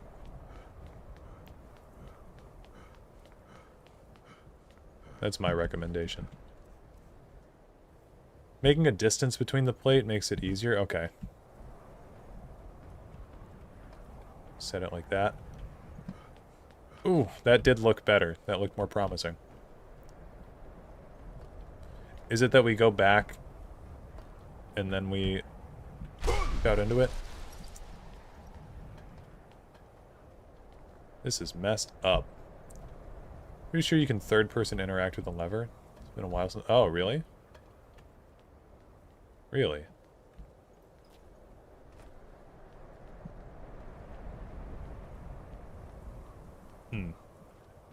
Whirlwind into it? Yeah. Didn't quite work. Maybe we have to have it facing this way? Bro. Where are these plates going?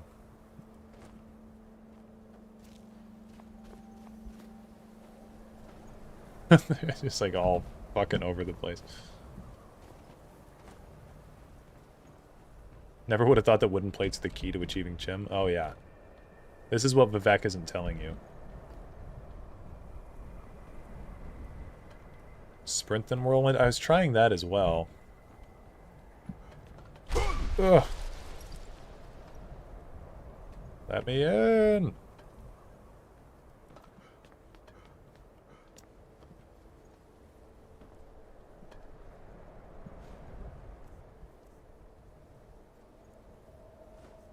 Yeah, honestly, we could just toggle collision. Oh, hey. It's just on there now. Never seen that one. Maybe the power of 2 wooden plates combined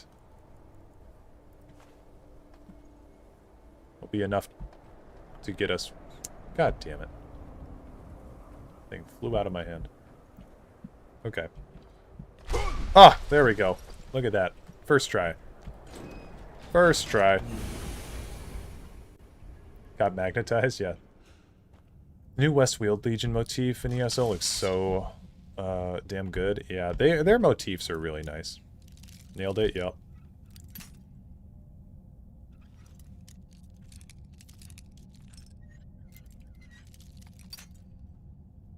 We're in. Some kind of skip they do in speedruns that isn't the plate? Oh. There's a lot of speedrun shit that I've seen in this game that's ridiculous. Have you guys seen that guy beat Oblivion in like 4 minutes because he just like does a glitch to get into the Temple to 1 in the end game?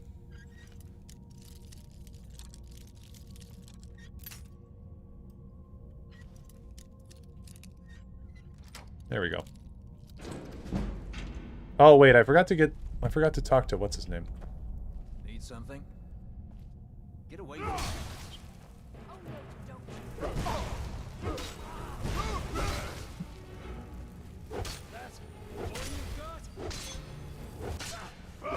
People with healing magic need to chill. I'm gonna die. Okay.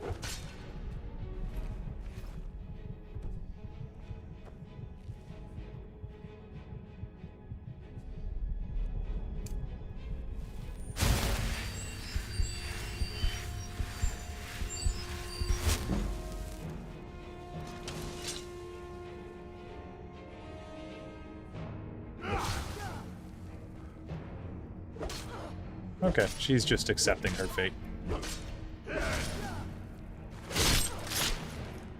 Give her the Malborn treatment.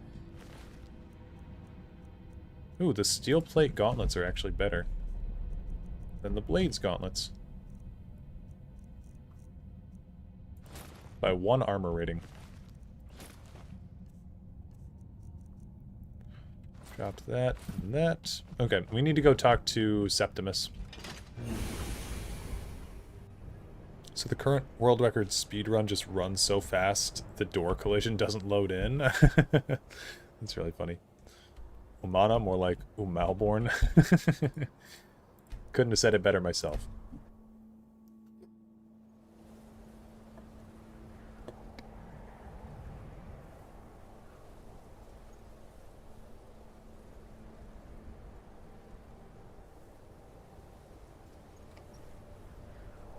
Look at this man of the people here. What's your business here in Winterhold? Yeah, I think this guy's the most boring Jarl, if I recall correctly.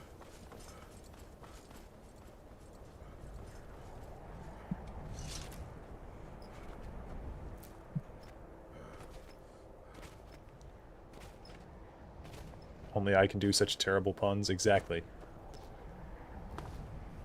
I couldn't possibly have rivaled your skills there.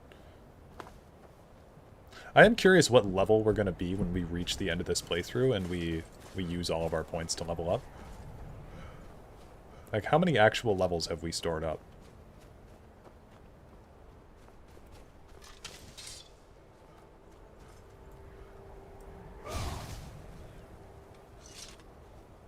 I hope they have fat people. I hope they have fat people in Elder Scrolls 6. Genuinely, I do too. Yeah, real as hell. I hope they have people of different body shapes and sizes, because everybody being, like, the same height and the same general weight class is pretty crazy.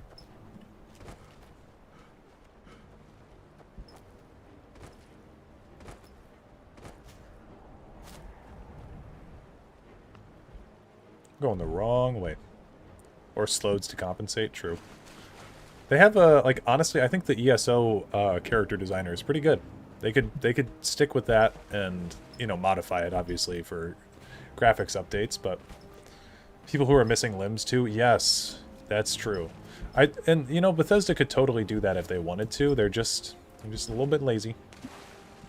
But, like, it'd be a lot cooler if that veteran guy in Solitude, for instance, that, like, the beggar, like, what if he was missing an arm or something? That'd be a lot... That would just add a lot more depth to his character. Would you guys rather play as a Slode or a Malmer? If I'm playing a Necromancer, I'd do a Slode. Anything else, probably a Malmer. I really want the elves to get their ears back, like what they had in Morrowind. The big-ass ears.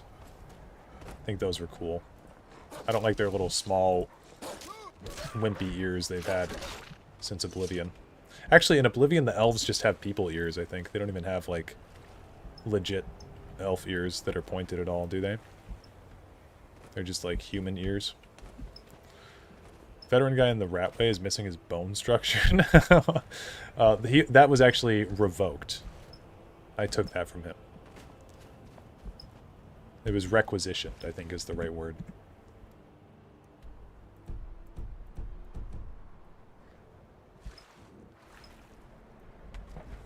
They do only small. Gotcha.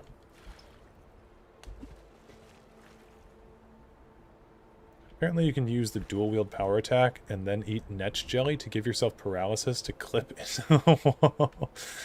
Oh, God. I love some of the strategies in this game. Man, I have gone the wrong way. Usually I don't have so much trouble finding Septimus. Malborn is missing his bone structure. Again, revoked. He didn't deserve it. Can I have the 4 vertebrae from the requisition spine to replace the 4 I'm missing? Yeah, I'll help you out. I feel like this should be showing up on the map at this point.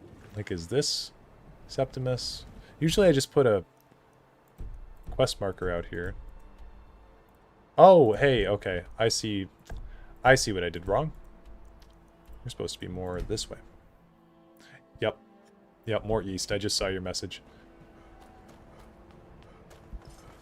I was thinking, for some reason, when I opened the map, I was looking at Ysgramor's tomb, and I thought this was Winterhold. And so I was kind of going off in that direction, but yeah. Definitely more east. Hell yeah, I can be a whole person again. Congrats.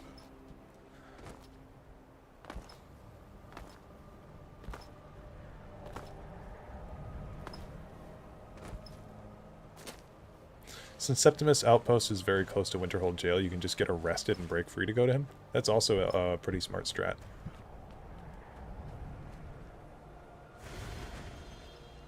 Don't tell anybody we just worshipped at that Talos shrine. Don't tell anybody. We could get in big trouble.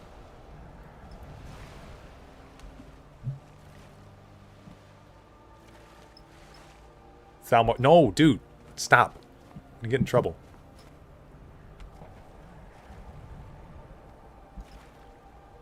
Chill gotta be one of the coolest jails. Oh, for sure. The Chill and Sidna Mine are really cool. It's a shame that I'm never doing enough crime in Winterhold to go to the Chill. Definitely didn't just invade the Thalmor embassy and join up with the Blades. I mean, what could possibly tell you that I joined up with the Blades? I don't really get where this narrative comes from that you just constructed. It seems kind of to be built on some prejudice or something.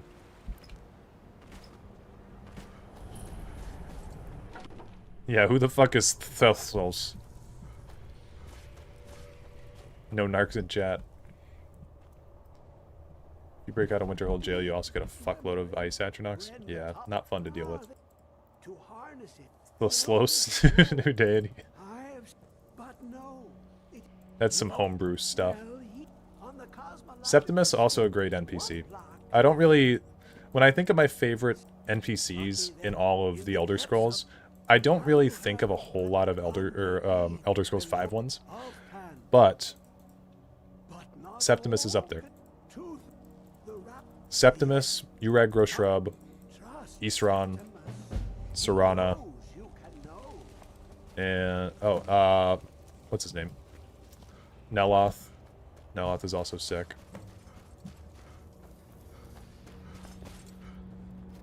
Now I can't think of his name. The other Blade, Delphine, and the other guy. Wow, can't think of his name. Who is that guy? Esbern. Jesus Christ. I was like, I kept thinking of Dexy and Evicus, because they have like the same, yeah, Esbern. I kept thinking of Dexy and Evicus from Dawnguard, because they're both like old, bald, bearded guys, and every time that I pictured Esbern, my brain would go Dexian. I'm like, no, stop saying that. Hot take, I'm not a big fan of Cicero. Cicero is a cool character. I think that he's fucking annoying, though. I get why people kill him. That much I do understand. But he's, yeah, Dexian does have a katana, exactly. They're basically the same person. Cicero feels too into the Night Mother. Couldn't have said it better myself again. Okay, this sphere is not something I'm really wanting to fight. Oh, yeah, about that. Honestly, let's... You know what I should have done for this playthrough? Maybe we could do this again at some point, but I want to have a wheel of punishments. So, like, if I die, there's an actual punishment for it. I think that'd be fun. Because so far it's just been like a level 1 run. And that's fun. It's been fun. But dying almost feels like it's something that I can utilize to my advantage. Like with this guy, I was like, oh, I'll just die so I don't have to... Oh, I'm clicking the wrong button. Oh, well, we're still gonna die. Look, this has been the practice run. It'd be very fun. Yeah, I think it'd be a good way to, you know, get a little bit more juice out of a Skyrim run. Dark Brotherhood armor in Skyrim looks so bad. It does look pretty terrible. Man, we got sniped. F9.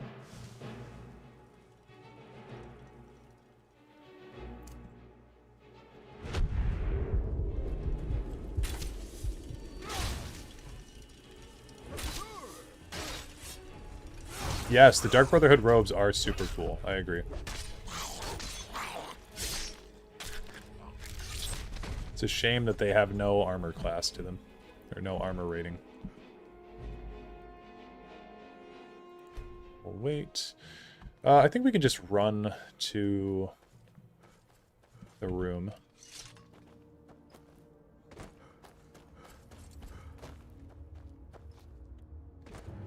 Dark Brotherhood in Skyrim was really lackluster to me. I actually liked it. I like the Dark Brotherhood in this game quite a bit. I do... So here's kind of my hot take, is that I think the Dark Brotherhood is really good for getting into character, I guess, and like being a weird sicko who worships a corpse. But I do kind of like the idea of there being a more sanctioned Assassin's Guild, like the Morag Tong. And the Morag Tong are Daedra worshippers still.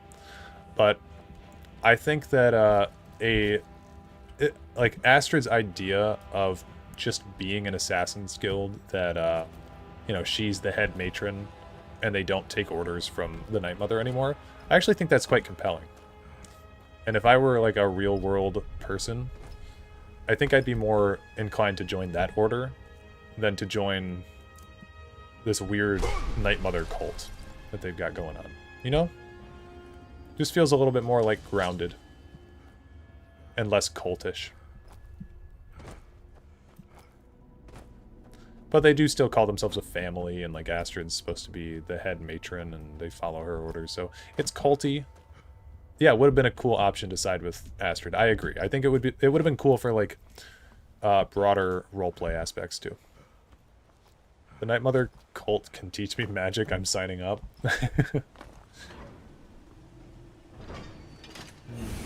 Poor Cicero. The Emperor assassination plotline is whack for me. It does come together rather quickly, doesn't it? Kind of out of nowhere too. I really like the theory that he was assassinating himself. I kind of subscribe to that theory because I think it's cool. And also that there were 2 assassins on the boat. I think it kind of lines up. It's all headcanon, but it'd be cool if we got that confirmed in the next game.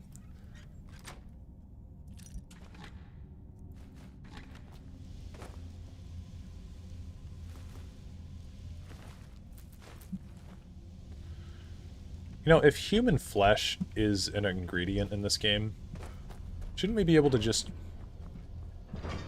Shouldn't we be able to just harvest that from any person we kill? Why does it have to be so rare? Sorry, 2 assassins on the boat? Yeah, there's an extra assassin hidden in one of the rooms that died. And he's like hidden underneath, Or no, he's not hidden anywhere, is he? He's just there. Also... You guys want to see the worst puzzle in Skyrim? Click. Click. Click. Click. Oh, oops. I actually did screw it up, didn't I? Click. Click. Click. There we go. I didn't screw it up. Pretty insane. Thanks for the lexicon.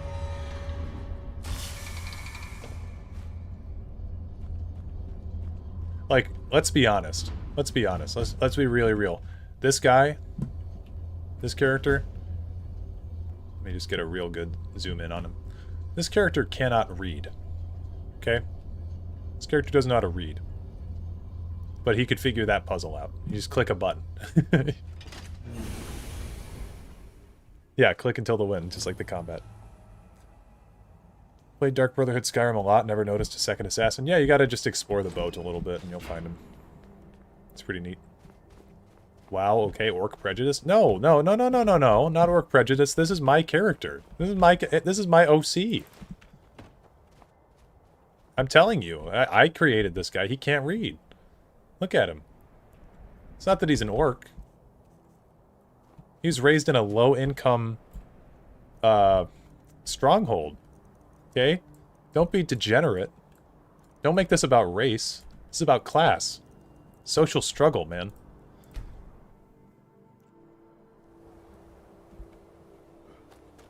You have it. The Kell, the Elder Scroll. It's funny that all the Empire's territories are infested by monsters, bandits, and rebels. Yeah, a little bit unfortunate. Oh, I forgot I dropped this here.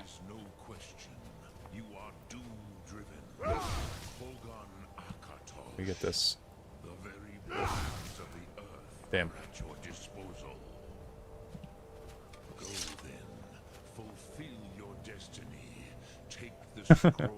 He's oppressed by his chief who keeps all the money. Thank you guys. See? You guys understand. He couldn't afford an education, so you guys are just making fun of him, okay? You need to leave him alone. There's a reason he can't level up. You know why we can't level up? We can't afford it.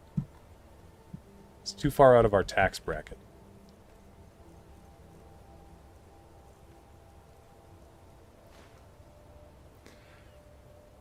Once you get to the peace meeting quest, you could leave, go play Legends, come back, and it will still be going. Alduin approaches bug incoming. Yeah, I think we could do that.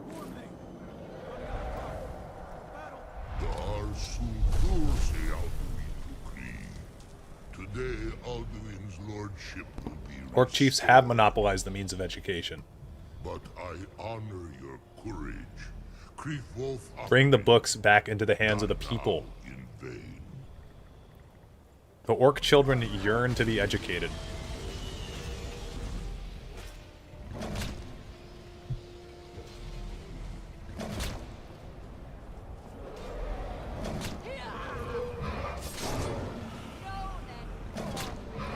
Linda Carter. Linda Carter voices Azura and also voices this character right here. Seriously, one of the most horrible voice actors. What else is there? She also voices the female Nords in Oblivion. She's terrible. Gormlaith, yeah. She's absolutely terrible. Too much, brother. Victory will be ours. Why does Alduin hang back? We've staked everything on this plan of yours, old man. He will come. He cannot ignore our defiance. And why should he fear us, even now? We blooded him well. 4 of his kin have fallen to my blade alone. But none have yet stood against Alduin himself. Golfer, Sori, Birka. They did not have Dragonrend. Once we bring him down, I promise. What's my build? So we're playing at level 1. We are an orc with a with the Bloodskull blade. That's the build. Heavy armor, Bloodskull blade. With the orc Letariat from it, I almost missed that message. That's great. Aren't most orcs considered cucks? I don't think so. Alduin approaches.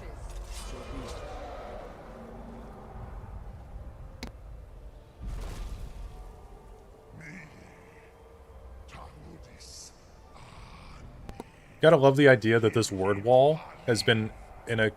Oh wait, actually no.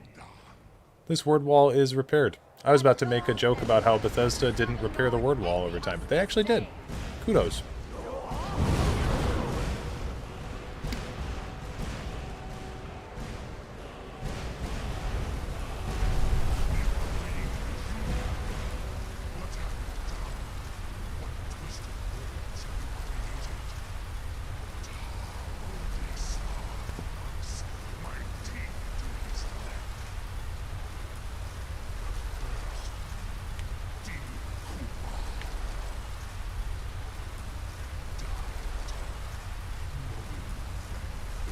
Alduin a demigod biting humans.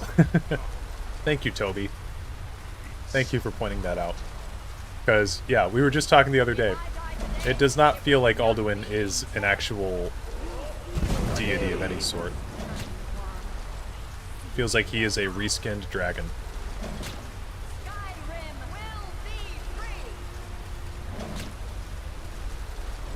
Wants to give them a fair chance. Oh, he didn't give her a fair chance.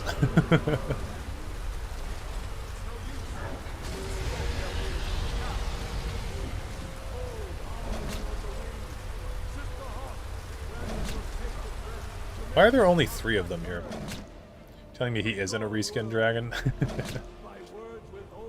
Biting once every minute. Well, that's the fair way to do it. She tanked 4 bites. It's multiversal. Alduin hates women, then? Clearly he hates women more than men, if this battle's anything to go off of. Like watching Sauron go life and death with a garden gnome. Aren't there any female dragons? Work. Hit it. Yes. The World Eater is gone. May the spirits Who's your favorite dragon? There's really like 2 that you could choose from.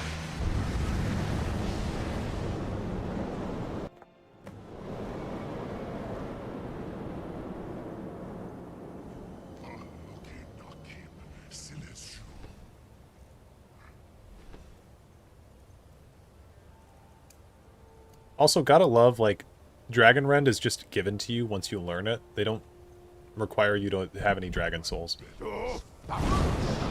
They just completely break that convention of the game.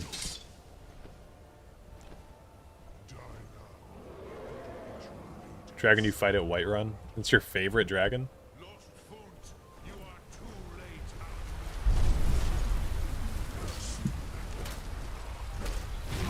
Oh. He's not even doing that much damage.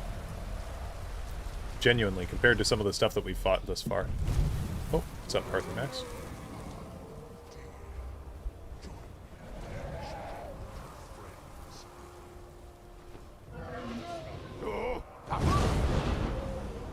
We missed.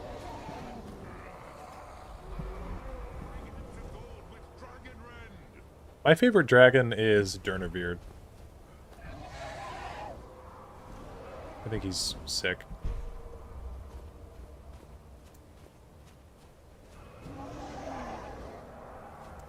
This fight is pretty cool.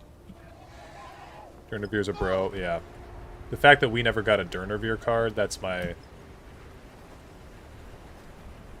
biggest grudge. Okay, dude. Land, please. Love Odaving? Odaving's really cool.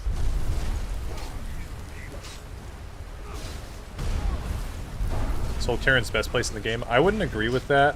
I think the Soul Cairn's a little bit dry, but I do think it's really cool conceptually. It just wasn't designed very well from a gameplay perspective.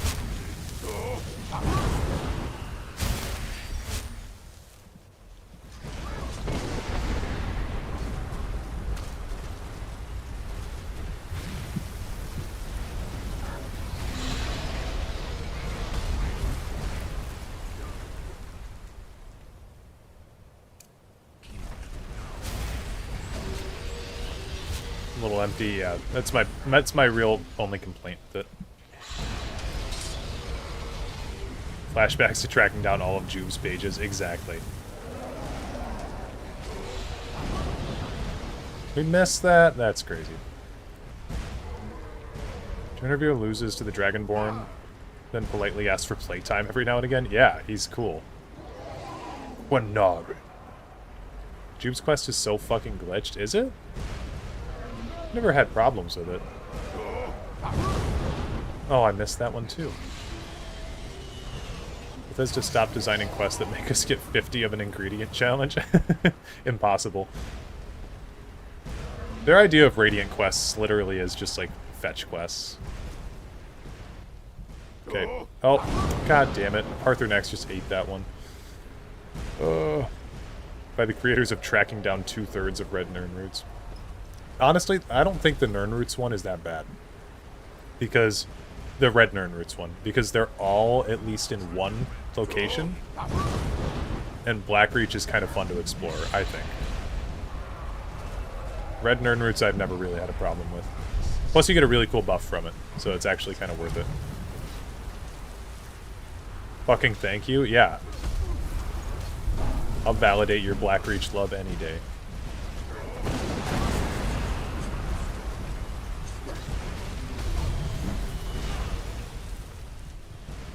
Anything but that Blackbriar's quest.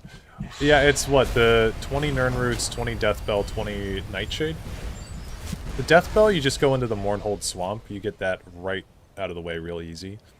Nightshade, you can get some from Riften in the graveyard there. And honestly, merchants tend to have a lot of Nightshade anyway. So if you really wanted some, you could just buy it. I think we die here because we can't get out. Oh, never mind. These meteors don't even do any damage, do they? Oh my god, is Parthenax... Did he just kill me with that fire? Come on, dude. It's not cool.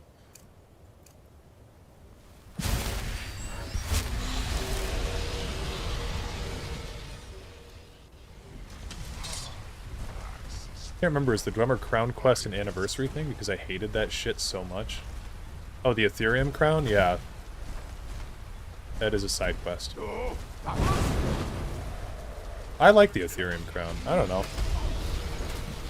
Maybe I'm just weird.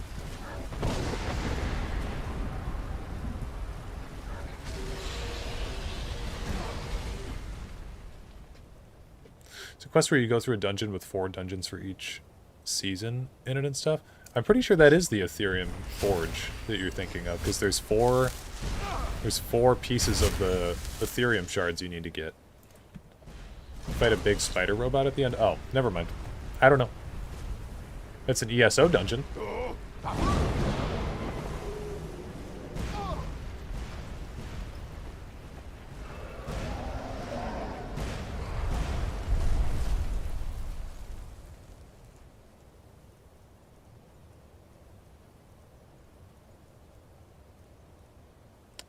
Do I have resist frost? Potion of resist fire. I must not have picked those up. New potion of regen. It's a creation called Forgotten Seasons, apparently.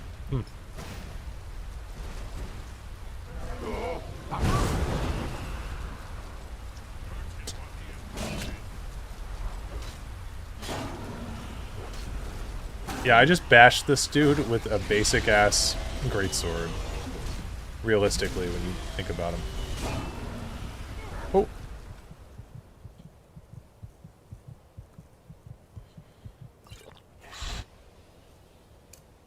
Compared to him.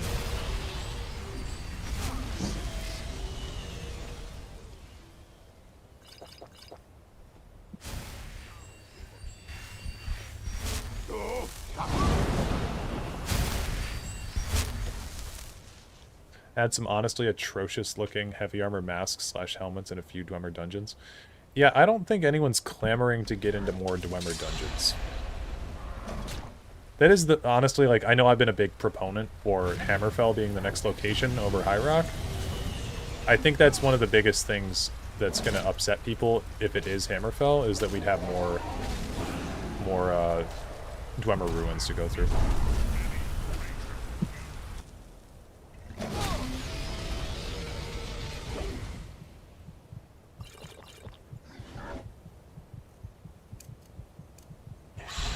Oh, come on, dude.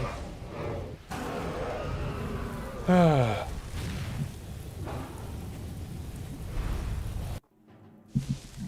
mean, honestly, just looking at it, the ruin actually looks cool as hell. That's good.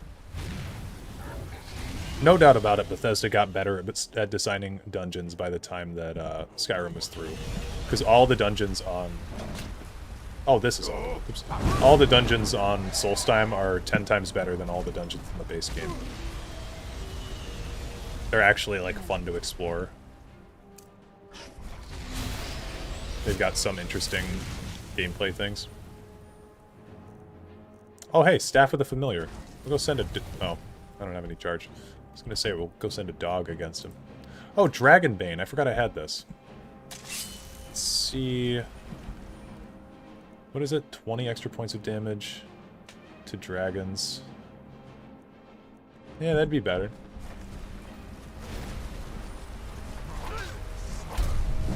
Oh, maybe. Doesn't seem like it.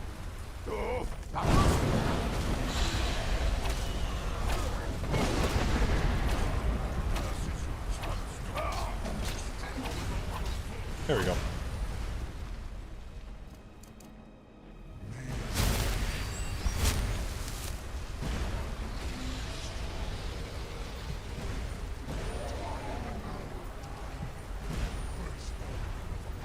Forgotten Seasons is fun, though.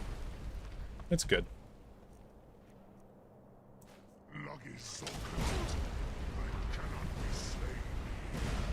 I could say some calamity destroyed the Dwemer ruins in Hammerfell, like they decided to wipe out Winterhome. You know what? Maybe they'll just say that, like, the Dwemer incident happened again, and this time all their ruins vanished from Tamriel. Okay, so we need to talk to Arthur next.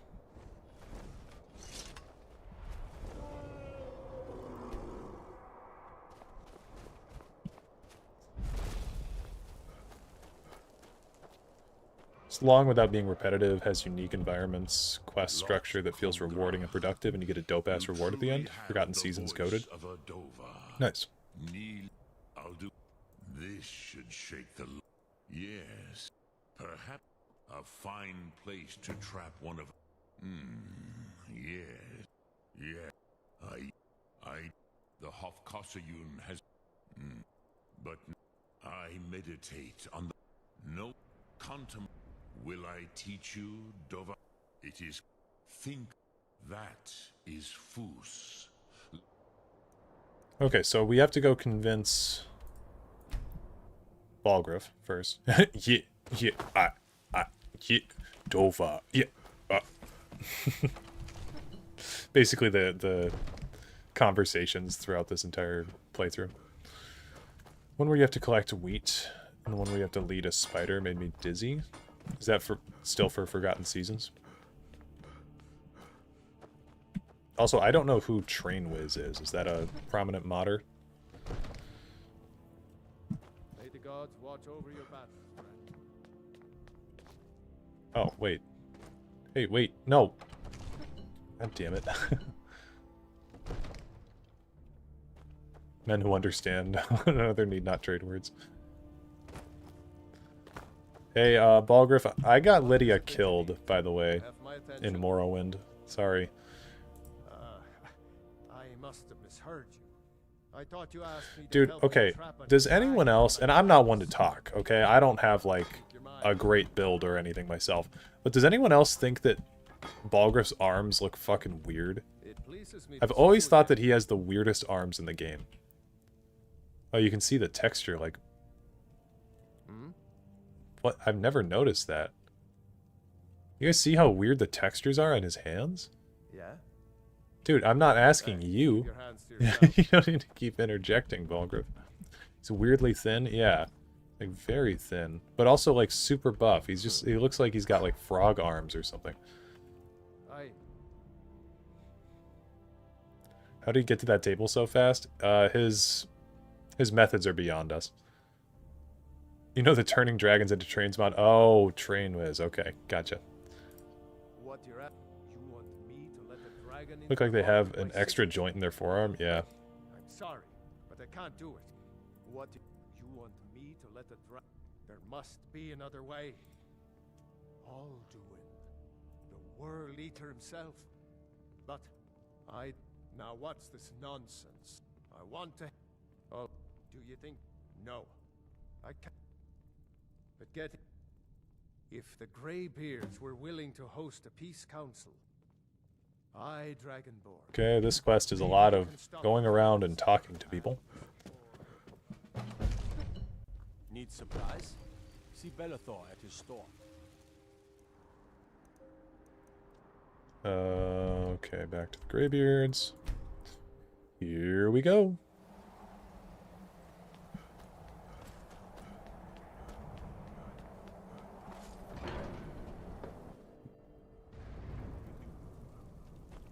Okay, here's the deal.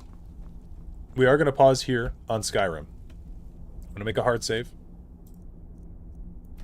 We're going to pause here. This has been a fun Skyrim birthday stream. But I do want to get in some Legends games with my veteran deck while it is still Veterans Day. I can't speak. While it is still Veterans Day in the United States. So, I think we're going to pause. We're going to go do that. And then we will come back to this either later tonight or at a later date entirely, since I do have work tomorrow in the morning, so I can't be up too late. But I do want to do some Legends games. If you guys are keen to stick around for that, that would be great. I know a handful of you guys will be staying here in chat. 2 hours to spare. Yeah, exactly. But if you're just here for the Skyrim stuff, I totally get that. So I hope that if you guys were here just for that, you have a good night. I will remind everybody there's only 3 months or so left of the Elder Scrolls Legends, so this will be one of the few times that you have left to actually see this game played if you have not played it yourself. So that's the only thing that I'll throw in there. So I'm going to swap things off real quick. I'm going to put on a screen for you guys. We'll look at this one. Okay, we'll have chat continued on here. And I'm going to close out of Skyrim. And we are going to just play some music for a second.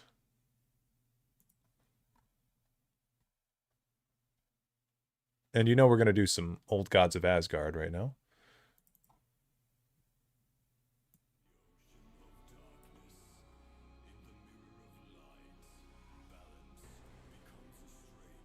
Hate Legends? Yeah. Obviously. So let me swap the thumbnail around. Play Tales of Tribute instead. Don't tempt me. Don't make me do it. I'm crazy.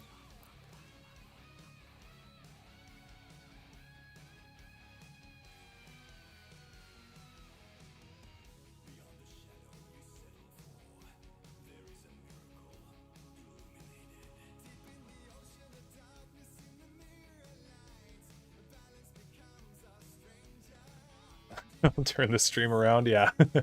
Heading out. See you, Dareloth. Peace out, Lorcan. 2.5 months of Paarthurnax called Dragon Torture. Yup. Oh, I'm changing the thumbnail and the stream title. Don't you worry. That's why I've got music going for a second, because I got some stuff I need to swap around. I made this this thumbnail while I was at work on the toilet. I'm very proud of it. I think you guys are going to think it's funny.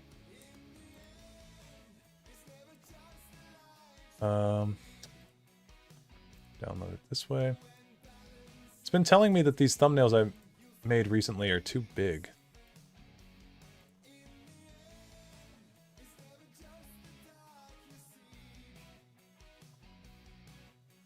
Like, too many megabytes to be uploaded. Yeah, okay, so then what I have to do is I have to take a screenshot of it.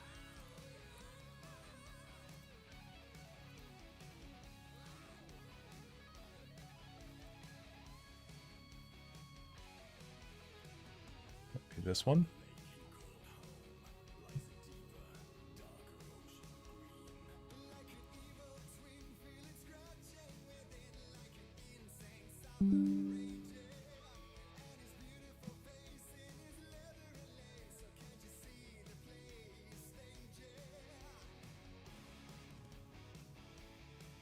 Okay, we'll swap Elder Scrolls Legends.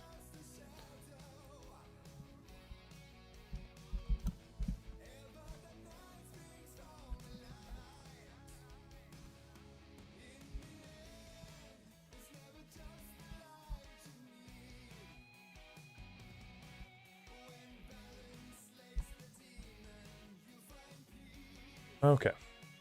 Use a compressor that puts it just below 2. Nice.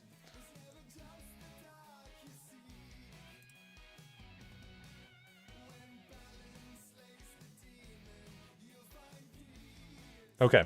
Thumbnail should be uploaded. Title of the stream should be changed. And then we're going to swap on over to the Elder Scrolls Legends.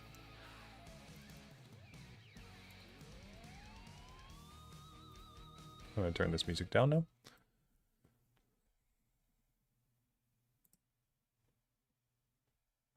I may just do some Elder Scrolls music, though.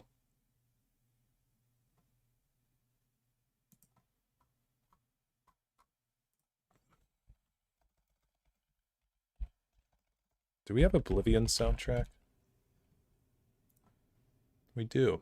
We're going to listen to some Oblivion music while we play.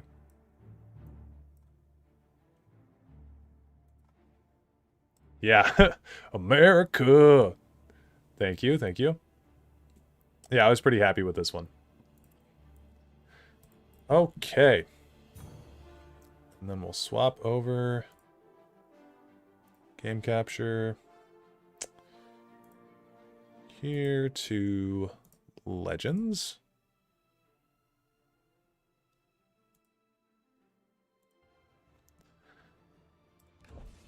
Alright.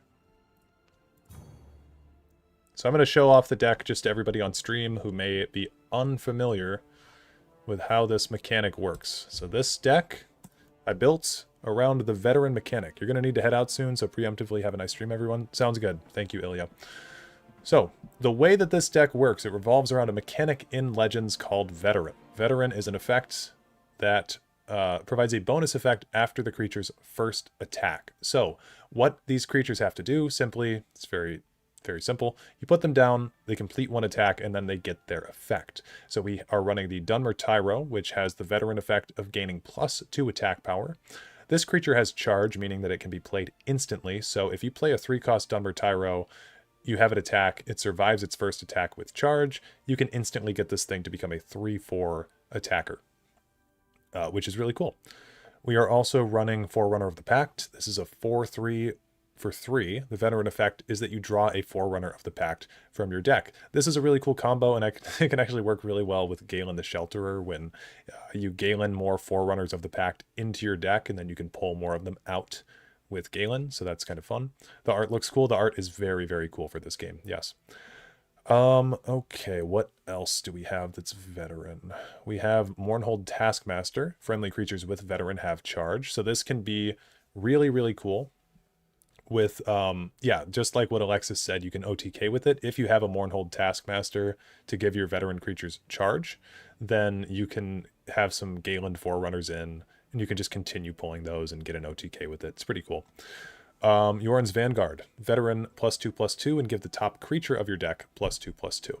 So Yorn's Vanguard is a 5-cost creature. Any of these creatures are going to benefit very heavily from the Mournhold Taskmaster, obviously giving them charge. So Yorn's Vanguard is not only going to buff itself, but it's going to buff the next creature in our deck. Pact Shieldbearer, 3/6 for 4. Veteran effect is that your opponent's actions cost 4 more next turn. This is a really powerful effect if you're especially going up against somebody that has an action-heavy deck. But a 4-cost increase in price for any of your cards whatsoever is going to be something that's very, very annoying and obnoxious to your opponent. So Pact Shieldbearer, we run 3 of those. It's also got a really good stat line. Nobody really talks about this card. 3/6 for 4. Very, very cool. Pact Outcast, 5/5 for 5. Guard, summon, and veteran. You consume a creature. Pact Outcast uses the consumed creature's ability. So a consumed creature is basically a creature that died already. This Pact Outcast can consume a dead creature, and then it can use its veteran effect immediately without having to attack. And it has the same effect on veteran to consume another dead creature. So very fun card in and of itself.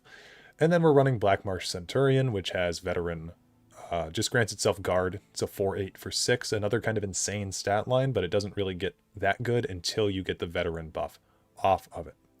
And then we have Invoker of the Hist. This is our final veteran card. It's a 3/6 for 6 with the veteran effect of restoring your magicka. Your magicka is basically what you pull cards from and what you pay every time that you put a card down. So Invoker of the Hist giving us a full refund on our resource to play cards is going to be, again, very, very high value.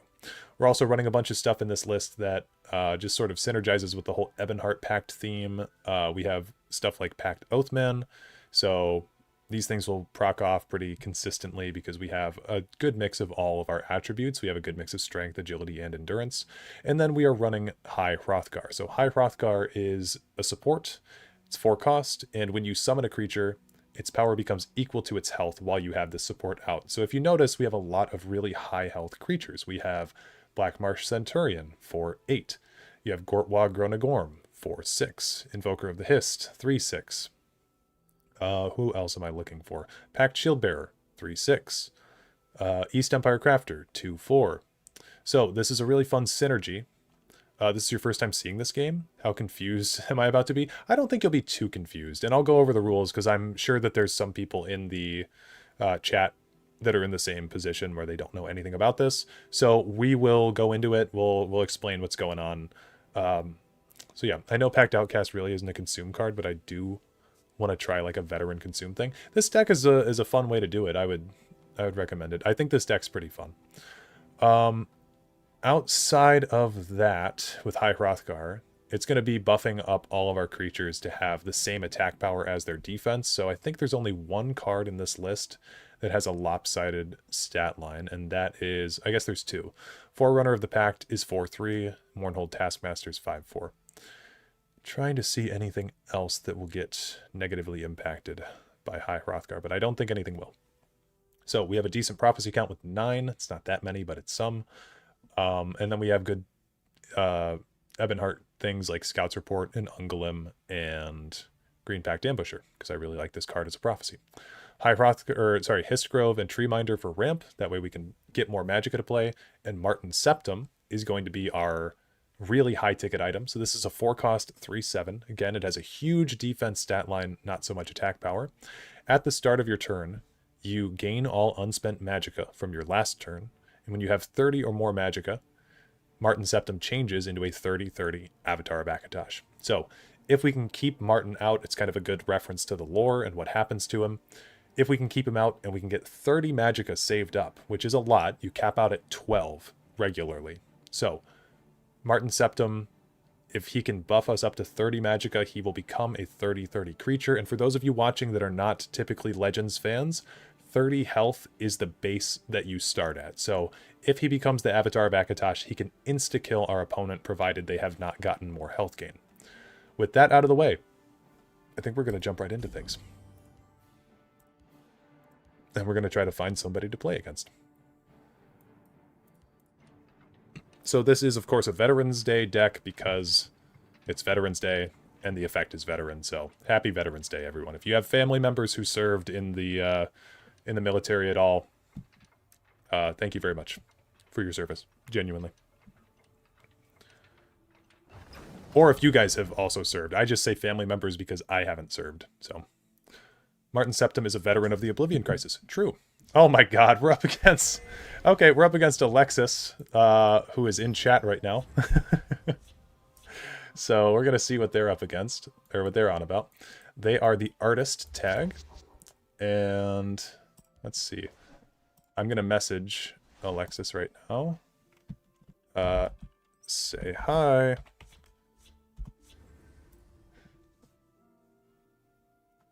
Think I know what deck this is. This has got to be Skeletons if Alexis is playing it. And there, yep, so there they go. Hi, chat. So this is Alexis.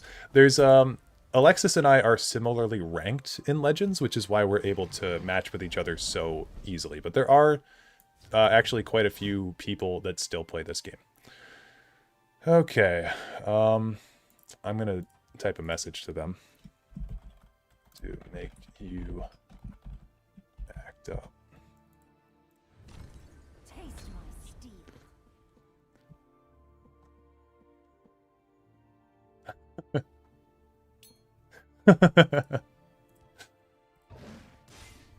Okay, so the thing is, with this matchup here, I guess I don't know if Alexis is fully on...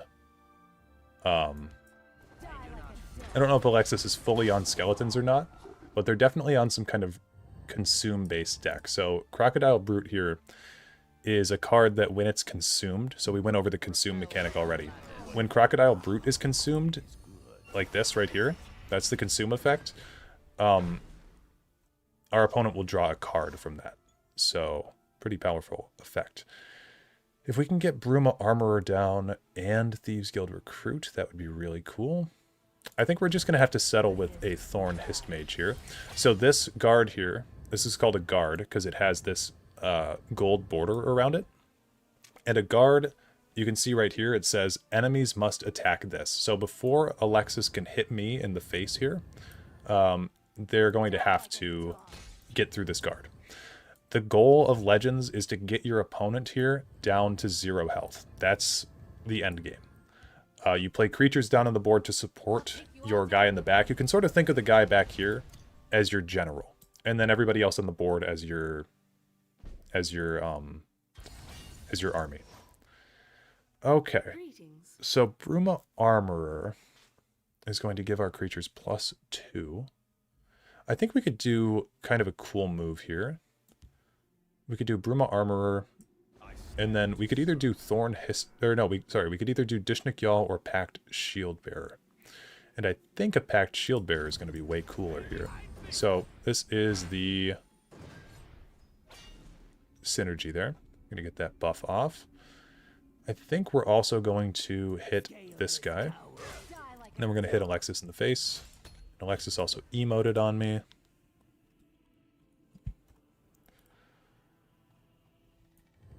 But yeah, we're going to see what they're up and on about.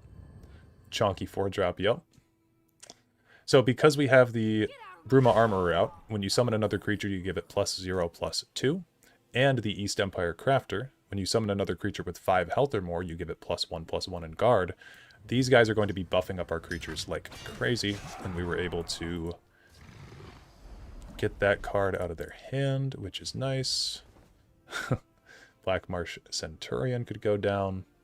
I kind of like... Why are they shutting down this game again? They're shutting it down basically because they didn't promote it enough to make money. Welcome back, Aaron. Welcome back to the stream. Thorn Hist Mage is going to get buffed up to a 3/7. Just want to make sure I got my math correct there. 4/7. My bad. And I'm not going to hit Alexis here. That's sad. Yeah, they did not really give this game enough public attention for it to ever make money, and all of the DLC and all the card packs in this game can be obtained freely.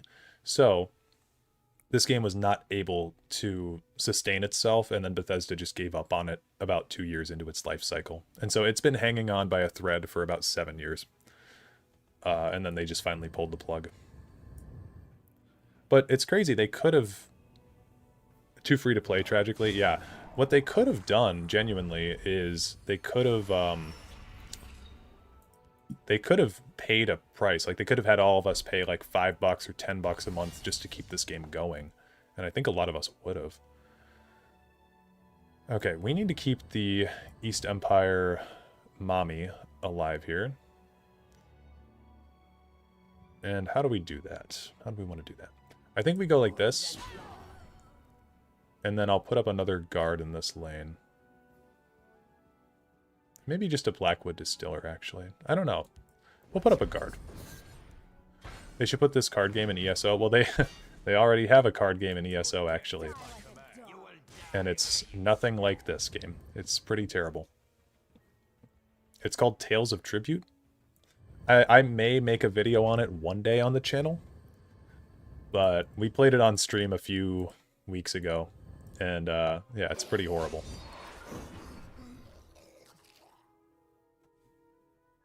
So we still haven't seen a veteran effect proc. Alexis just got back there. Is this what they pulled with... They pulled that with Headless Zombie, okay. Another Headless Zombie pulls back the Poisoned Dagger. Oh, Midnight Burial, oh no.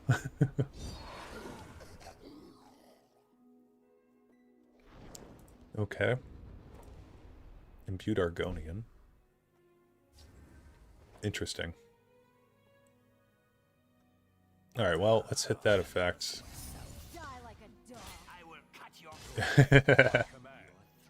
So, for those of you who don't know, Midnight Burial is a pretty unethical card most of the time because it's used for pretty degenerate things, but Alexis, I can tell, is not using it for any degenerate behavior. Let's go with the Blackwood Distiller. We're going to have to abandon our Bruma Armorer. So I think whatever use we can make out of the Bruma Armor for now makes sense. And I don't want to play into this Poison Dagger. So Poison Dagger is an item. You can equip that onto creatures that are already on the board. And because Alexis has this Crocodile Brute, I'm not going to play anything big there. This was in their deck already. Okay. Ah, okay, I see. Nice. Well, unfortunately, I drew Mummify, which is a card that's probably going to win me this game here. We'll go with 5, 4.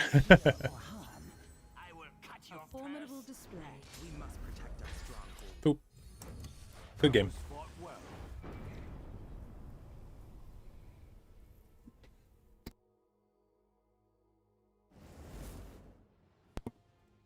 Was that a top deck?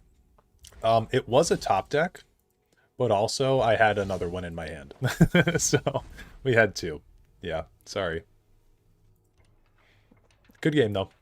What's that card? Which one?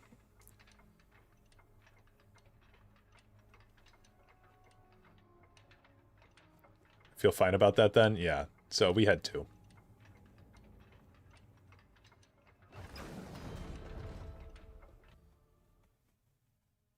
I honestly really like this deck, but I obviously don't play it that much because it was at the bottom of my deck list. Okay, Khajiit deck. Oh, the card that got mummified? Man, what even was that card? Oh, it was the... it was the, Bone Weaver? Is that what it's called? Yeah, Bone Weaver. Scouts report... Pact Oathman. I'll keep the Pact Oathman. Consume a card, draw another card of the same name from discard. Yeah, it's a really cool card. I played with it a bit. I was so shocked that you weren't on skeletons. I really thought you were going to be on some skeleton stuff. Khajiit is very sorry. Khajiit is very sorry. Hello?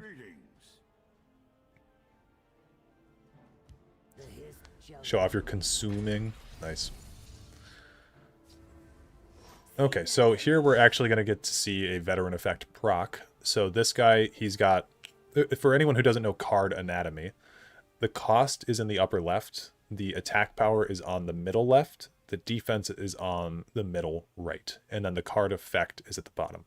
So this guy has 1 attack power now, but his charge and veteran effect here is that he gains +2 attack. So he was at 1, now he's at 3. And you can tell that it's been buffed because it's now green on here. If it's red, that means that it's taken a debuff or a... Oh, why are we on Stronghold Eradicator? Okay. Interesting. I could do Pact Oathman here. Yeah, thank you for your service, Dunmer Tyro. Yes. He's truly a legend. Put this down. How many cards are they on? That's a good question. They're on 100 cards. 1, 2... Or 99 cards, maybe. No, it looks like 100. Okay. A legend. An Elder Scrolls legend. Green Pact Ambusher. I don't think we need that. Shadowfen Priest is probably better. With Pact Oathman. Yeah, it makes sense. Seems reasonable, right?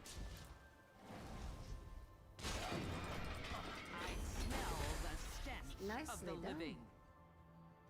Is this person watching the stream? Why are they emoting so much?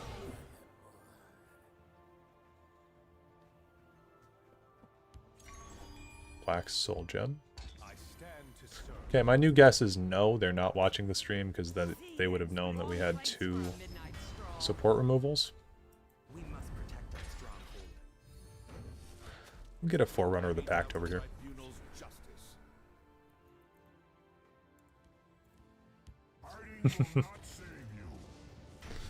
Sheet guest, show yourself. Show yourself!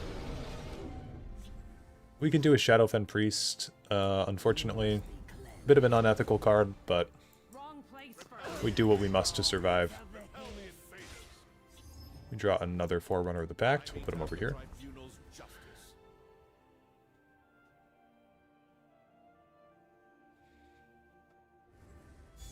Covenant Masterpiece. So we could at least do one... Dark Rebirth on Nahag Leave. Nice. We're about to run out of steam completely against this guy. Do that. That was the wrong order. My bad. We didn't survive our attack, so the veteran effect didn't proc. But we can get one with the Pact Outcast, funnily enough.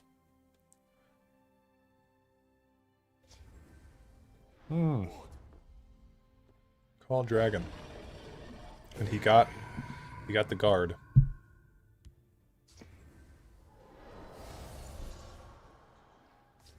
Nice. Dunmer Tyro wins us the game. Classic. Good game.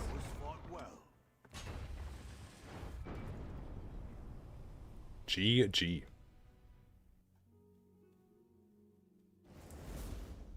Yeah, shocking. I was not expecting there to be a Call Dragon in that deck. Crazy.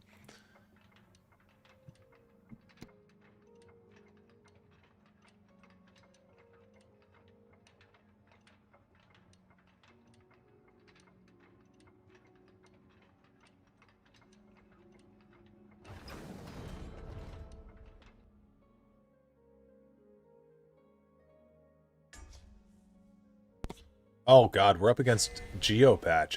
I played against this guy a few times the other day, and it was excruciatingly painful, to be real with you. So, hopefully Geopatch... Are they on my friends list? They are not on my friends list. Yeah, I played against this guy a few times the other day. They were obnoxious. I would understand if you just left now. Have you played against this person as well?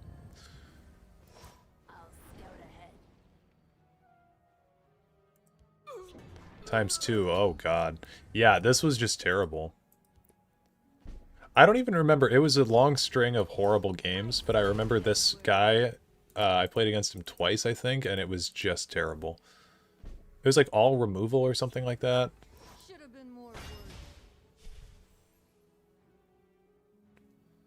I don't know. Something along those lines. I think I just left the second game. Yeah, Lightning Bolt. Nice. That's all three of our Pact Outcasts. Now he's at 5. Dominable Ordinator. Repel the invaders. We do a Bruma Armorer into Fighters Guild. Hard Tribunal control with the works. Yeah, pretty much. Let's go like this.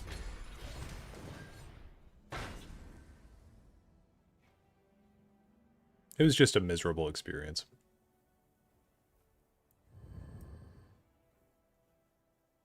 You cannot escape the righteous. Spear... yeah, Spear of Embers. Classic. Well, we have the red year, so now we're actually good to kind of outlast this person. We have easy ways to proc Pact Oathman. Shadowfen Priest. Shadowfen Priest actually cleanses the one with Veteran, so we can't get another one. How about we just keep putting shit down? Let's just put a Pact Outcast down. Spear of Embers is a card? Yeah, it is. Oop. I actually used to love Spear of Embers. One of my favorite cards when I was younger. I was like, an item that's also an action? Oh my god, that's so cool. Certainly allowed to play it, yeah. Oh, hey, I think we won again. No time for pleasantries. They're as good as Draw a Forerunner of the Pact. GG. That was fought well. Yeah, I guess it helped that we were kind of an aggro deck here, but that was luck that we scathed by that guy. I bet he's actually still in my match history.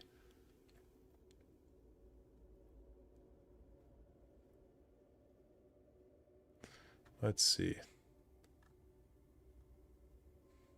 No. I guess he's not. Swear, dude, I played against this guy the other day.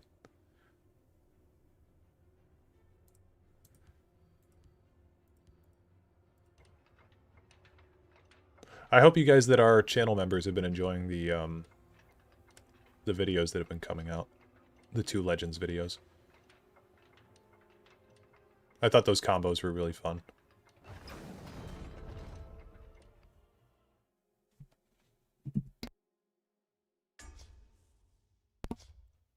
We are back up against Alexis. Because again, we're at the same kind of MMR as them. Works every time, yep. Okay, we're going to keep the Bruma Armorer again.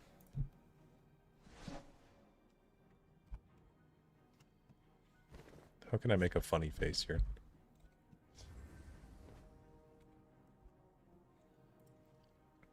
Ungolem.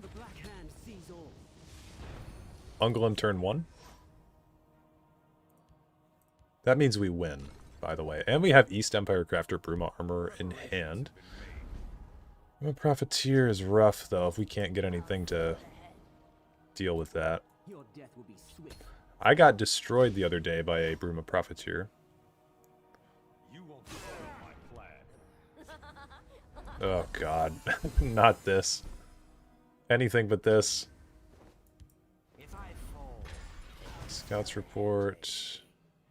Yeah, we'll keep the Pact Oathman for a surprise Mournhold Taskmaster on turn 6. We do run removal, we just have Fell the Mighty in this list. Not as good as getting destroyed by East Empire. Not nearly as good, no.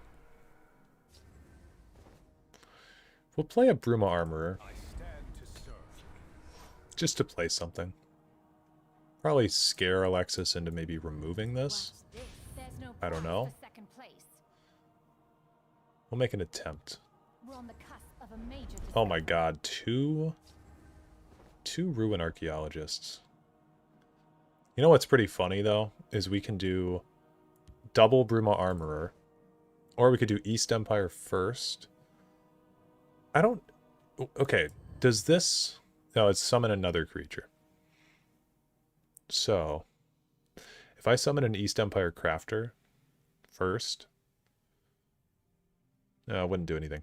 Let's go with a Bruma Armorer, and let's just get a ridiculous Barrow Stalker. This is going to be a 2/7 Barrow Stalker, which I think is pretty funny.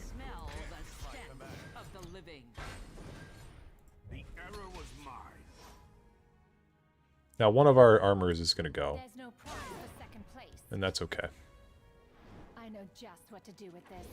I know just Oh, what to do they with found a support. I draw 2 cards. I'm very afraid of what's going on here. Oh, because they did explore, they just tutored a support. Bone Bow. Annoying, but understandable.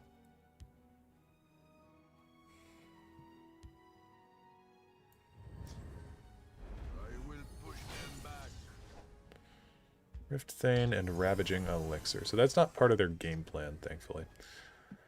Double East Empire Crafter is also something to look at. We killed this, I think. Pact Oathman actually survives this. So we go Mournhold Taskmaster, Pact Oathman.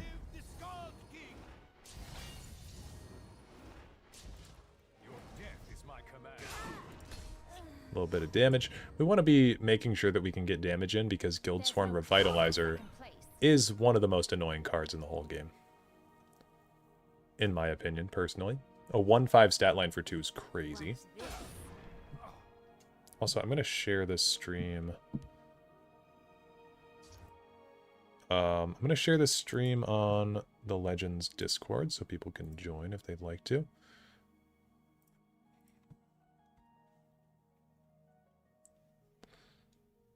There we go. Okay, what happened? We got shackled. Brotherhood Assassin.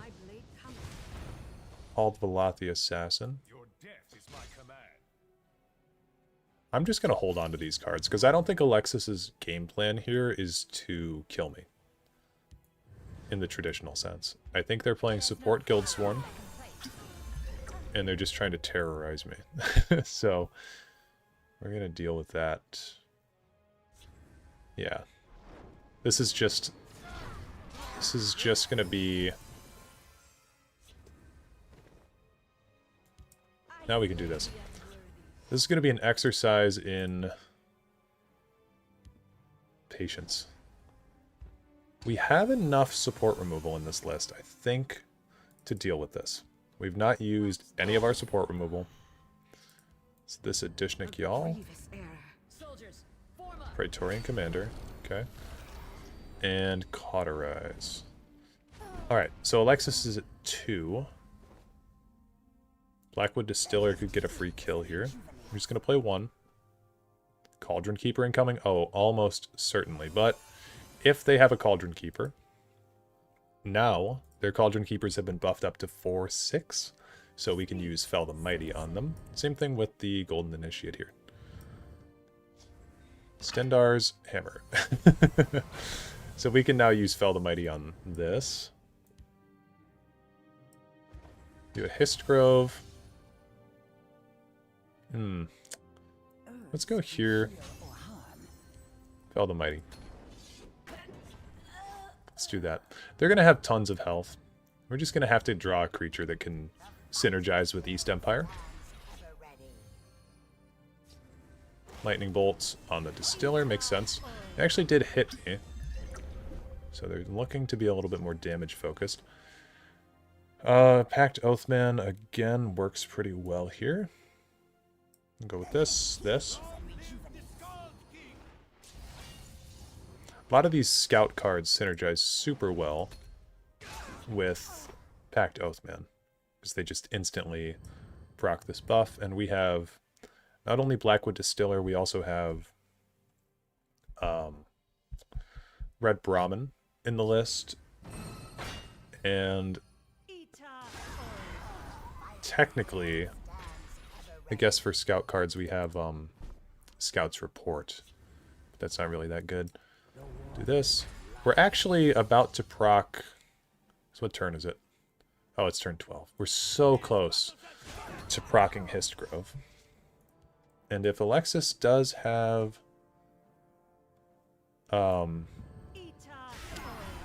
something to deal with supports, they should do it now. Blackwood Distiller we have to play here. We're not getting anything that has a high health pool, though, and we have so many cards that should have 5 or more health.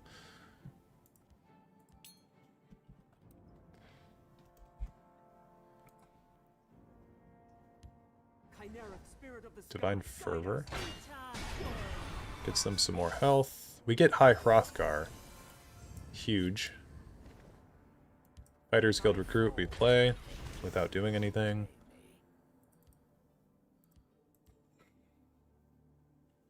How much money do you think you have to pay Bethesda to borrow the Elder Scrolls IP to make a spin-off game from the universe? Probably a ton of money, because it's one of their only... They have 2 valuable IPs. They have Elder Scrolls and Fallout. So if they lost 50% of their valuable IPs in one fell swoop, that would be pretty rough.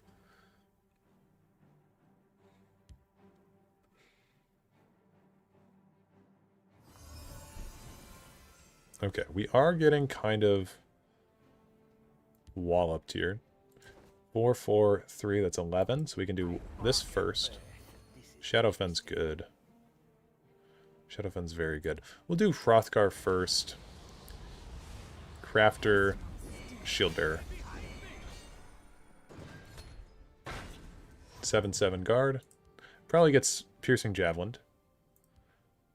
And we don't have much health gain in this deck.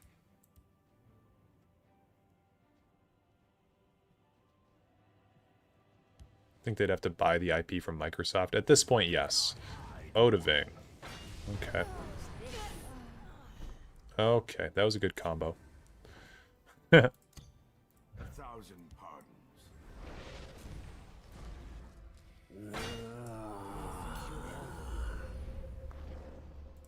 What?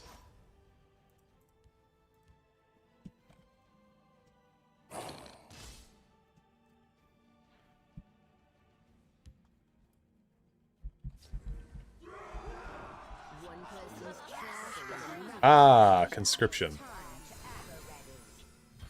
Yeah, that's rough. We need the red year. We need a red year top deck right now.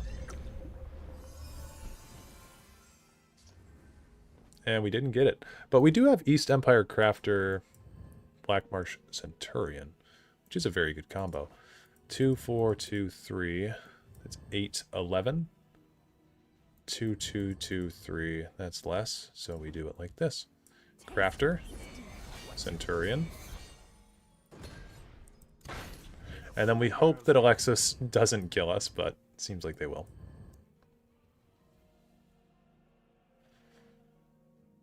We have 9 prophecies in the list. Drawn. Oh. I'll send them all to oblivion. You can't defeat me.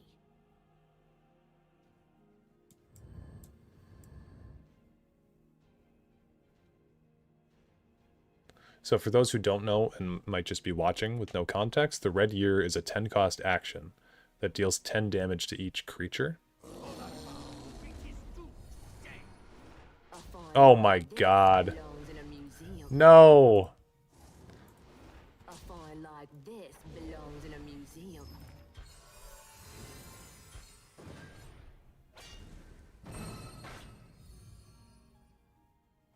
What a pity. Ah.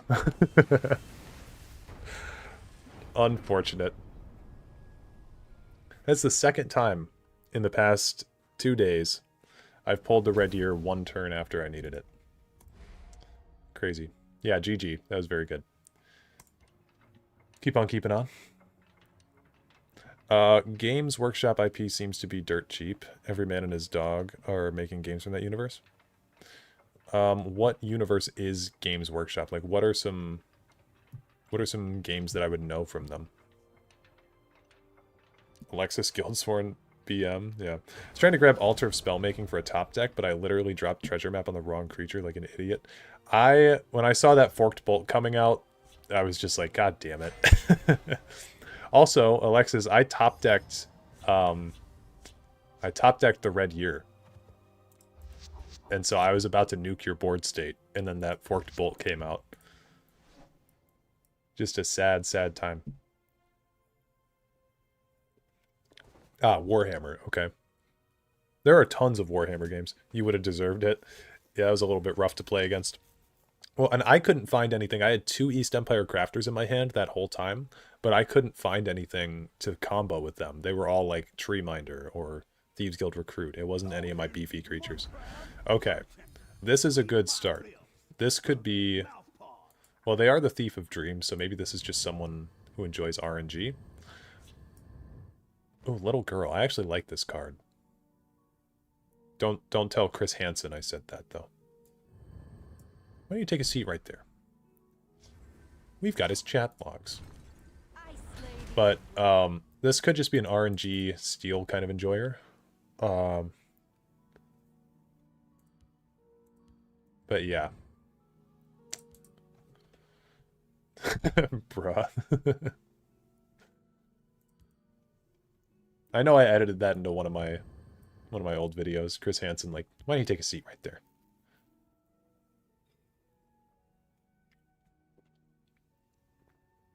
I was addicted to Catch a Predator for like, I don't know, like the better part of 2 months. Suran Pawnbroker.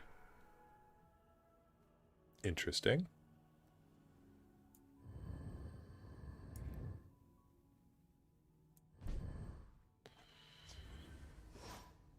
We'll do a Forerunner of the Pact, I think. Over here. Keep trying to match you, but instead I got invaded. What rank are you right now, Duke?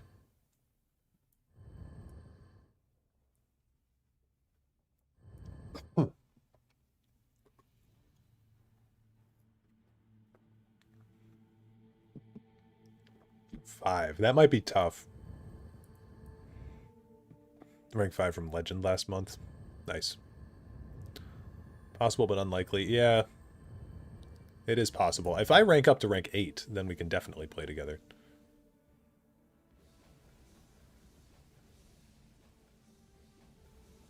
I think that's more within the threshold.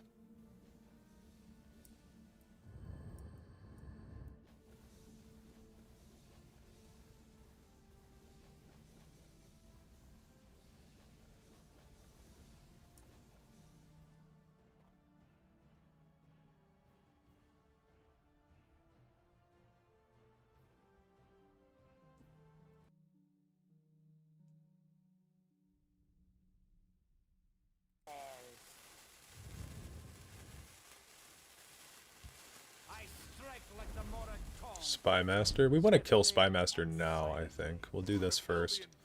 Get High Hrothgar right out of the gate. And he gets, like, just a terrible card. So, there we go.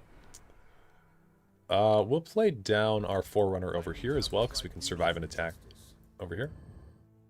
Let's challenge him directly, and if he rejects, keep doing it. That's what this button's for. Boop. But no, I wouldn't do that to you.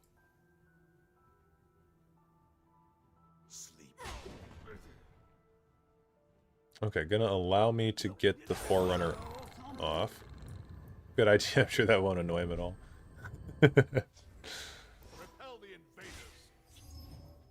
Another Forerunner. I guess we do a Pact Shield Bearer over there, because that can also survive its attack. And I'm actually going to do that. I'm going to attack first to... I think I'm spooked into forked bolts now. Oh, they just left. This person just left. They probably had a forked bolt in their hand.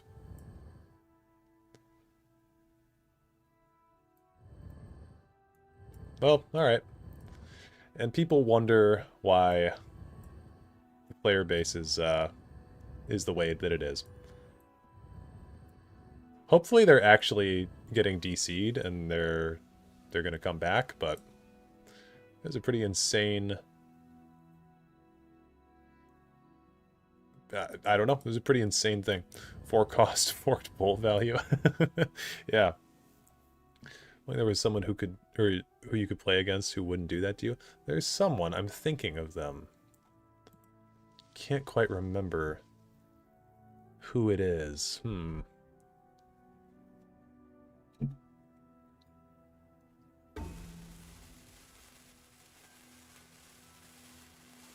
Oh, that's true. It's Alexis. Check here. While this is going on, I'm gonna look in the Discord and just catch up on people.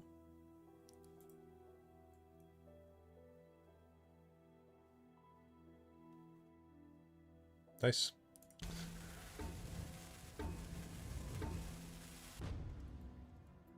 Well, we can at least show off the High Hrothgar Pact Shield Bearer, maybe. No, actually, we can't. We got one more turn, so we can do that.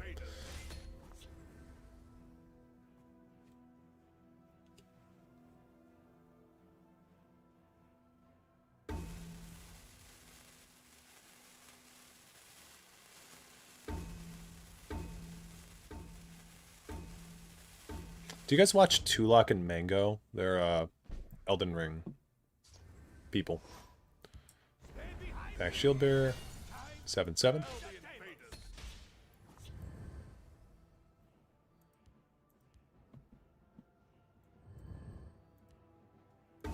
Got Duke spectating.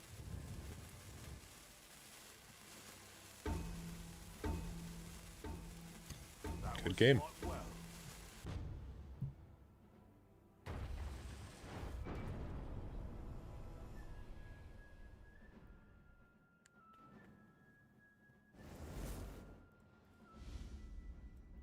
I want to check something really quick. I want to check my stat page. Stats. Most damage dealt in one attack. Mine's only 57. I feel like it should be higher than that.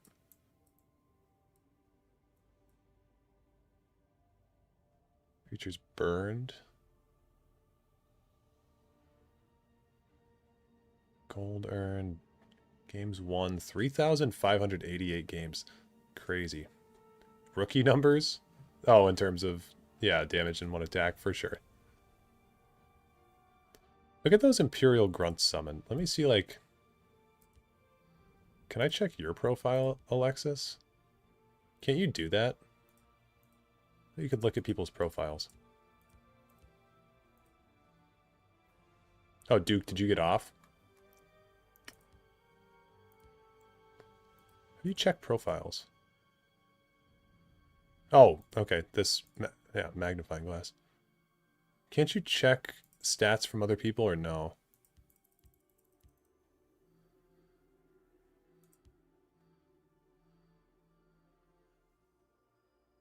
Magnifying glass, I think, yeah.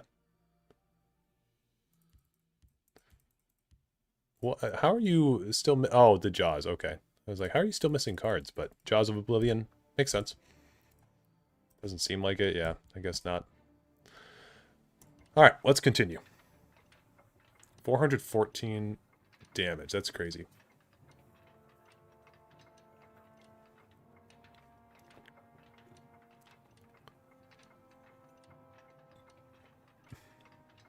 Was that in an actual ranked game?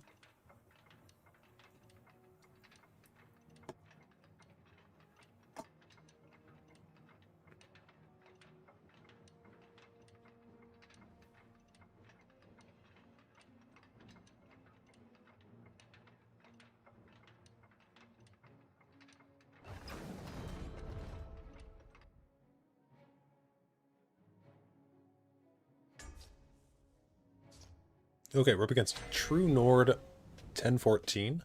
The Perfect on Tribunal. It was against AI using... Oh, that was from using Emmerich's Warlord? Didn't you do that just yesterday?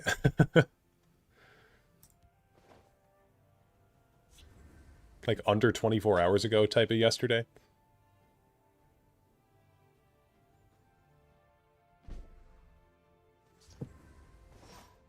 Scouts report. I'll keep the green pact. Keep some small stuff in our hand. The turnaround on that one was quick. Yeah. That's wild. No, and I was... that's what I was saying in the server. I was like, I always felt like there was some kind of a combo you could pull off with that thing, you know? But I never had him. I never wanted to craft an Emmerich's Warlord. Because why would you craft that card? Mage's Trick. Me when the Ebonheart Slay has perfect draws, grumble. I really do like Ebonheart. It's kind of a scummy color combo, but I love it. It just has everything you could ever need. Talking about it with Dr. Monopoly yesterday as well. Finally decided to give it a go. Nice. Packed Shield Bearer. Oh, wow. 2 Packed Shield Bearers, a bunch of Green Pact Ambushers. We could get the coveted triple Green Pact. I've had it happen before.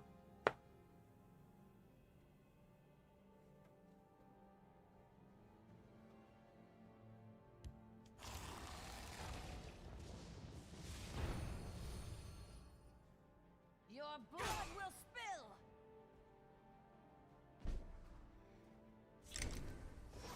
Okay.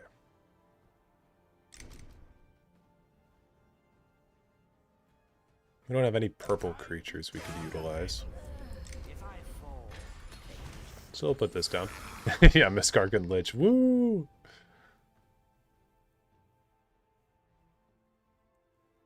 For anyone who doesn't know, Alexis is a big fan of skeletons. Miskark and Lich is like the skeleton. Conjuration Scholar. I want to draw... Oh, hey, check this out. Boop. Boop. So we couldn't get the full 3, but that was pretty cool. This Karkan Lich is actually the perfect counter to Veteran because you want to guarantee your creatures survive for 1 turn at least. That's true. It's actually very true.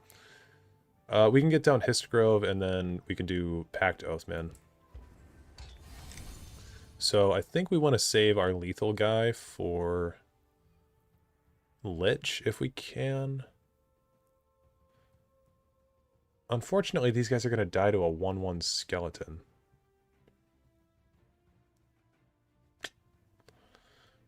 I'm trying to use my big math brain here. See if we've got any way that doesn't kill both of these green pacts, but I don't think there is. I think we go... Oh, this turn's going to be so wrong. I can already hear the comments section. It's going to be something like this. Oh. Oh god. This. I don't like this. Back to Oathman. They all die anyway. I don't think there's a way around that. And then I'm gonna kill that one. Comment section is brutal, brother. Yeah. Av suna tamriel actavoy an arpen aran maraburo. Reason we kill the 1/2 Conjuration Scholars so that way he can't do Barrels Arts Tinkering. He actually got Jube, which is pretty crazy. I feel a storm coming. There's always one guy in the comments that's like, why'd you play it that way? I appreciate the sword on the Jube, but that's not going to work. Gonna do Shadowfen on here, and then we'll do this. We'll get some damage in on him, and we'll do Pact Shield Bearer. Spellsword Summoning is a card. It's a fun card. If you're playing the game for fun, you can play Spellsword Summoning. Temple Conjurer. Actually, the right play here is you hit the Shield Bearer. That way I don't get my Veteran effect off, I think is what I would have done. But I understand why they killed my other one. But they're also not in any kind of danger, so they didn't need to do that. Has me genuinely depressed this game is being shut down. Played since the Skyrim expansion, and this is really the only card game I enjoy. Me too. It's one of the only mobile games I enjoy. The only other mobile game I enjoy is chess, and that's not necessarily a mobile game. A 7-cost Mage's Trick. Yikes. Been looking at Brass Arquebus and Spellsword Summoning a lot, trying to figure out if there's anything funny I can do with the 1-cost. Yeah.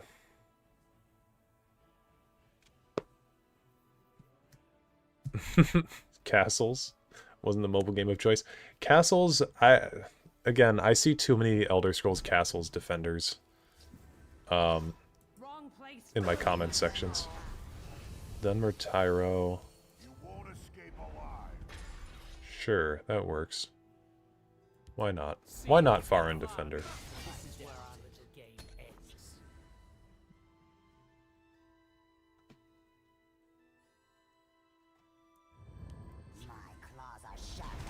Is there any way this game makes a comeback? It's unlikely, I'll say. Or at least does it get shut down? It's very unlikely. I mean, we have 3 months. A lot can change in 3 months. But I personally don't think that there's a whole lot of, like, value in trying to stick onto it and just pretend like it's not going away. Because, you know, it's like... It genuinely would be just copium at that point. I'd suggest keeping expectations low. Been trying to do some stuff for a custom server. Yeah, there's been a lot of talk of a custom server coming into this game. So, okay, this person is on Ward Tribunal. Or maybe they just have 1 Elixir of Deflection. Honestly, 1 Elixir of Deflection I can get behind. I think that's pretty cool.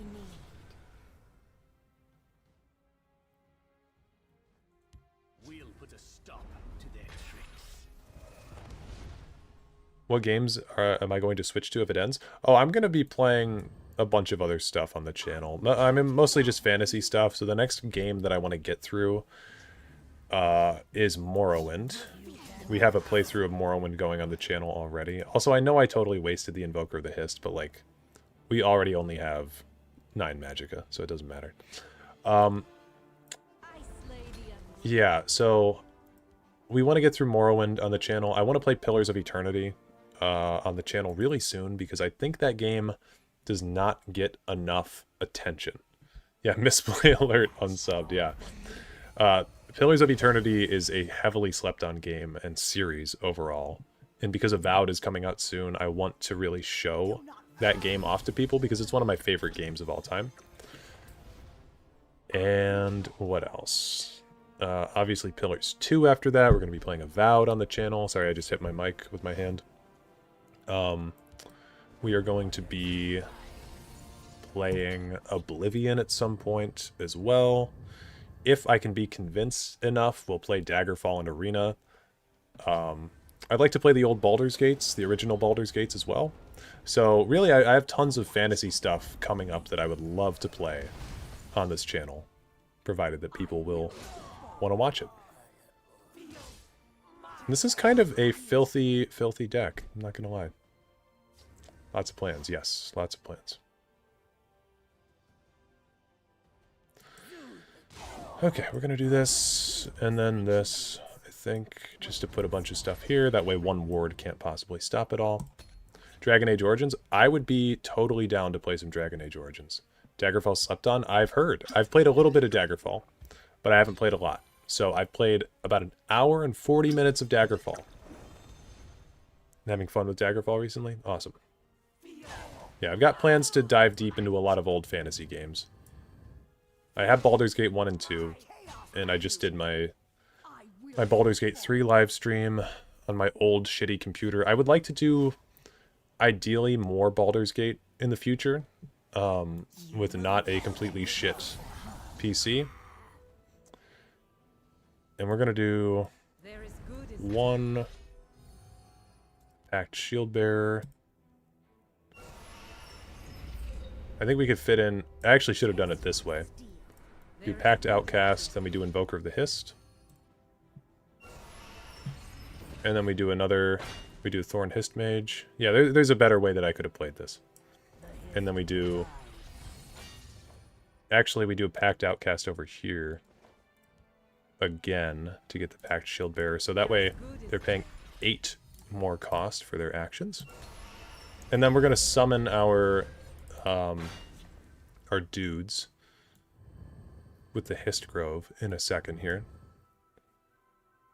You think Avowed is going to be any good? I think Avowed is going to be good. I've liked every single Obsidian game I've ever played, so I think Avowed's going to be good. But I don't think you should go into it thinking that it's going to be Skyrim. Please don't do that.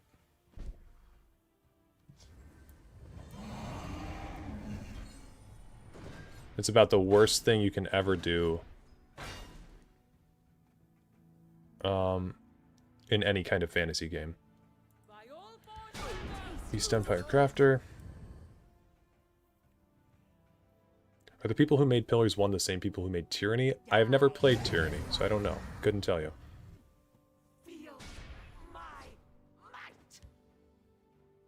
A card you were allowed to follow. Are you talking about Mountain Tyrant? I didn't even register that.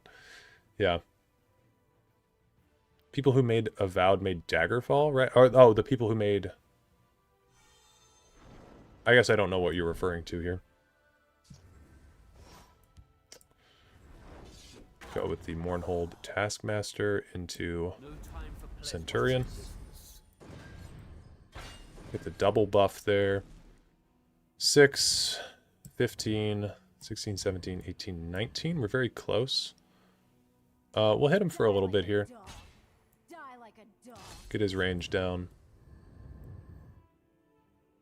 Maybe thinking of a different game. Alm CV Intervention. That's crazy. Or Power of the Alm CV. That's crazy. I heard Daggerfall devs who quit Bethesda are making a game. That's Wayward Realms. That would be Julian the Fey and company. Ungolin. The Black Hand sees all. We need to keep this guard alive, otherwise we lose. I'd like to know if this Power of the Elm CV was because I hit him there and gave him that card. Does he have Squish? Doesn't have Squish. Okay, that's enough to deal with the Dres Renegade. 100 cards, perfect. Draws every time, yeah. Invoker of the Hist now has charge, and it will become a huge guard here. So that's good. I think we fixed our problem. Yeah, I think we fixed our problem.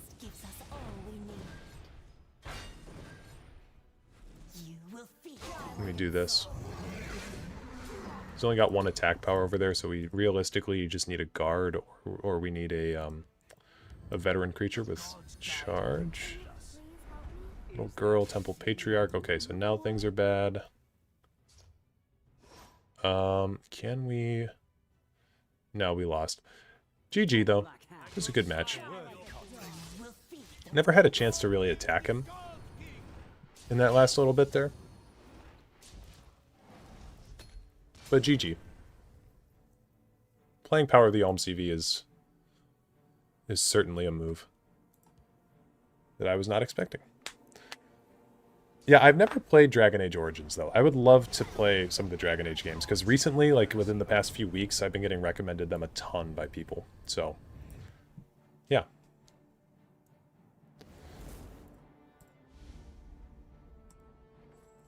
But, like, here's the reason that I really like... You've seen so many Power of the Elm CV lately? Really?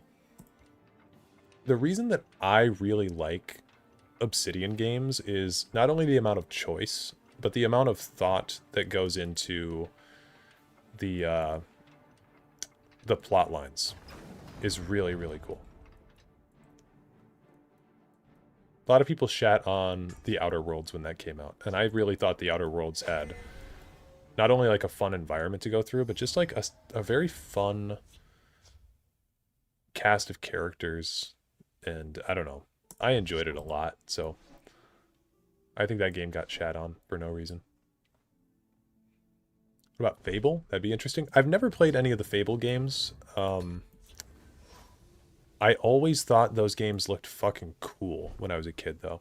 Oh, and you know what else I want to play is Dishonored. I want to play Dishonored on the channel. It's fantasy adjacent. It's like steampunk type stuff, but I really do want to play Dishonored. Dishonored 2, actually, is my favorite stealth game, I think. Fucking love Dishonored. Yeah, I'm kind of a psycho who likes Dishonored 2 more. But I love Dishonored 1 as well. It's a really good game.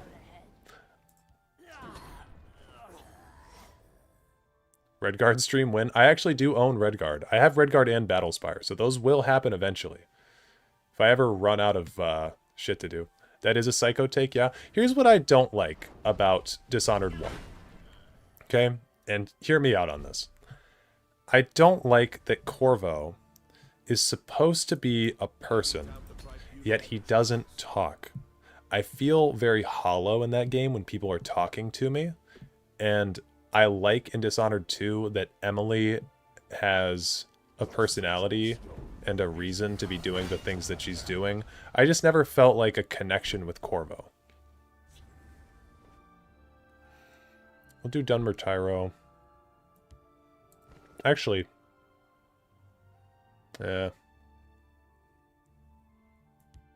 super fair, honestly. Yeah, and that's really my only thing.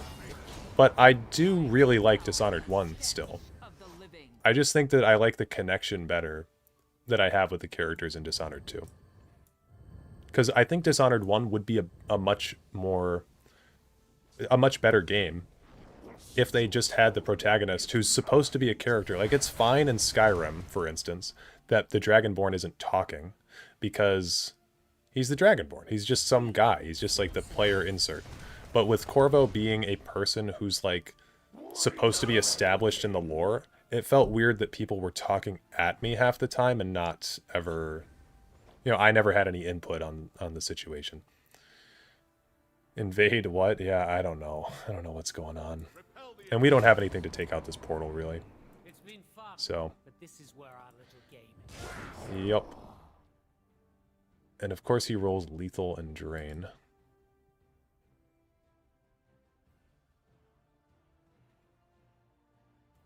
You know, another game that I like from Arcane, that a lot of people didn't like too much, was Deathloop.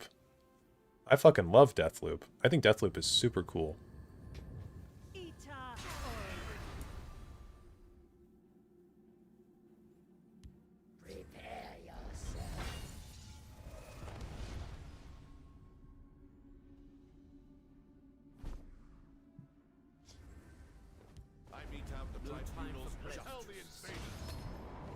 Not a fan of Deathloop, Alexis?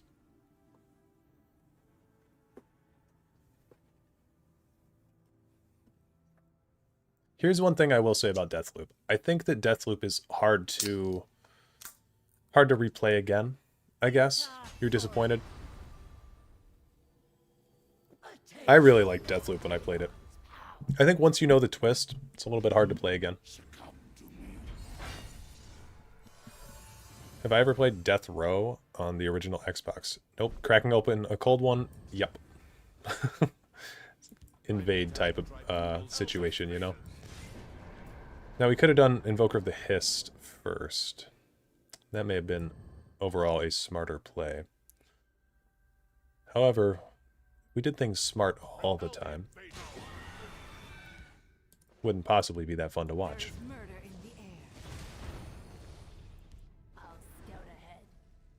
Keep Martin. I think Deathloop was when I started thinking Arcane was falling off, and Redfall confirmed it outright. What didn't you like about Deathloop? Because I've heard people say they don't like Deathloop before, but I've never really heard a reason why.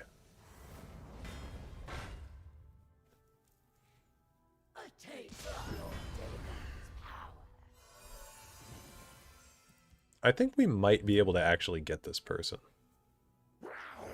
By the way. Especially if this guy can stay here. Wow, okay. So we could do an Invoker of the Hist and just... Yeah, we could do East Empire Crafter. Look at this turn. This is going to be a cool turn. Invoker of the Hist. With charge. And guard. And then we throw Martin down.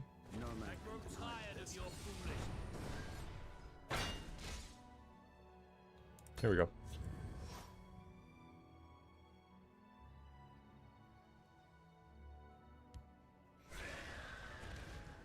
Didn't like the rough aspects. The enemy AI was dumbed down. The story was boring.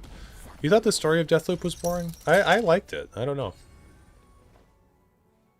We have another Invoker of the Hist. Here's the thing, though. Not green, dude. Yeah, I don't know what this guy's on about. Here's the thing with Invoker of the Hist that's really weird. Is that it won't restore this 15 magicka here that we started our turn with. So what we really should do, I think, is just try to get him to a lower health. Avatar of Akatosh lethal incoming? I'm hoping. If he can't get rid of my Martin. Feed. Classic.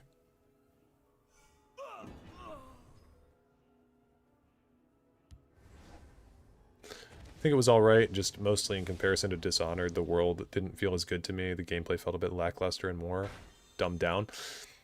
That's fair, I guess. I liked the levels of the cities, like going through Updom and stuff, but yeah, I can see that. That's a fair take. Okay, so he got my Martin. It's definitely disappointing. We have Pact Oathman to... Well, actually, I don't want to do Pact Oathman. I want to keep this Mournhold, what is this guy? Mournhold Taskmaster. I'm going to keep him alive if possible. We go like this. See how much we can get in here. Pact Oathman, Field Lane. We'll attack the Oblivion Portal. Or the Nakreen. We'll save the Oblivion Portal for later. We'll do this. We'll do... Let's do a Thorn Hist Mage, and then we can save the Invoker for later. Get a buffed up thing. Also, it felt more repetitive than Dishonored, but maybe I just missed something. Well, I think Deathloop is supposed to be a little bit repetitive, because you're supposed to go through the levels and try to find information. So I could see that as, like, if you didn't like that aspect, but I do think that was maybe planned in the gameplay, I guess.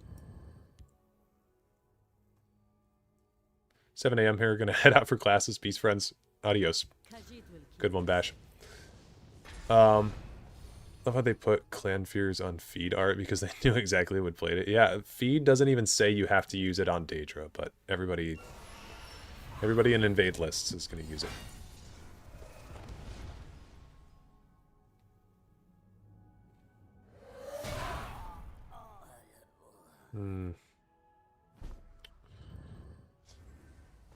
I mean, this is just kind of a grind at this point.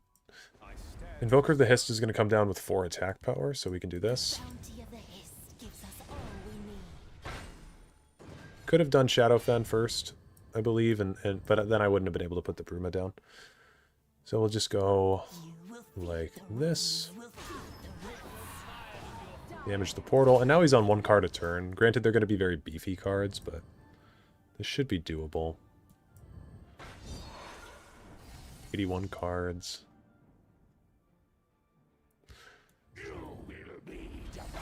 Charge, drain, rally, regen. No lethal. Nice.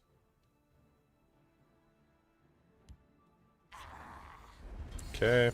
Breakthrough, drain, regen, ward. No charge. Okay, why do you have this in your list? Why do you have this? why are you running Vigilant Giant? We need a veteran creature. We didn't get one. Okay. Yeah, that sucks. Now, which one do we silence?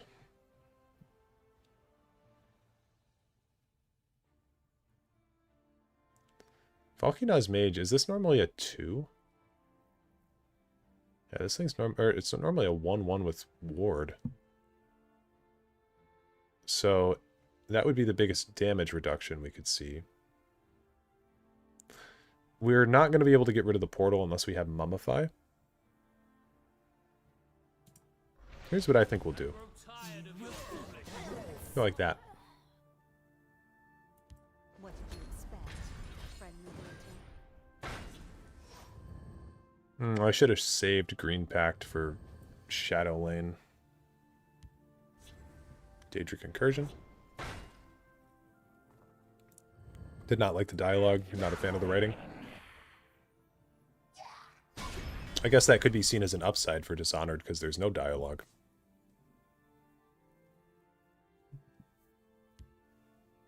From the character, anyway. You didn't like, Colt? Drain, rally, regen, lethal, ward, but no charge. Okay.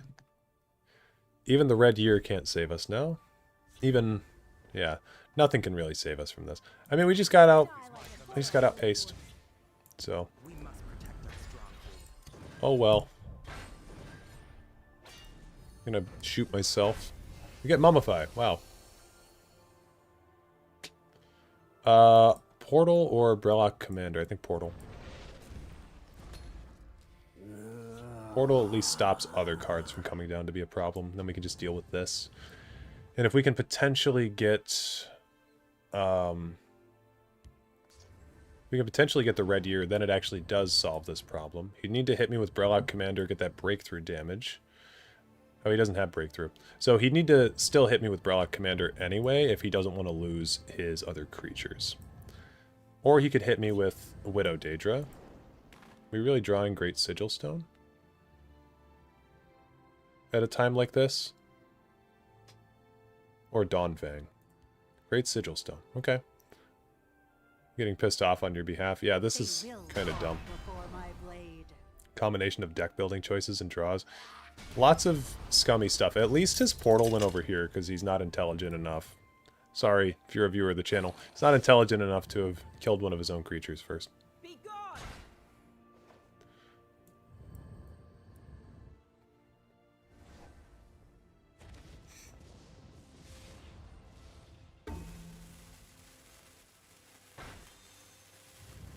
So we have Thieves Guild Recruit and Scouts Report. Could both find, technically, the Red Year. We have High Hrothgar, a little bit late. Red Year, one time. Yoren.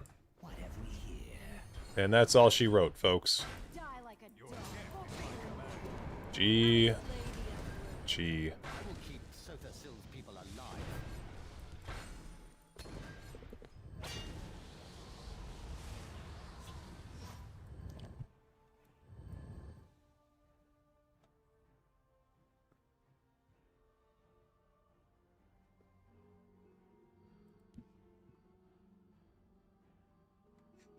How long was this game? Like 20 minutes?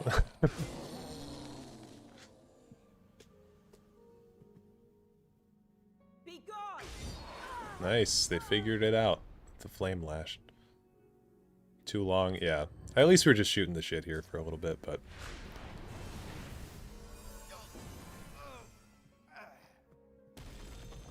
Why are you still invading?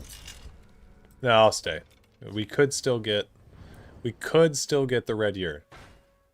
He has to break one of my runes. They will fall before my blade. Damn. I was hoping he would hit one of my runes and then we get some crazy prophecy to save the game, but... Nope. Could have interrupted lethal and fuck around instead. Yep.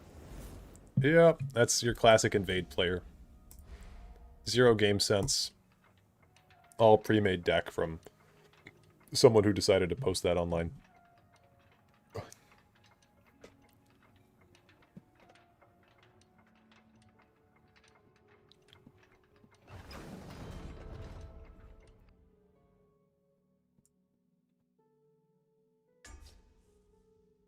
Yeah, like... Oh, we're up against Alexis again.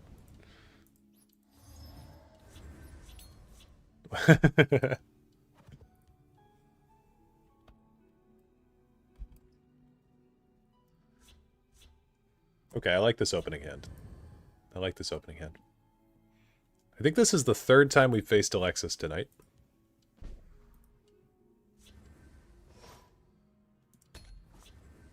We don't need to use the ring. We could have, but we don't need to. Old gate. Oh, no.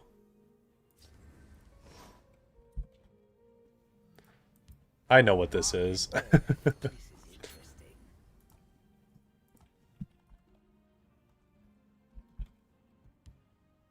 Taste my steel.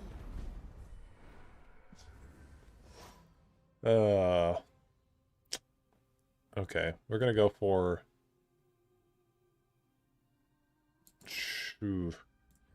Blackwood Distiller. This is a red herring to throw him off, but what we need for Alexis is we need them to ignore this for a second. Yo, Dareloth, what do you think is better? Dishonored 2 time traveling level or Oblivion's Dark Brotherhood mission quest? I think my favorite mission in Dishonored 2... Okay, check this out, check this out, check this out. We got him. Pact Oath, man.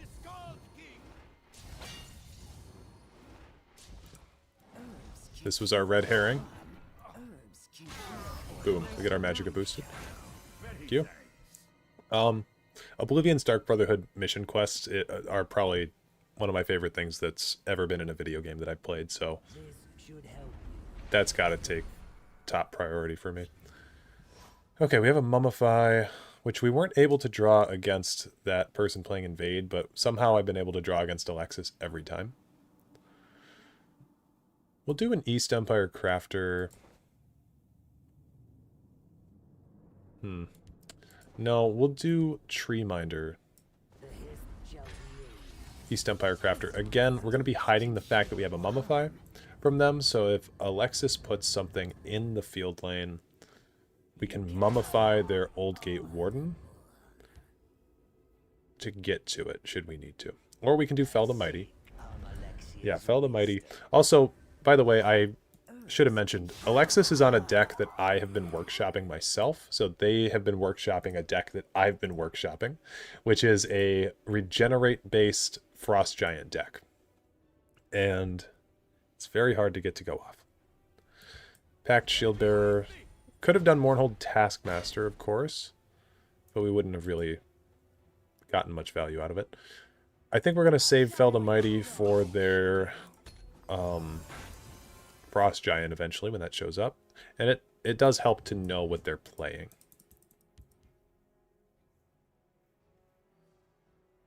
Pact Outcast. Another one. And Frost Troll there is a smart play.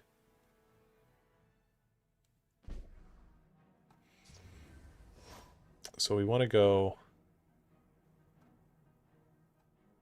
Yeah, we want to go 1, 2, 3. And then we could do Taskmaster... Taskmaster Pact Outcast doesn't do a whole lot.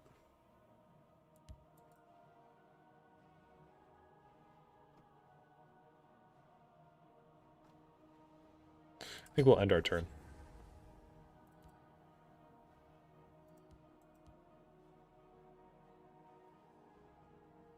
Die like a dog. Alexis is also a smart player, so they're going to know how to counter us on Veteran pretty well, I think. And basically the easiest way that they can counter us at this point is... Nice. Okay, so we finally get the kill on this. We can basically use our Mummifies or our Fel the Mighties to deal with the Frost Giants at this point. I think Fel is going to be better here. We don't have any veterans in the discard pile. Tell you what, though, I will lay down a Taskmaster Shadow Lane. We'll see what they do about that. This is one of the best cards for veteran. I see. Yet another Mournhold Pilgrim.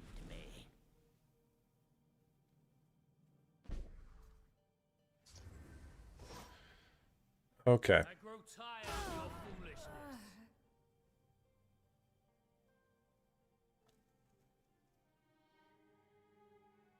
Yeah, I think unfortunately we're gonna have to mummify them again. And we'll do like this.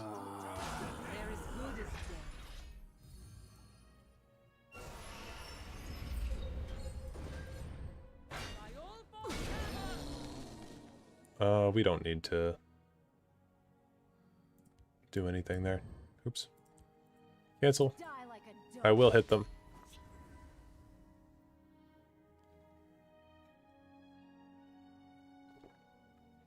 My favorite target to take out in Dishonored 2, I think, is Jindosh.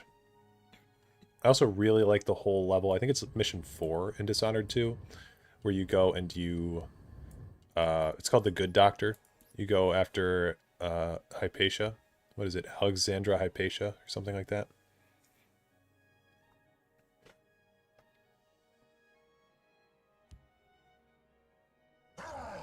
Frost Giant, there we go. And Old Gate. Just to keep us off of face for a minute. We also have the Red Year. And they've played 2 East Empires. Honestly, at this point, summon audio is an actual jump scare. Yeah, it's really loud.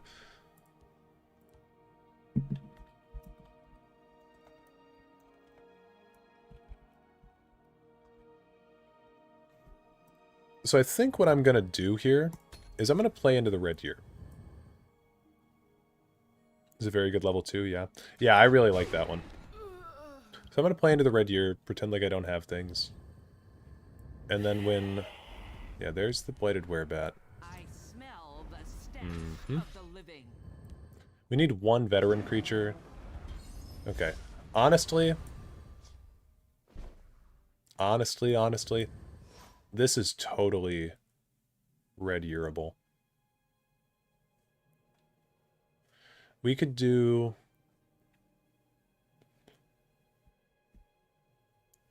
We could do the Red Year, but then we'd be missing 2 of our most vital pieces of this game. Let me think about this. Mummify you. You're down to 2. Pact Shield Bearer kills. Leafwater Blessing becomes a 6 cost. Black Marsh Centurion over here. That's 13 Magicka. So, fine with that. Pact Shield Bearer. What's your business?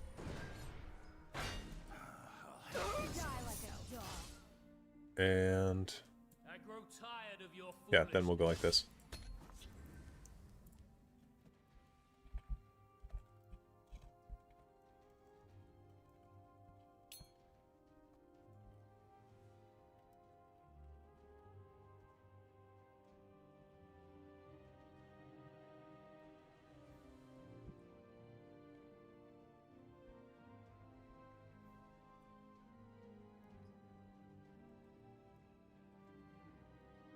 Oops. Okay. You would say it's like 4th best for you. Dishonored 2 has so many good levels. I think that's the strongest part for me of Dishonored 2 is the level design and like just the targets you go after. Ring of Imaginary Might. I do feel bad for how much I've just been tormenting Alexis with these silence and removal cards, but it's just about the only way to survive out here. Pact Shield Bearer. Pact Shield Bearer, Pact Shield Bearer, Pact Shield Bearer. I think we do Shadowfen here. Shield Bearer here. Kill this. Kill this. This way there's no Leaf Water in play anymore, and it's a 6 cost, which is pretty funny. So they'll have to play a creature, and then they'll have to play a Leaf Water on top. Iron Atronach. Clockwork Soldiers are hilarious. Yeah, they are. They're pretty fun. Okay, Mummify can't work on this target, but we will move as many forces as we can over into the other lane, I think.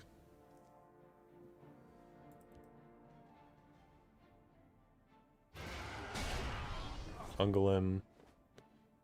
Aldvalathi. There's no veteran creatures with lethal, so we will have to just stack up a bunch of damage against Alexis here.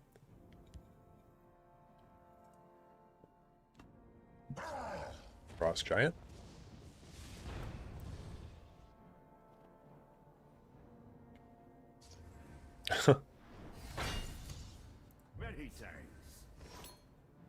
Probably game. Yeah.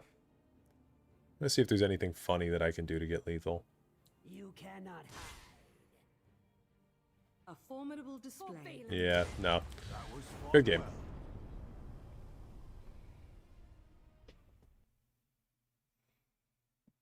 Played Dishonored Death. Death to the Outsider. Played both 1 and 2, but never touched that one. I have it in my Steam library. I've never actually touched it. My friend... oh, I got an achievement. War Leader of the Pact. Achieve veteran status with 200 creatures. Wow. Achievement get.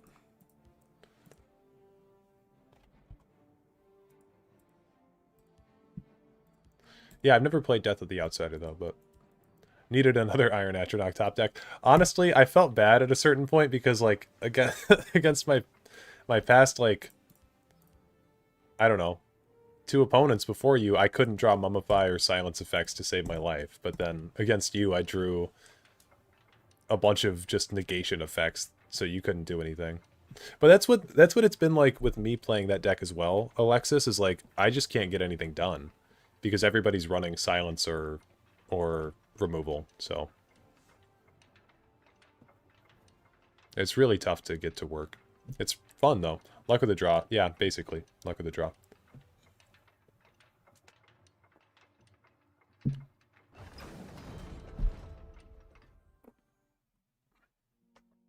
Also, Alexis, have you played Death of the Outsider for Dishonored? Because Crack and I were talking while you were, while you and I were playing, and neither of us have played that one. Okay, done Retiro. Red Deer would have screwed Alexis pretty much no matter what. Yeah. You've not actually? Yeah.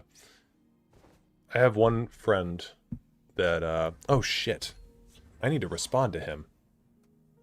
He sent me a message like 10 hours ago, and I have not responded to him. Shit.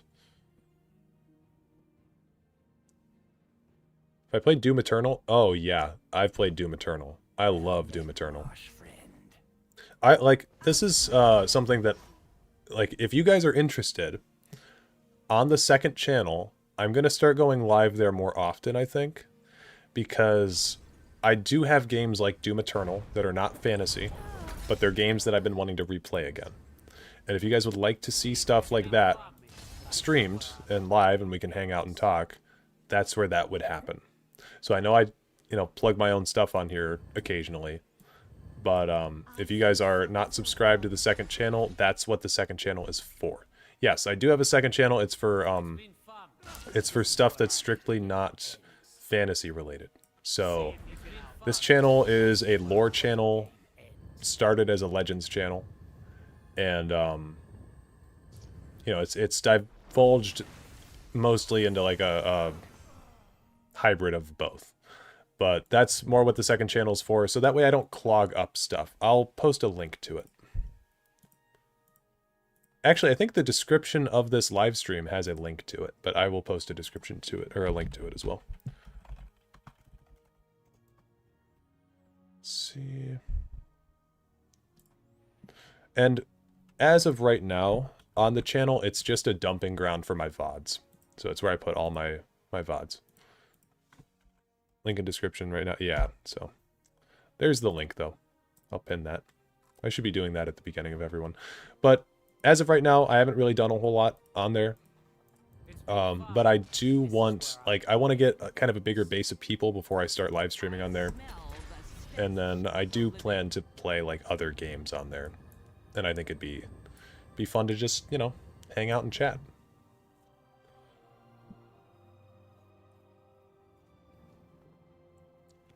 But yeah, stuff in my Steam library, I'll go through right now. I've got The Forgotten City. I really want to play that at some point. I do want to play Deathloop at some point on stream. And Alexis, maybe you and I can debate the merits of Deathloop, or maybe you can convince me that I'm off base with it. Black Mesa, something I've been wanting to play for a while, but I haven't gotten around to it. The Tomb Raider trilogy is something that I've been needing to finish off. I've never finished Shadow of the Tomb Raider. The remakes of those. So those are things in my Steam library. Let's see. Where would we put... Yeah, Doom Eternal is definitely in there. Borderlands games, maybe. Have I ever played Inscription? I don't know what that is, no. Great game. I will look it up on Steam right now. Inscription. Ooh, this looks cool. Added to wish list. I'll investigate more on that later. Hand of Fate, something I've been wanting to play. Want to do some Elder Scrolls Online at some point. This might come as a shock to some people, because I know this is a very beloved game. I've never beaten Portal 2. I wanted to play Portal 2 at some point. Also, it looks like we're going up against Roger Roman 26. They're the Dragonborn. They're on a 75-card Tribunal list, it looks like. Really? Yeah, I've played Portal 1 a shit ton. And then I had Portal 2... So I used to live next to a video rental place, and they had video games there as well. And back on Wii, I bought Portal... Or not I bought, but I rented Portal 2. I played it. Got, I don't know how far, maybe 4 missions in, and then it was time to give the DVD... Or not the DVD, but the thing back, the game back. And I just never purchased it again. Never beat it. So... Portal 2 is something that's been on my list for a really long time. And, yeah. And then I played through Half-Life 1 and Half-Life 2 in Portal 1. I got halfway through Half-Life 2. And then, I was trying to lead up to Portal 2, and then I just stopped. I just stopped playing Half-Life 2. So, I need to get through those. Wow, lots of ramp all at once there. But I love Portal 1. Portal 1's a great game. Portal 1 you can also beat in, let me see on my Steam time. It's under puzzle games for me. 105 minutes. Yeah. So I bought the game on, oh, okay. I was wondering how Greenpacked Ambusher got here, but it was from Courtwalk. Yeah, I bought the game on PC and then I played it and I beat it in 105 minutes. So it's very short, but still a very good game.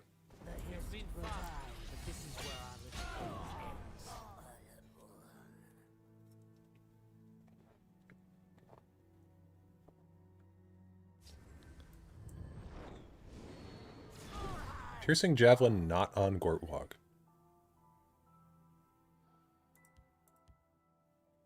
Pretty hopeful for the Half-Life series. It's like the last series I have actual high expectations for. Half-Life's really good. Half-Life 1 is really good. And I liked a lot of Half-Life 2 that I played. I think I was just busy with... I think I was actually genuinely busy with the YouTube channel. Back when I was playing Half-Life 1. Because I was splitting my time... When was the last time I played Half-Life 2? That would be under... Where would I have put that? Action-adventure games? Yeah. Half-Life 2. I last played this in March. I can't remember what I was doing in March. I don't think I had a lore video coming out, but I might have just been busy with the channel. I don't know. I'm not even going to play anything. The VR one was good. Yeah, I haven't played it, but I've heard that Alex was good. It's just that a lot of people didn't have VR headsets to play it, I think is the main thing.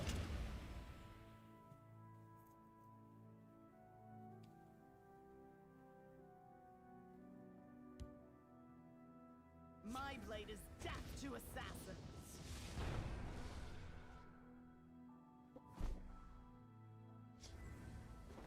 If I fall, It's an issue of hardware, very limited reach. Yeah, I could see it. We'll play Shadowfen Priest on this, just to not lose any more of our stuff. You know, a card that we have yet to actually play is Yorn's Vanguard, because there's only 2 of them in the list. Lesser Ward on Bro. And Edict of Azura on our Histgrove. Histgrove is not necessary to the overall plan of this deck, so that's okay.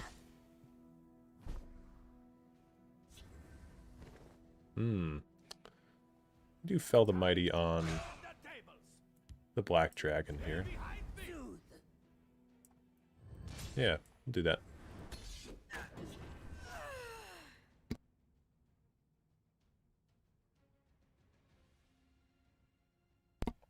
Hopefully it will be easier to access those VR games. Was never interested in them at all until I saw the new Batman game for it. Yeah, I just started seeing ads for that. It's Arkham... Oh, God. I forget the tagline on it, but it's Arkham something. Looks kind of cool. But I think it's only on MetaQuest, which is like... Is that the Facebook one? Reanimate, really? Arkham Man? Arkham Shadow. Yeah, I think it's only on MetaQuest.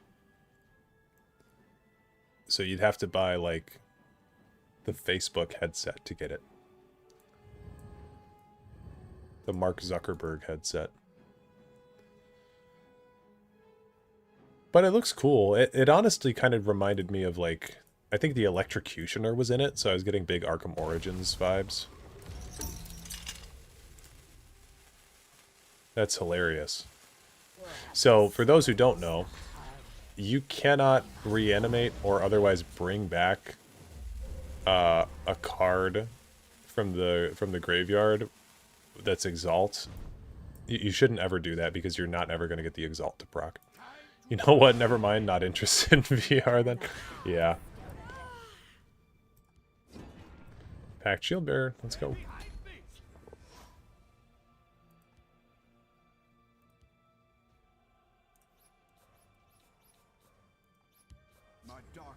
Prophet of Bones. What is this deck? Is this just like just an exalt thing? Are we reanimating? Are we reanimating our... Okay, Black Dragon this time. That's sensible.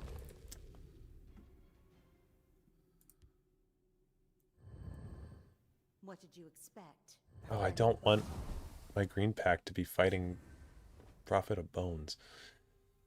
Packed Oathman can kill the Black Dragon here. No time for pleasantries.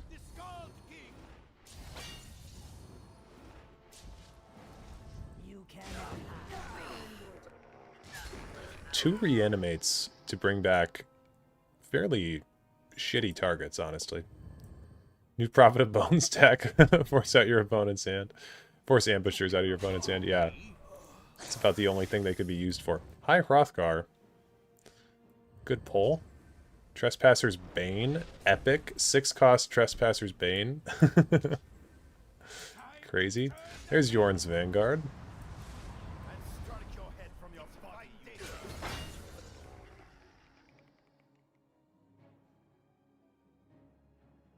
That is a desperate move.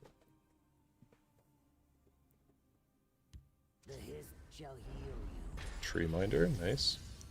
Treeminder and weakness. Give me another veteran creature. Thank you. Oh, you know what? I could have killed. I think I still can. But this thing's going to be 3. No, I can't kill anymore, right? 6. 10. Oh my god, I can. Okay, hold on. 6. 1, 3. Even with high Hrothgar debuffing my cards. Crazy. Good game. Prophet of Bones. Wild thing to be running.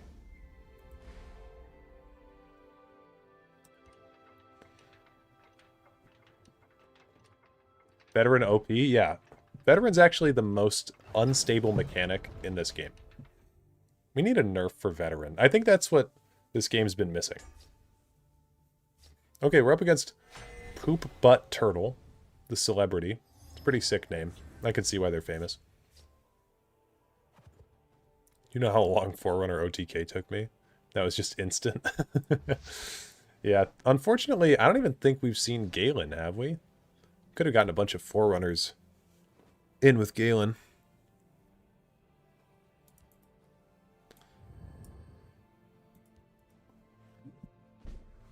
We're still at rank 9. We've been streaming Legends for like 2 hours now.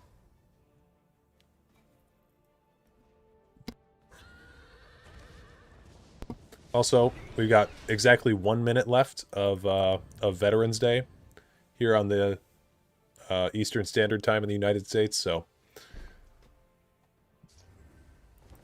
that'll probably be a good point to call it, is after this match. It takes 18 Magicka to do 1 turn 30 to 0 health. Oh, wow.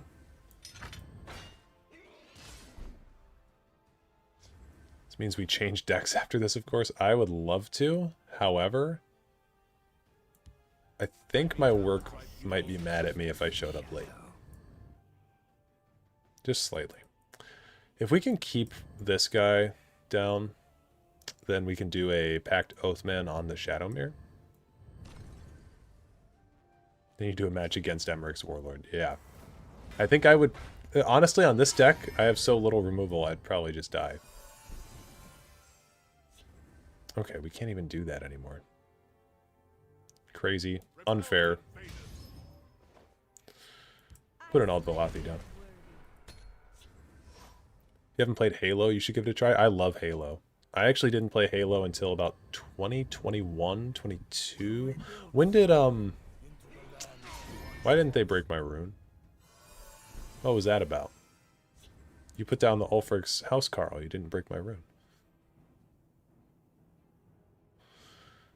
Well, we'll take full advantage of that, I guess. We'll do Thorn Hist Mage to block him up. Do that. With my luck, they'll top deck Shadowmere. But yeah, when did Halo Infinite come out? 2021 or 2020? Oh, you gotta be kidding me.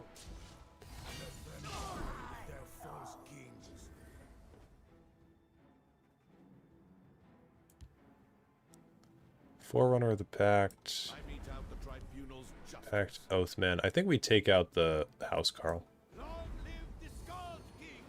Then we just use the remaining Magicka.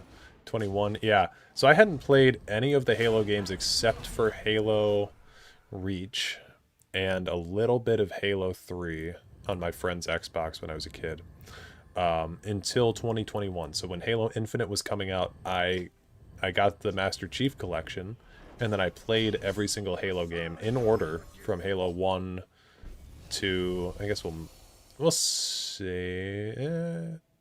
Yeah, we'll play it. Why not? But I played all of them in order. 1, 2, 3, 4, 5. Then Reach again. I played Reach first, actually, because technically it comes first.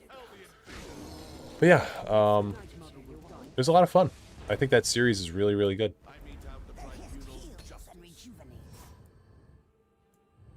The only one I have not played that's considered mainline is ODST. Oh, I'm Emulating Blast. I guess not considered mainline, but a lot of people really like that one, and I have not played that one. Do High Hrothgar here.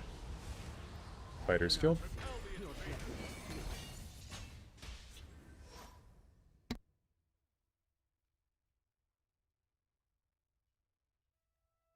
Was interested in getting into Halo during 2015, but my dumbass started with 4 and never touched a Halo game ever since, but I do want to start again with Reach. So here's the deal. Here's my take. As somebody who was not in the Halo community until 2020, 2021. Because I played a lot of Reach, but I wouldn't consider myself a Halo person until recently. So I think Halo 4 gets a bad rep. I think it's multiplayer. If you're just basing it on pure gameplay, I think Halo 4's multiplayer is really, really good. Time to fight. The problem that comes with Halo fans is that they're kind of all over the place, it seems to me, on how they interpret how these games should be judged. Like, Halo 5 to me was not a war crime. I thought it was okay. It certainly wasn't the best of the Halo games, for sure. I would be willing to grant anybody that.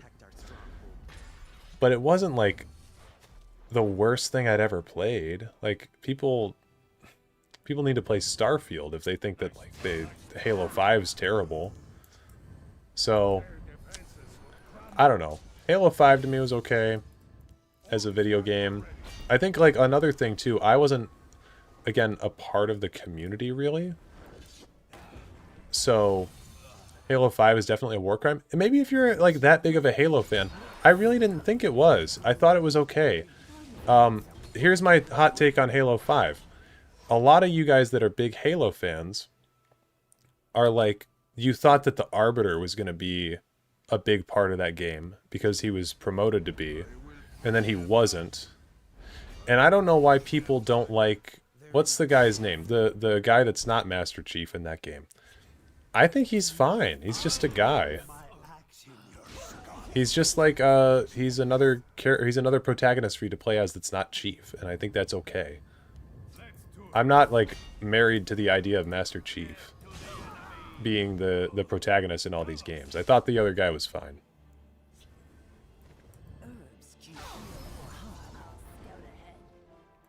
Get rid of Mummify. Let's see. We could do Pact Outcast on. Forerunners are already used up. We can't even use Pact Outcast, really. So we'll just do this.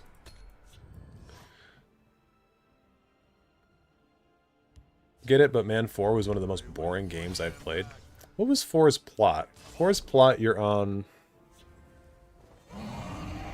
Forest plot, you're on that planet after Master Chief gets, like... It's at the end of 3, you go into, like, stasis, right? Just wait here for a minute. And then you wake up on that planet with the Forerunners. Right? And that's the basic plot of 4, is you're trying to get off of that planet with the Forerunners on it. I don't know. It wasn't the most riveting gameplay experience, I'll tell you that much. Also, just as an outsider, I didn't think Halo 3... I probably, like, pissing off a lot of Halo fans. I didn't think Halo 3 was all that good. Compared to 2. Halo 2 was like... They peaked at Halo 2. Halo 2 is fucking awesome. And Halo 3, to me, felt like Halo 2.5. And don't get me wrong. Halo 3, still a good game. Okay? Like I said at the beginning of this little conversation, I think all the Halo games are pretty good. But Halo 3 is, like, revered as one of the best games in the franchise, and I just thought that that Halo 2 was much better. Totally out of the loop on this one. That's fair. For me, it was the gameplay. The AI was way worse, and combat was boring. It's just a step down. The story was alright, but the gameplay was really a step down. I will have to... You know what? Maybe we'll have to replay the Halo franchise, because it has been about 4 years since I played any of them. But I don't know. Like, I'm just speaking about stuff that I just vaguely remember. Also, we're up against Insert Autism 9000. That's how I feel when y'all talk Dark Souls. That Duke, you gotta play Dark Souls. All the cool kids are doing it. I smell the stench of the living. But yeah, Judge Dredd, I hope I'm not... I'm not trying to make you feel like your opinion is not valid or anything. Because again, I'm just some schmuck who played these games recently. But this is just how I felt about, like, hearing people talk about the series. After having played them. Careful, it'll become the Daggerfall Mage thing again. Listen, I didn't play any Dark Souls games. I fucking hated Dark Souls. I fucking hated Dark Souls when I was younger. I played Dark Souls 1, and I was like, why would anybody ever play these games? It's like, you know, it's like torture playing these games. And I got stuck on the first boss, not the Asylum Demon, but like the first real challenge is like the Bell Gargoyles of Dark Souls 1. And so... yeah, it's definitely all subjective. Like, I think that everybody's entitled to their own opinion on these, but hey. At the end of the game, like I said, I like all the Halo games. I think they were okay. 5 was definitely not my favorite, but I didn't think it was, like, as big of a war crime as people said. Anyway. I hated Dark Souls 1. I swore it off. I got stuck on the Bell Gargoyles. Never played it again. Until... Elden Ring was coming out, I think was the thing that got me into it. And then I started playing Dark Souls 1 again. I logged on. This was like after... I would log on for like a day, you know, every week, try to beat these Bell Gargoyles. And it would never work. And then I took like a 6-year break, logged back on, killed the Bell Gargoyles my first attempt. And I was like, oh, we're chilling. And then after I killed the Bell Gargoyles, it was like I became elevated. I like knew how to play Dark Souls after that, and I really didn't have a problem with the game after that. And I just got to enjoy the environments and the storytelling and everything. It was really cool. Feels like such a common thing for Dark Souls players. Yeah, I know. I hear so many other people now that I'm like in the community, that got stuck on the Bell Gargoyles.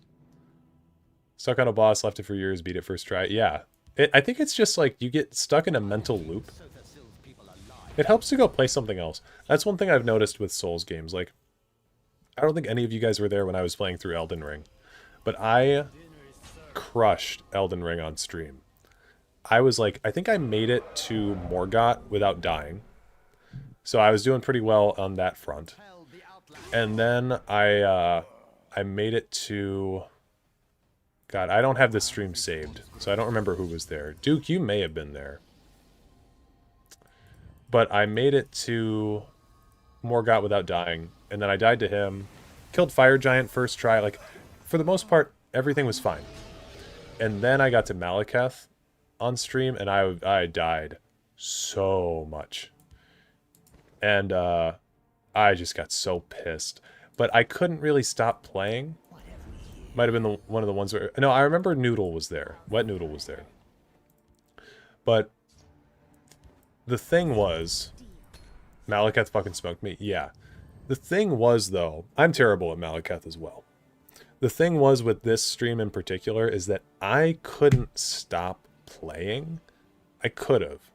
But I was streaming it, right? And you have an audience with you. So you're trying to kill this boss. You're dying in front of people. It's embarrassing to an extent. Really, it doesn't matter because nobody really cares. But you know, you're in the mindset of like, I want to provide good content for people, or I want to try to entertain people in some way. So yeah, I died a ton to Malekith. I was like pissed off. But what I should have done in retrospect was chill out for a minute, go do something else, you know. Please excuse Khajiit. But I didn't do that. Pact Oathman at... Check out this Pact Oathman.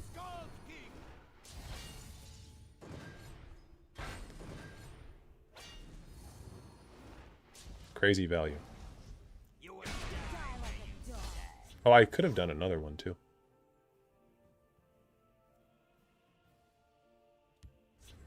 Cunning Ally does not get a firebolt. That's good.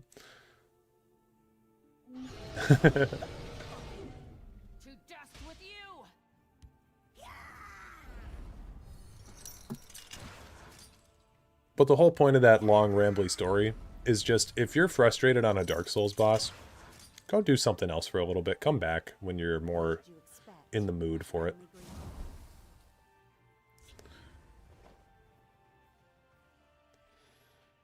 Mournhold Taskmaster, Blackmarsh Centurion could be a thing. Mournhold Taskmaster, Invoker the Hist, Blackmarsh Centurion is a play, and that's a pretty cool play. So I think we're going to do that. We'll go Pact Oathman on this one.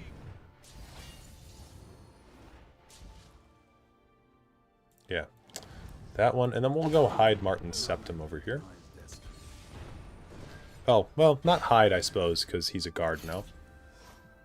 One of the things I will always praise about Souls is how it teaches patience and persistence. Yes, it does. If you just have the patience to go through any of these games, you will come out on top. It's all really a memorization game. Incano on Martin. Wow. Harpy Scholar.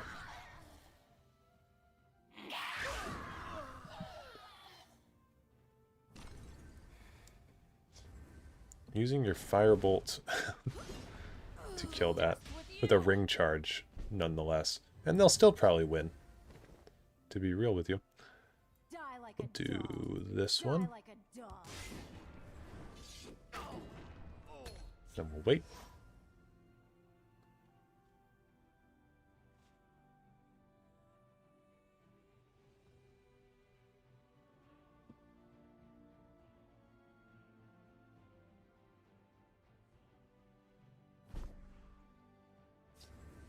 Okay. We can do a silly little Mournhold Taskmaster plus a Blackmarsh Centurion. And that's the wrong order. You can tell I meant to get off after the last game, but I got roped in talking about Halo and shit. Double Prophecy. Perhaps we need to adjust our methods. Oh. Die like a dog. Oh yeah. Die like a dog. Triple Prophecy. This is Prophecy Mage, isn't it? You don't run Mystic Dragon without being Prophecy Mage. Lightning Bolt is a Prophecy. Gets rid of my Taskmaster. Yeah, I was trying to do Invoker of the Hiss there to push a little bit more damage, but I don't really think that would have been... I don't really think that would have been anything to help us. Cloud Rest on that one. People just kind of miss the point and bitch about the difficulty when that's like why it exists. There's some valid criticisms about accessibility, but man, I will say, I think the difficulty has been pushed a lot further than it needs to go. Like, Elden Ring, for some of the bosses, they are excessively hard, I think. And maybe that's just a skill issue. But, I think that they've taken this narrative of, like, our games are hard, we need to make the bosses even harder. And what I liked... Shadow of the Erdtree was too much. Yeah, I think so too. And what I really liked about the Souls series that made me play it was not the difficulty aspect, it was the lore, actually. That intro trailer for Dark Souls is what made me want to play them in the first place. So the fact that like all the games now are about being super difficult, I think is cool to some extent. But like I was never really playing the games for that reason. I was playing them because I wanted to learn more about the funny lightning bolt man was doing. I guess that's one thing where Dark Souls 2 loses me as well, because it lost that entire narrative and it just started doing its own thing. And I just don't like Dark Souls 2 for that. Because I was invested in the shit that we already had. Okay, are we doing this again?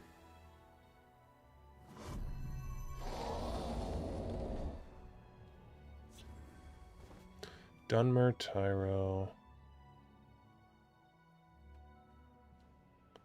Man.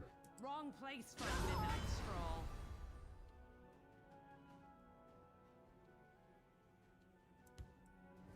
Kill that one. Put down an Invoker of the Hiss. Could do a Dunmer Tyro over here. Get up to 3 attack. I can appreciate DS2 for at least trying something different, but I don't know if I really like what it actually did. I just think like, oh hey, we actually got a prophecy. I just don't like, I always put it this way, like if Elder Scrolls 6 took place in a similar sense to how Dark Souls 2 took place, it would basically be like, hey, welcome to Elder Scrolls 6. We exist 10,000 years after Elder Scrolls 5. And all the locations are different. And the map that you knew before is different. And all the lore is like an echo of the previous lore, but it's not the same. It's like slightly changed to be a worse version of the first game. And I know that Dark Souls 2 went through some development problems, but like, it just feels like they took all that neat stuff that they built up in Dark Souls 1, and then they tossed it away. So that's how I feel. And that's where Dark Souls 3 kind of comes in, and like, you also have to factor in that Dark Souls wasn't a series. There wasn't necessarily an expectation to sticking to the same exact story. That's true. That's very true. But that's what I liked about the first one so much, was the story and the cool locations. And I think, like, going back to 3 did make sense. I know that, like yeah, they could have kept more from DS2 in DS3. But yeah, I don't know. I think that them going back to DS3 was like the right, or going back more to DS1 and DS3 was the right move for players like me who enjoyed that part about the first game. Okay, let's see. What do I want to play against this? What is this one? You agree, yeah. And you know, I do kind of respect what DS2 was doing, like you said, but what was the point of this one? Oh, this has Emmerich's Warlord in it.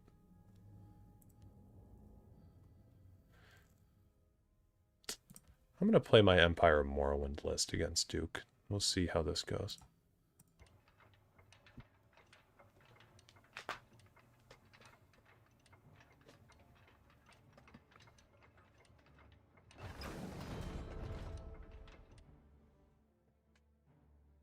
But yeah, DS3, I think just, it added a layer of like, it did have its own lore. It wasn't like a complete copy of DS1. All the stuff with like Pontiff Sullivan and stuff though is kind of connected back to DS1 in a way to me that made sense.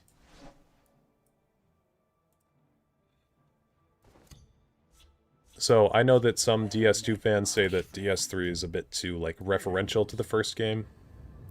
I think they're more building off the first game is all that it is. But I get what DS2 is doing too with cycles. They're trying to like, you know, they're trying to say something with how feudal the Age of Man is versus the Age of Gods, and how it doesn't really matter in the end, no matter how much time is separated between. But yeah, I don't know. I just didn't really. I guess I just didn't appreciate it as much. Potions, sweetmeats, get your supplies here.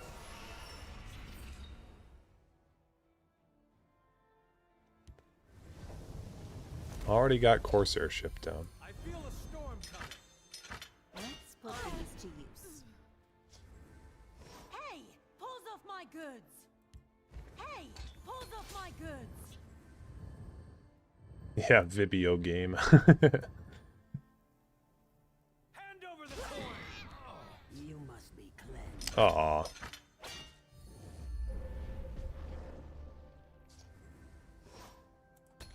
Well, we have a terrible, unworkable hand. But thankfully, Duke's trying to do a combo. He's got 2 Corsair ships already? Jesus Christ. Okay. This is what I get for playing my silly deck. Yeah. I think I have 2 Smuggler's Halls in my deck, so the fact that we drew one is kind of upsetting. 3. Nah. I feel a storm coming. Apologies. Nah. Bro, what are you doing? How do you have this hand? Behold my creation. The perfect life form. Oh my god. Ridiculous.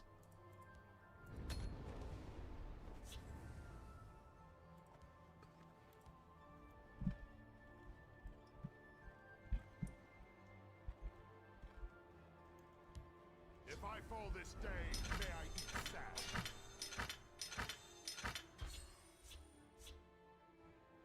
Oblivion OST, I love it. It's so good. Oh, he's doing this combo. Nice.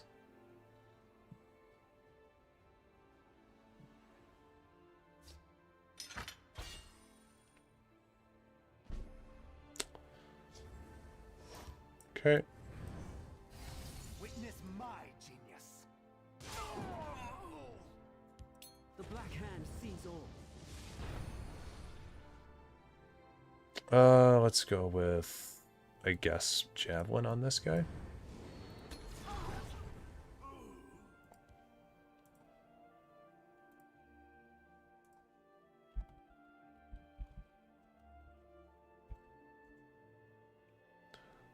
Laneth to get either Chalmun's Keep or Emmerich's Warlord, because we know what deck he's playing.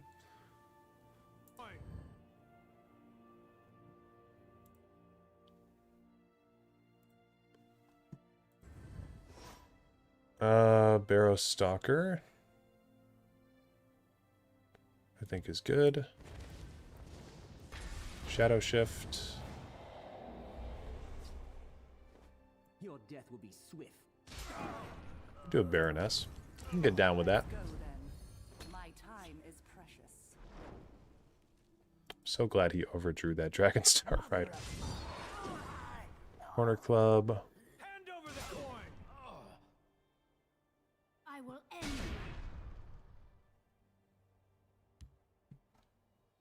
I tend the sharpest looking lawn in these isles. Nothing gets past me. Warlord.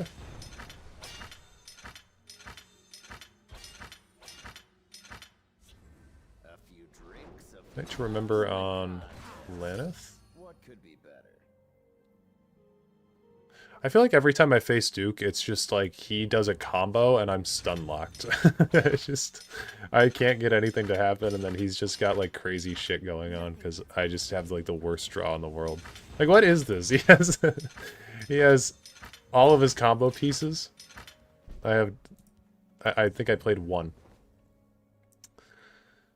Let's go with, I guess, Thieves Guild Fence.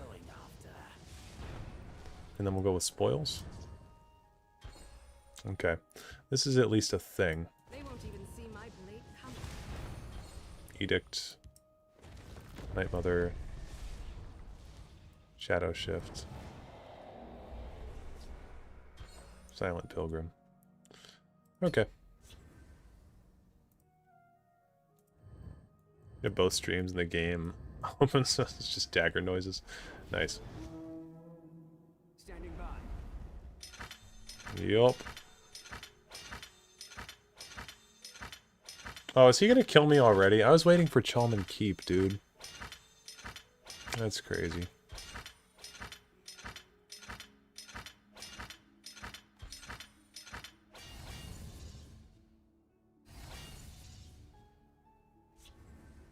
Telekinesis, nice.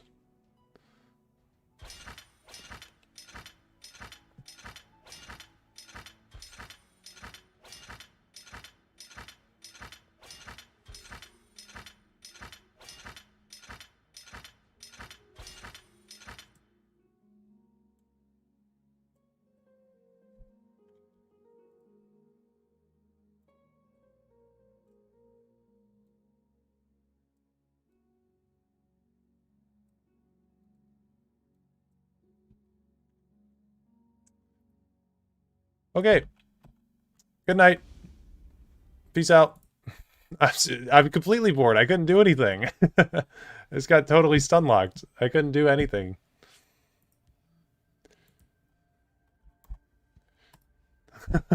Have a good night, everybody.